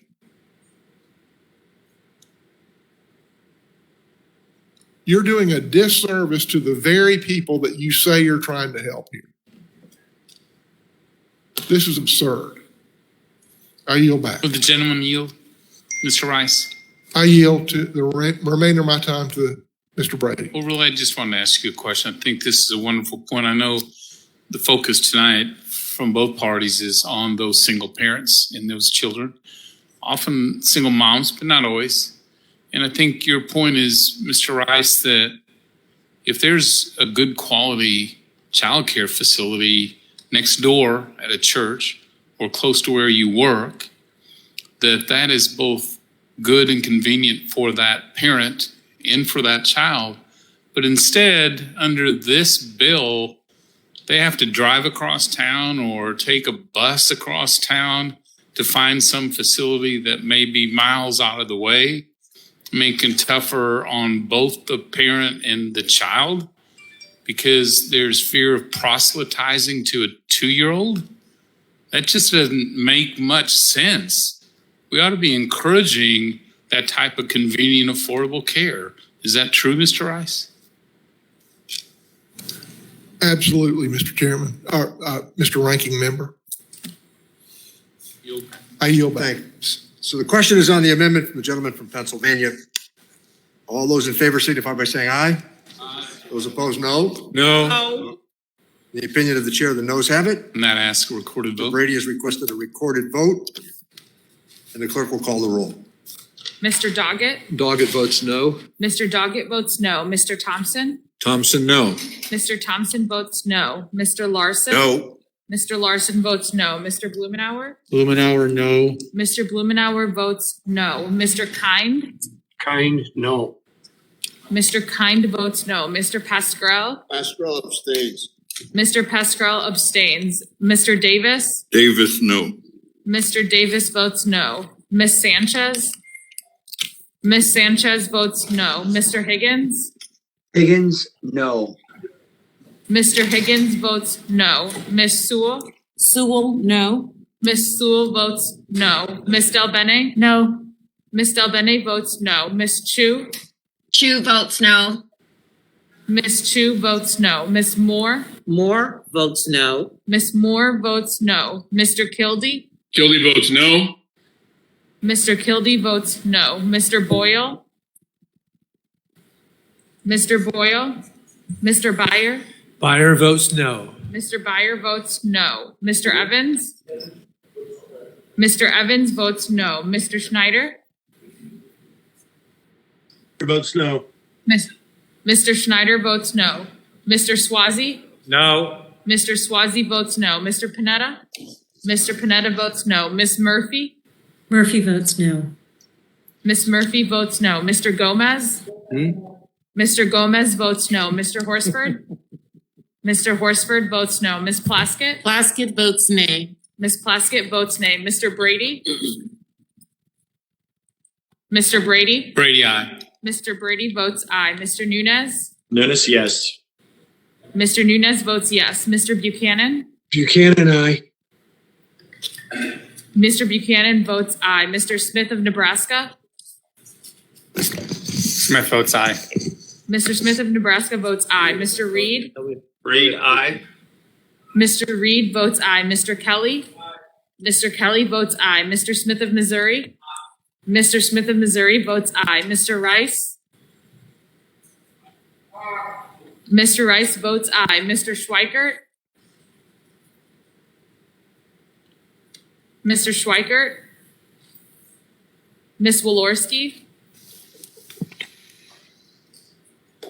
Ms. Walorski?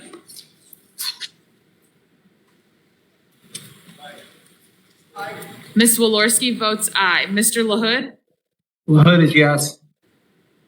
Mr. LaHood votes yes. Dr. Wenstrup? Aye. Dr. Wenstrup votes aye. Mr. Arrington? Yes. Mr. Arrington votes yes. Dr. Ferguson? Yes.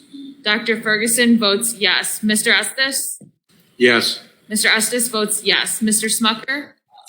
Mr. Smucker votes aye. Mr. Hearn? Mr. Hearn votes aye. Mrs. Miller? Aye. Mrs. Miller votes aye. Mr. Boyle? Mr. Schweikert? Yes. Mr. Schweikert votes yes.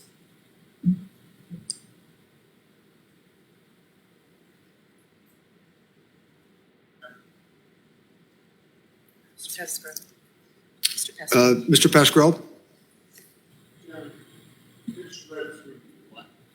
Well, why don't we just finish the tally?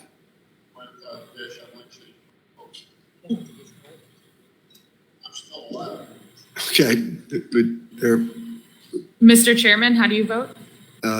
no. Mr. Chairman votes no. Mr. Pascal? Would you speak into the microphone, Bill? I read the language a second time, and I'm very concerned because I would love to see church-affiliated institutions provide the care that we're talking about here. But I think that my friend from Chicago, although he didn't say these words, I think is looking at whether we do have a proper separation of church and state if there is a rental, for instance, rather than owning the facility itself. Would you like to change your vote, or how are you going to vote, Bill? I'd vote no. I would vote no. No. Okay. Mr. Pascal votes no. Mr. Pascal, you're recorded as a no. So no. Mr. Chairman, I have 24 noes, and 18 ayes. There being 24 noes and 18 ayes, the amendment fails. Are there any other amendments to the amendment in the nature of a substitute? Mr. Chairman, I have. Dr. Ferguson? Mr. Chairman, Mr. Thompson? I reserve a point of order. Mr. Thompson has reserved a point of order, and the gentleman from Georgia, Dr. Ferguson, is recognized. We'll pass out the amendment.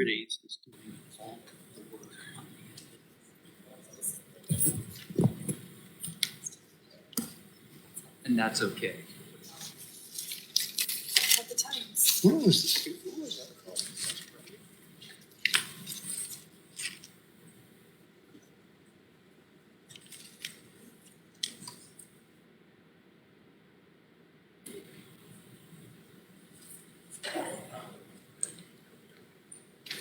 Dr. Ferguson is recognized to speak at his amendment.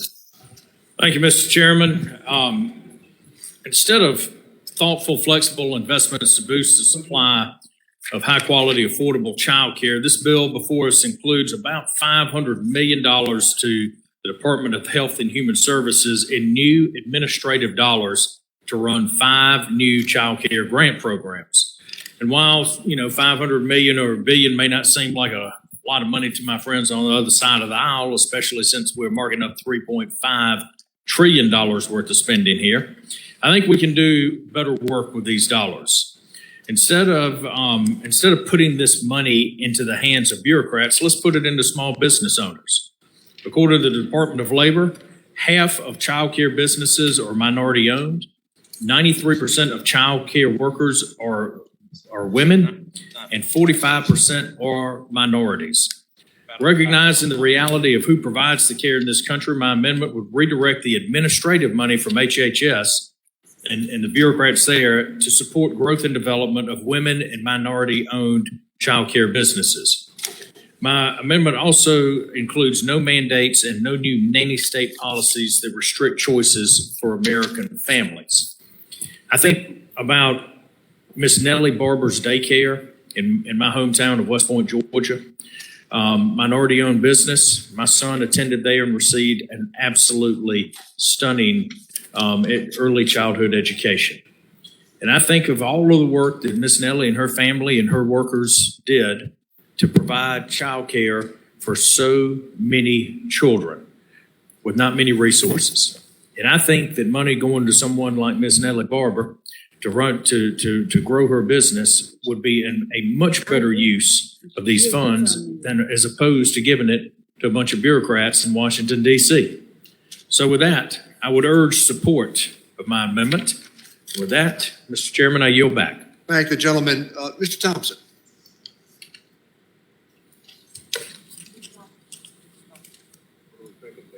Mr. Chairman, I withdraw my point of order. Gentleman has withdrawn his point of order. Is there anybody else who wishes to be heard on Dr. Ferguson's amendment?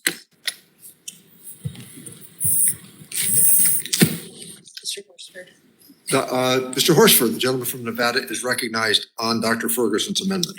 Thank you, Mr. Chairman. I just had a question for Dr. Ferguson. So is this for women and minority-owned businesses that offer childcare?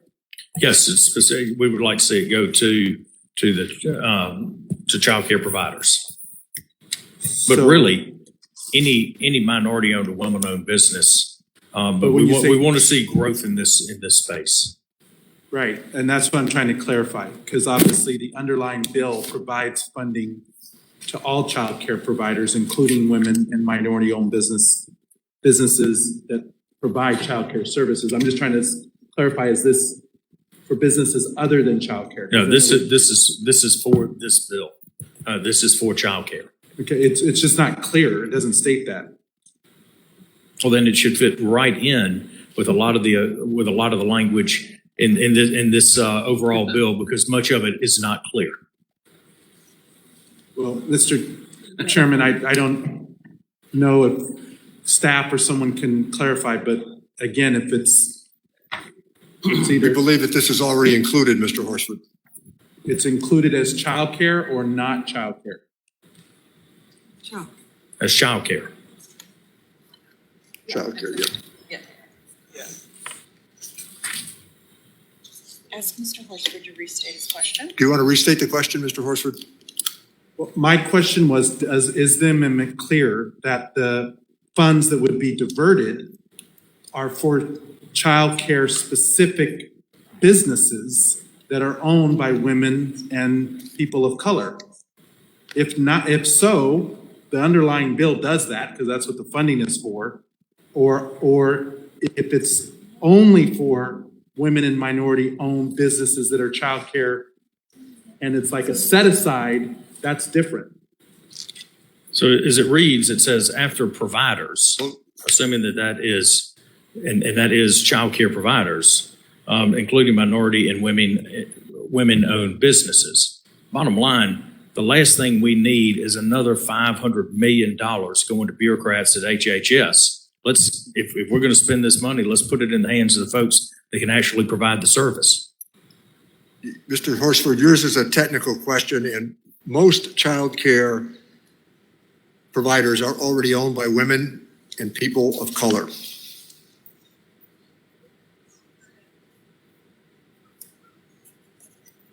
Ms. Moore.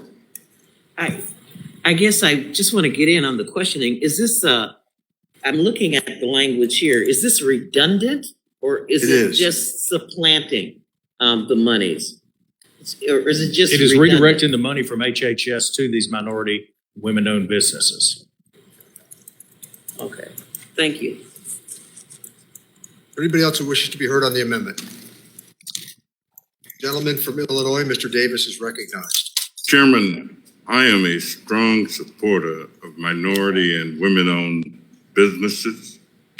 And I think many of the child care operations are in fact owned by women, probably not as many by minority business operators. But I think essentially the language in the print covers the activity, and there is a need for administrative resources. And so I think it's an unnecessary amendment, although I have great appreciation for development of minority and women-owned business. Thank the gentleman. The gentlelady from California, Ms. Sanchez.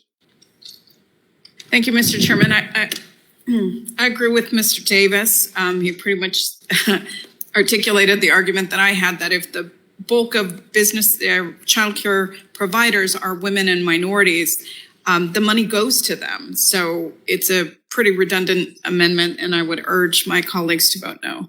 This is already included in the bill. So the question is on the amendment of the gentleman from Georgia, Dr. Ferguson. All those in favor say aye. Aye. Opposed, no. No. In the opinion of the chair, the noes have it. Recorded vote requested. Dr. Ferguson has requested a recorded vote, and the clerk will call the roll. Mr. Doggett? No. Mr. Doggett votes no. Mr. Thompson? Thompson, no. Mr. Thompson votes no. Mr. Larson? No.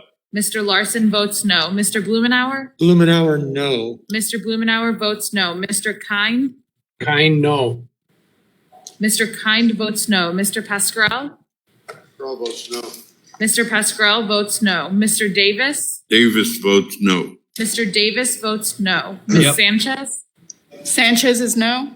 Ms. Sanchez votes no. Mr. Higgins?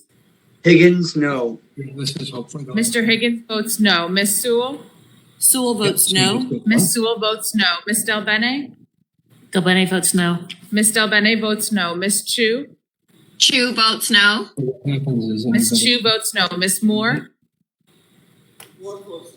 Ms. Moore votes no. Mr. Kildee?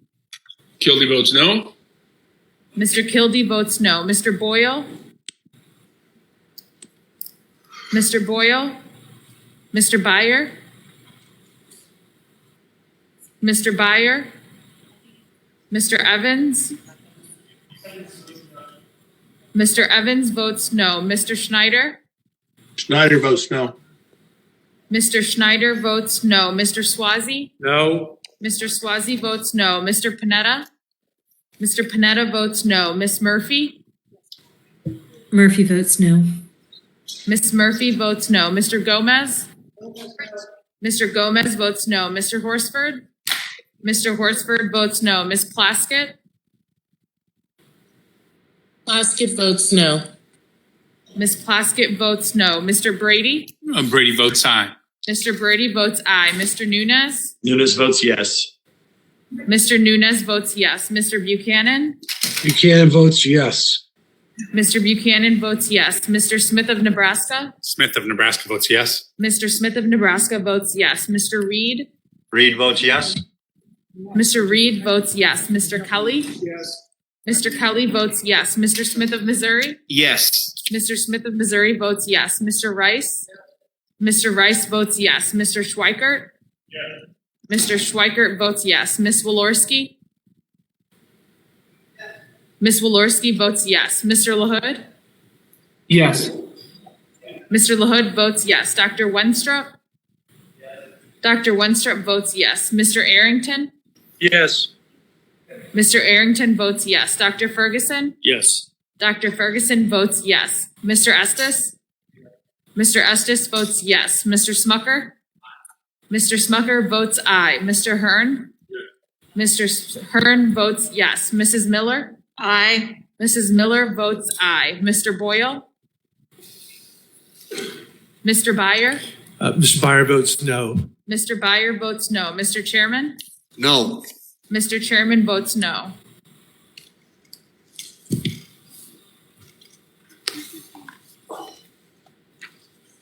The clerk will call the roll. A tally, please.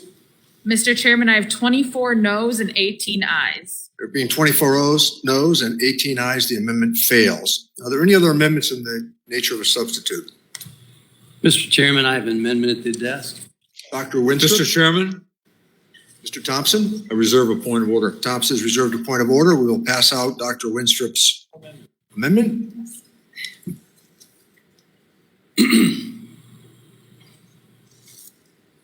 Hope it's made its way to the inbox. I assume it has. For those of you who are participating remotely.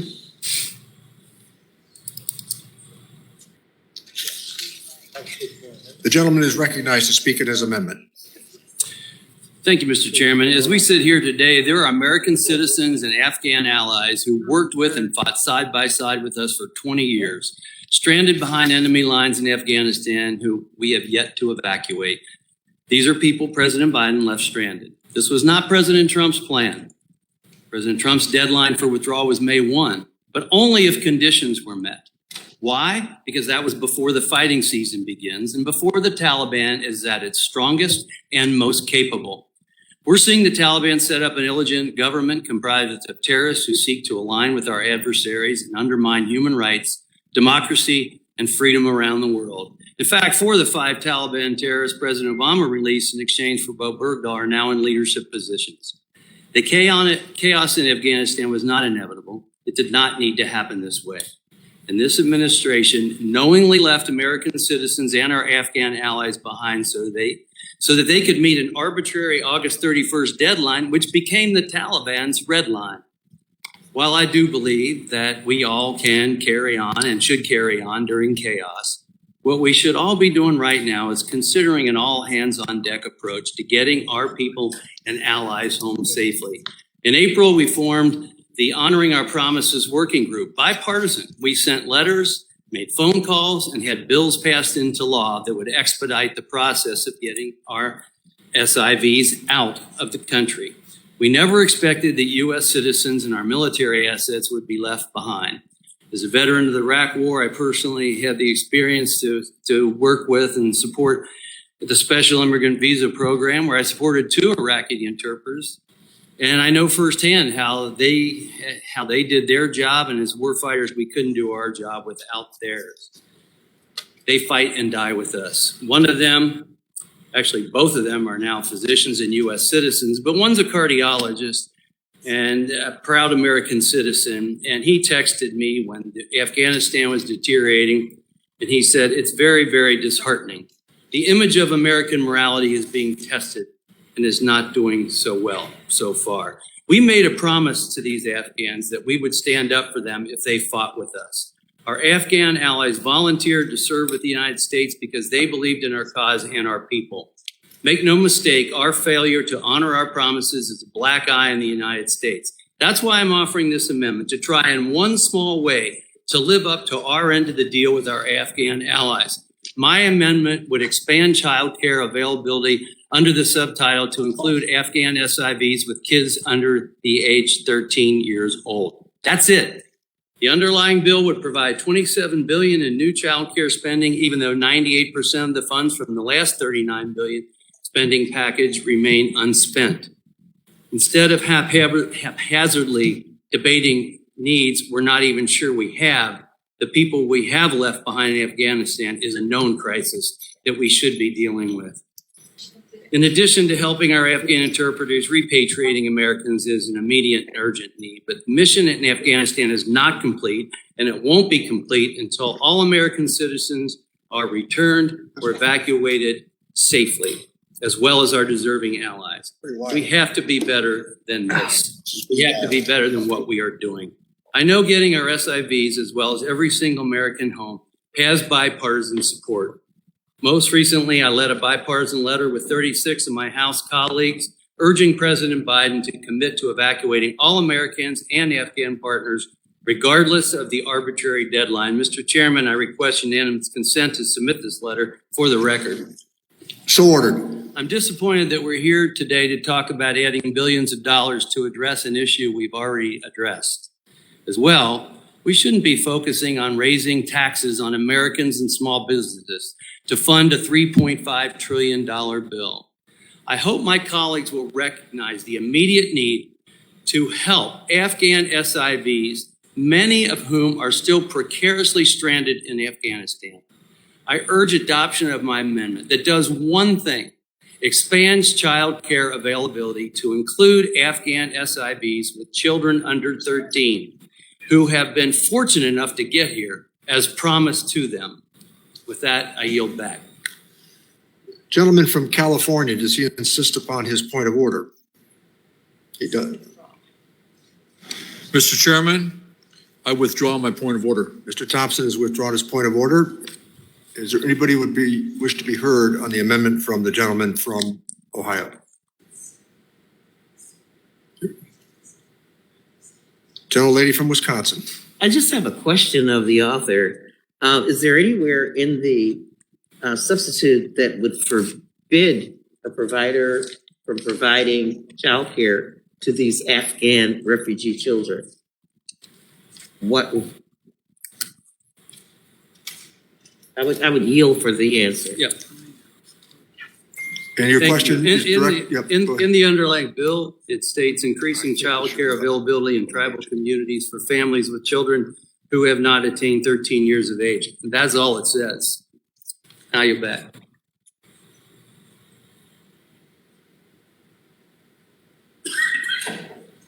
Appreciate their use of special. Yeah, so So there's nothing in the draft that would forbid an Afghan child from receiving No, child. that's right. There's Okay, more. thank you. You're correct.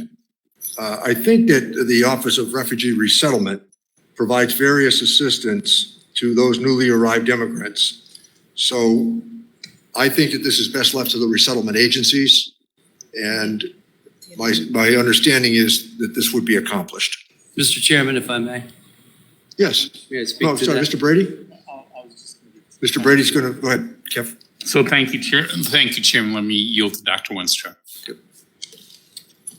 Yeah, I think it's important to point out that oftentimes when these types of programs are administered, if it is not spelled out, then they are often left out. And it's important that we make it very clear that they are included so that there isn't the controversy later. I think it's a simple thing to add. I think it's appropriate to add. I think it is one way that we can at least say we're trying to honor the promise that we as a nation made, and that we make it very clear that we are doing that.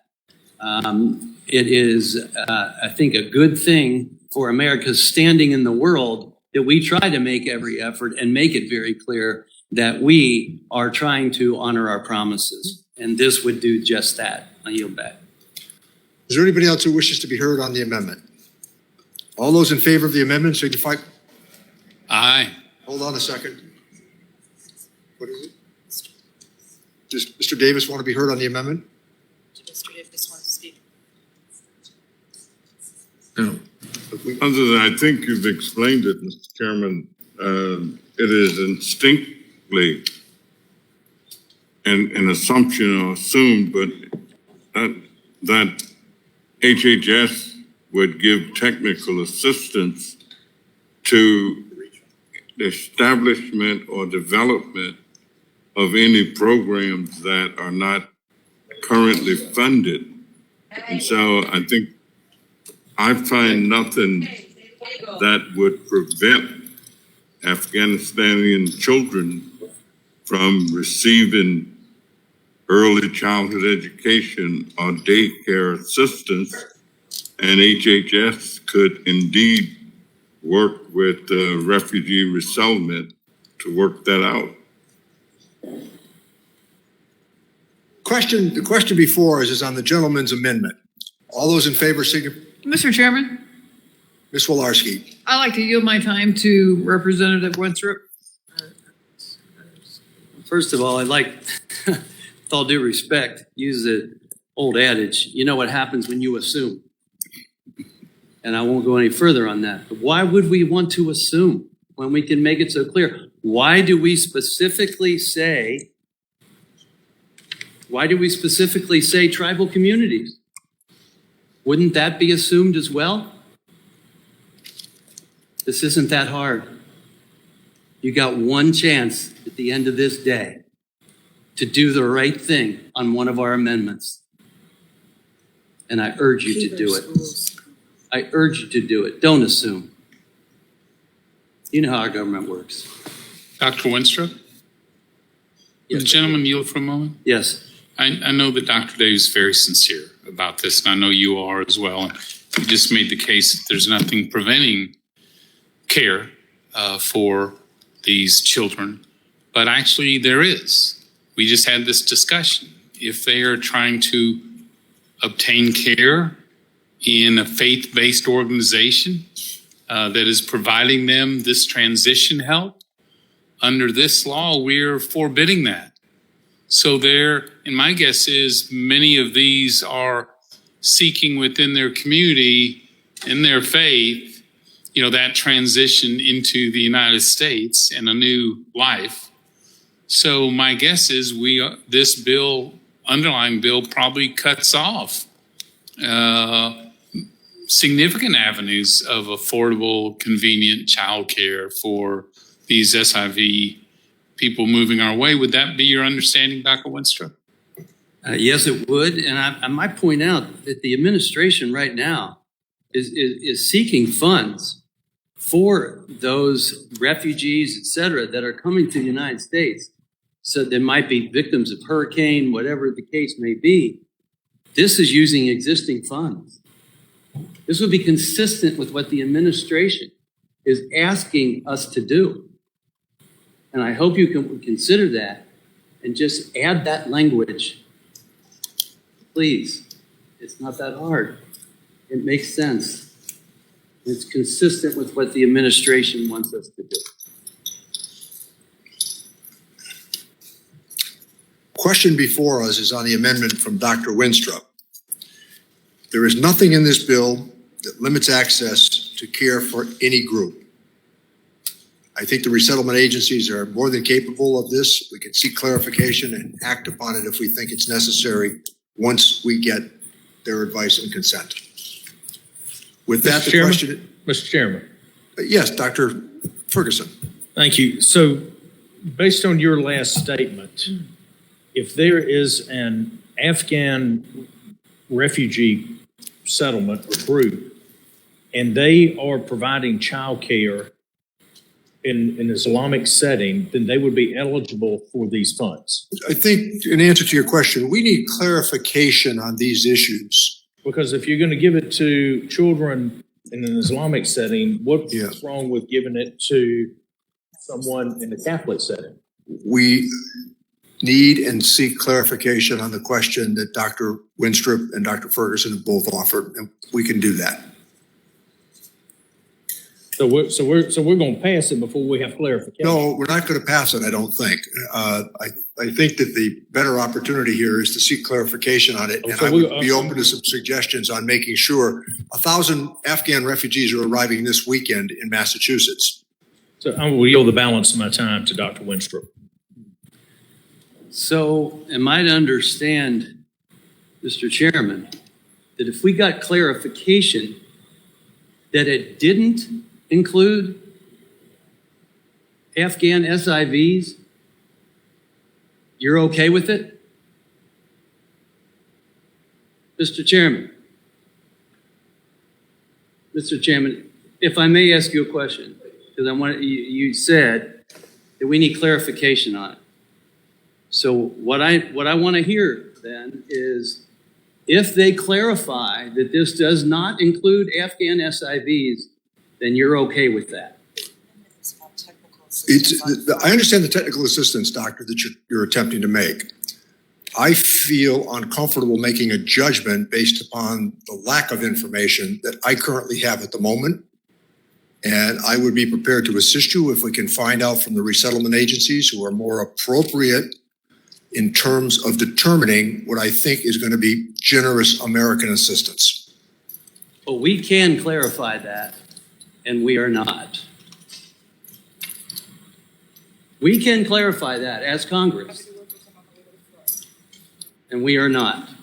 I am happy to work with you, knowing of your intentions here on this legislation as it makes its way to the floor to see what we might do and to get a good answer to your question. Am I right, sir, that we could clarify that now if we wanted to? I don't know that I could clarify it. No, not right now. But I do think that we can clarify it. Yes. Thank you. I yield back. Gentleman from Missouri is recognized. Thank you, Mr. Chairman. To speak on the amendment. This is why people hate the swamp. The duty of members of Congress is to pass laws that clarifies our intent. And so if the current language is not clear, as we've just had a discussion for about 10 minutes, then presenting language that clarifies things openly, like what Mr. Winstrup's amendment does, clarifies it. So you don't want something so ambiguous, or is it the fact that Speaker Pelosi hasn't approved Mr. Winstrup's amendment? That may be the case, but our duty as legislators is to make sure what legislation is passed is clarified. And if an amendment clarifies it, that is following the duty of what we're supposed to do. But I'm sure that this committee's priority is to make sure anything a Republican suggests does not get adopted today. Yield back. Thank the gentleman. The question is on the amendment offered by Dr. Winstrup. All those in favor signify by saying aye. Aye. All those opposed say no. No. In the opinion of the chair, the noes have it. Ask for a recorded vote. Mr. Brady has asked for a recorded vote. The clerk will call the roll. Mr. Doggett? No. Mr. Doggett votes no. Mr. Thompson? Thompson, no. Mr. Thompson votes no. Mr. Larson? No. Mr. Larson votes no. Mr. Blumenauer? Blumenauer votes no. Mr. Blumenauer votes no. Mr. Kind? Kind, no. Mr. Kind votes no. Mr. Pascrell? Pascal, no. Mr. Pascrell votes no. Mr. Davis? Davis votes no. Mr. Davis votes no. Ms. Sanchez? Sanchez votes no. Ms. Sanchez votes no. Mr. Higgins? Mr. Higgins? Ms. Sewell? Sewell votes no. Ms. Sewell votes no. Mr. Higgins votes no. Ms. Del Bene? No. Ms. Del Bene votes no. Ms. Chu? Chu votes no. Ms. Chu votes no. Ms. Moore? No. Ms. Moore votes no. Mr. Kildee? Kildee votes no. Mr. Kildee votes no. Mr. Boyle? Mr. Boyle? Mr. Byer? Mr. Byer votes no. Mr. Byer votes no. Mr. Evans? Mr. Evans votes no. Mr. Schneider? Schneider votes no.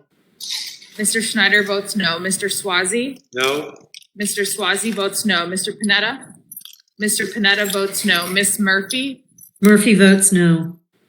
Ms. Murphy votes no. Mr. Gomez? Gomez, no. Mr. Gomez votes no. Mr. Horsford? Mr. Horsford votes no. Ms. Plaskett? Plaskett votes nay. Plaskett votes nay. Mr. Brady? Brady, aye. Mr. Brady votes aye. Mr. Nunez? Nunes, aye. Mr. Nunez votes aye. Mr. Buchanan? Yes. Mr. Buchanan votes yes. Mr. Smith of Nebraska? Smith of Nebraska votes yes. Mr. Smith of Nebraska votes yes. Mr. Reed? Reed, yes. Mr. Reed votes yes. Mr. Kelly? Yes. Mr. Kelly votes yes. Mr. Smith of Missouri? Yes. Mr. Smith of Missouri votes yes. Mr. Rice? Yes. Mr. Rice votes yes. Mr. Schweikert? Mr. Schweikert votes aye. Ms. Walorski? Ms. Walorski votes yes. Mr. LaHood? Yes. Mr. LaHood votes yes. Dr. Wenstrup? Oh, yes. Dr. Wenstrup votes yes. Mr. Arrington? Yes. Mr. Arrington votes yes. Dr. Ferguson? Dr. Ferguson votes yes. Mr. Estes? Yes. Mr. Estes votes yes. Mr. Smucker? Mr. Smucker votes aye. Mr. Hearn? Mr. Hearn votes aye. Mrs. Miller? Aye. Mrs. Miller votes aye. Mr. Boyle? Mr. Chairman? No. Mr. Chairman votes no. Will the clerk report the tally? Mr. Chairman, I have 24 nays and 18 ayes. There being 24 nays and 18 ayes, the amendment fails. Are there any other amendments to the amendment in the nature of a substitute? Hearing none. Where are we here, Daniel? If there are no further amendments, the question is on the adoption of the amendment in the nature of a substitute. All those in favor signify by saying aye. Aye. Those opposed, no. No. In the opinion of the chair, the ayes have it, and the amendment in the nature of a substitute is agreed to. Now let me recognize Mr. Thompson for the purpose of offering a motion.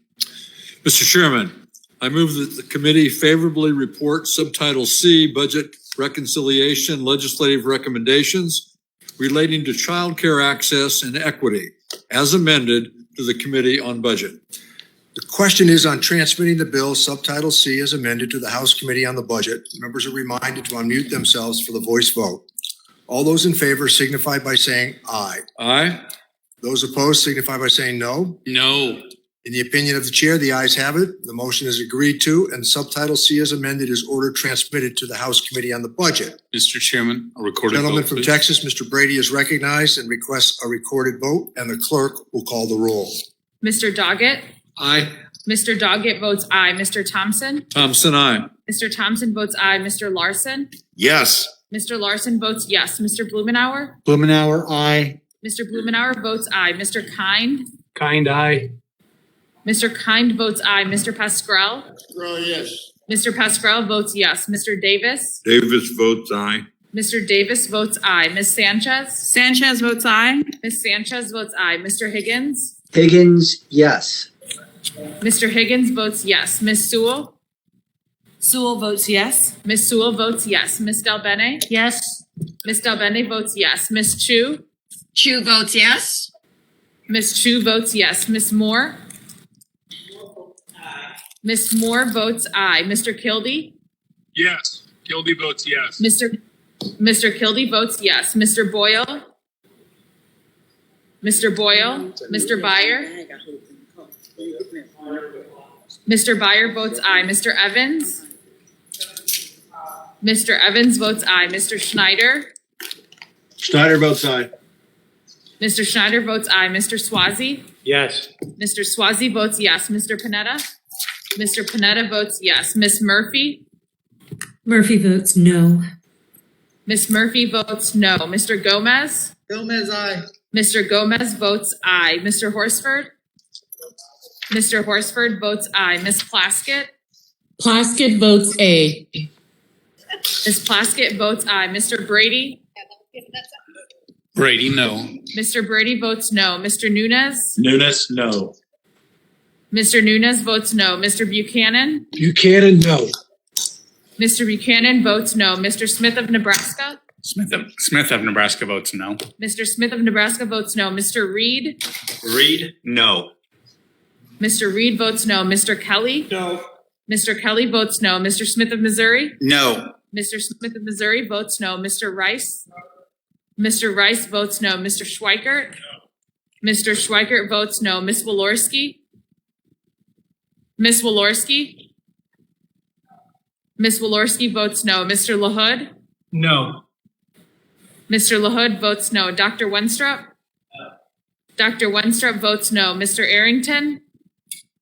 No. Mr. Arrington votes no. Dr. Ferguson? Dr. Ferguson votes no. Mr. Estes? Mr. Estes votes no. Mr. Smucker? Mr. Smucker votes no. Mr. Hearn? Mr. Hearn votes no. Mrs. Miller? No. Mrs. Miller votes no. Mr. Boyle? You got it right home? Mr. Chairman? Mr. Chairman votes aye.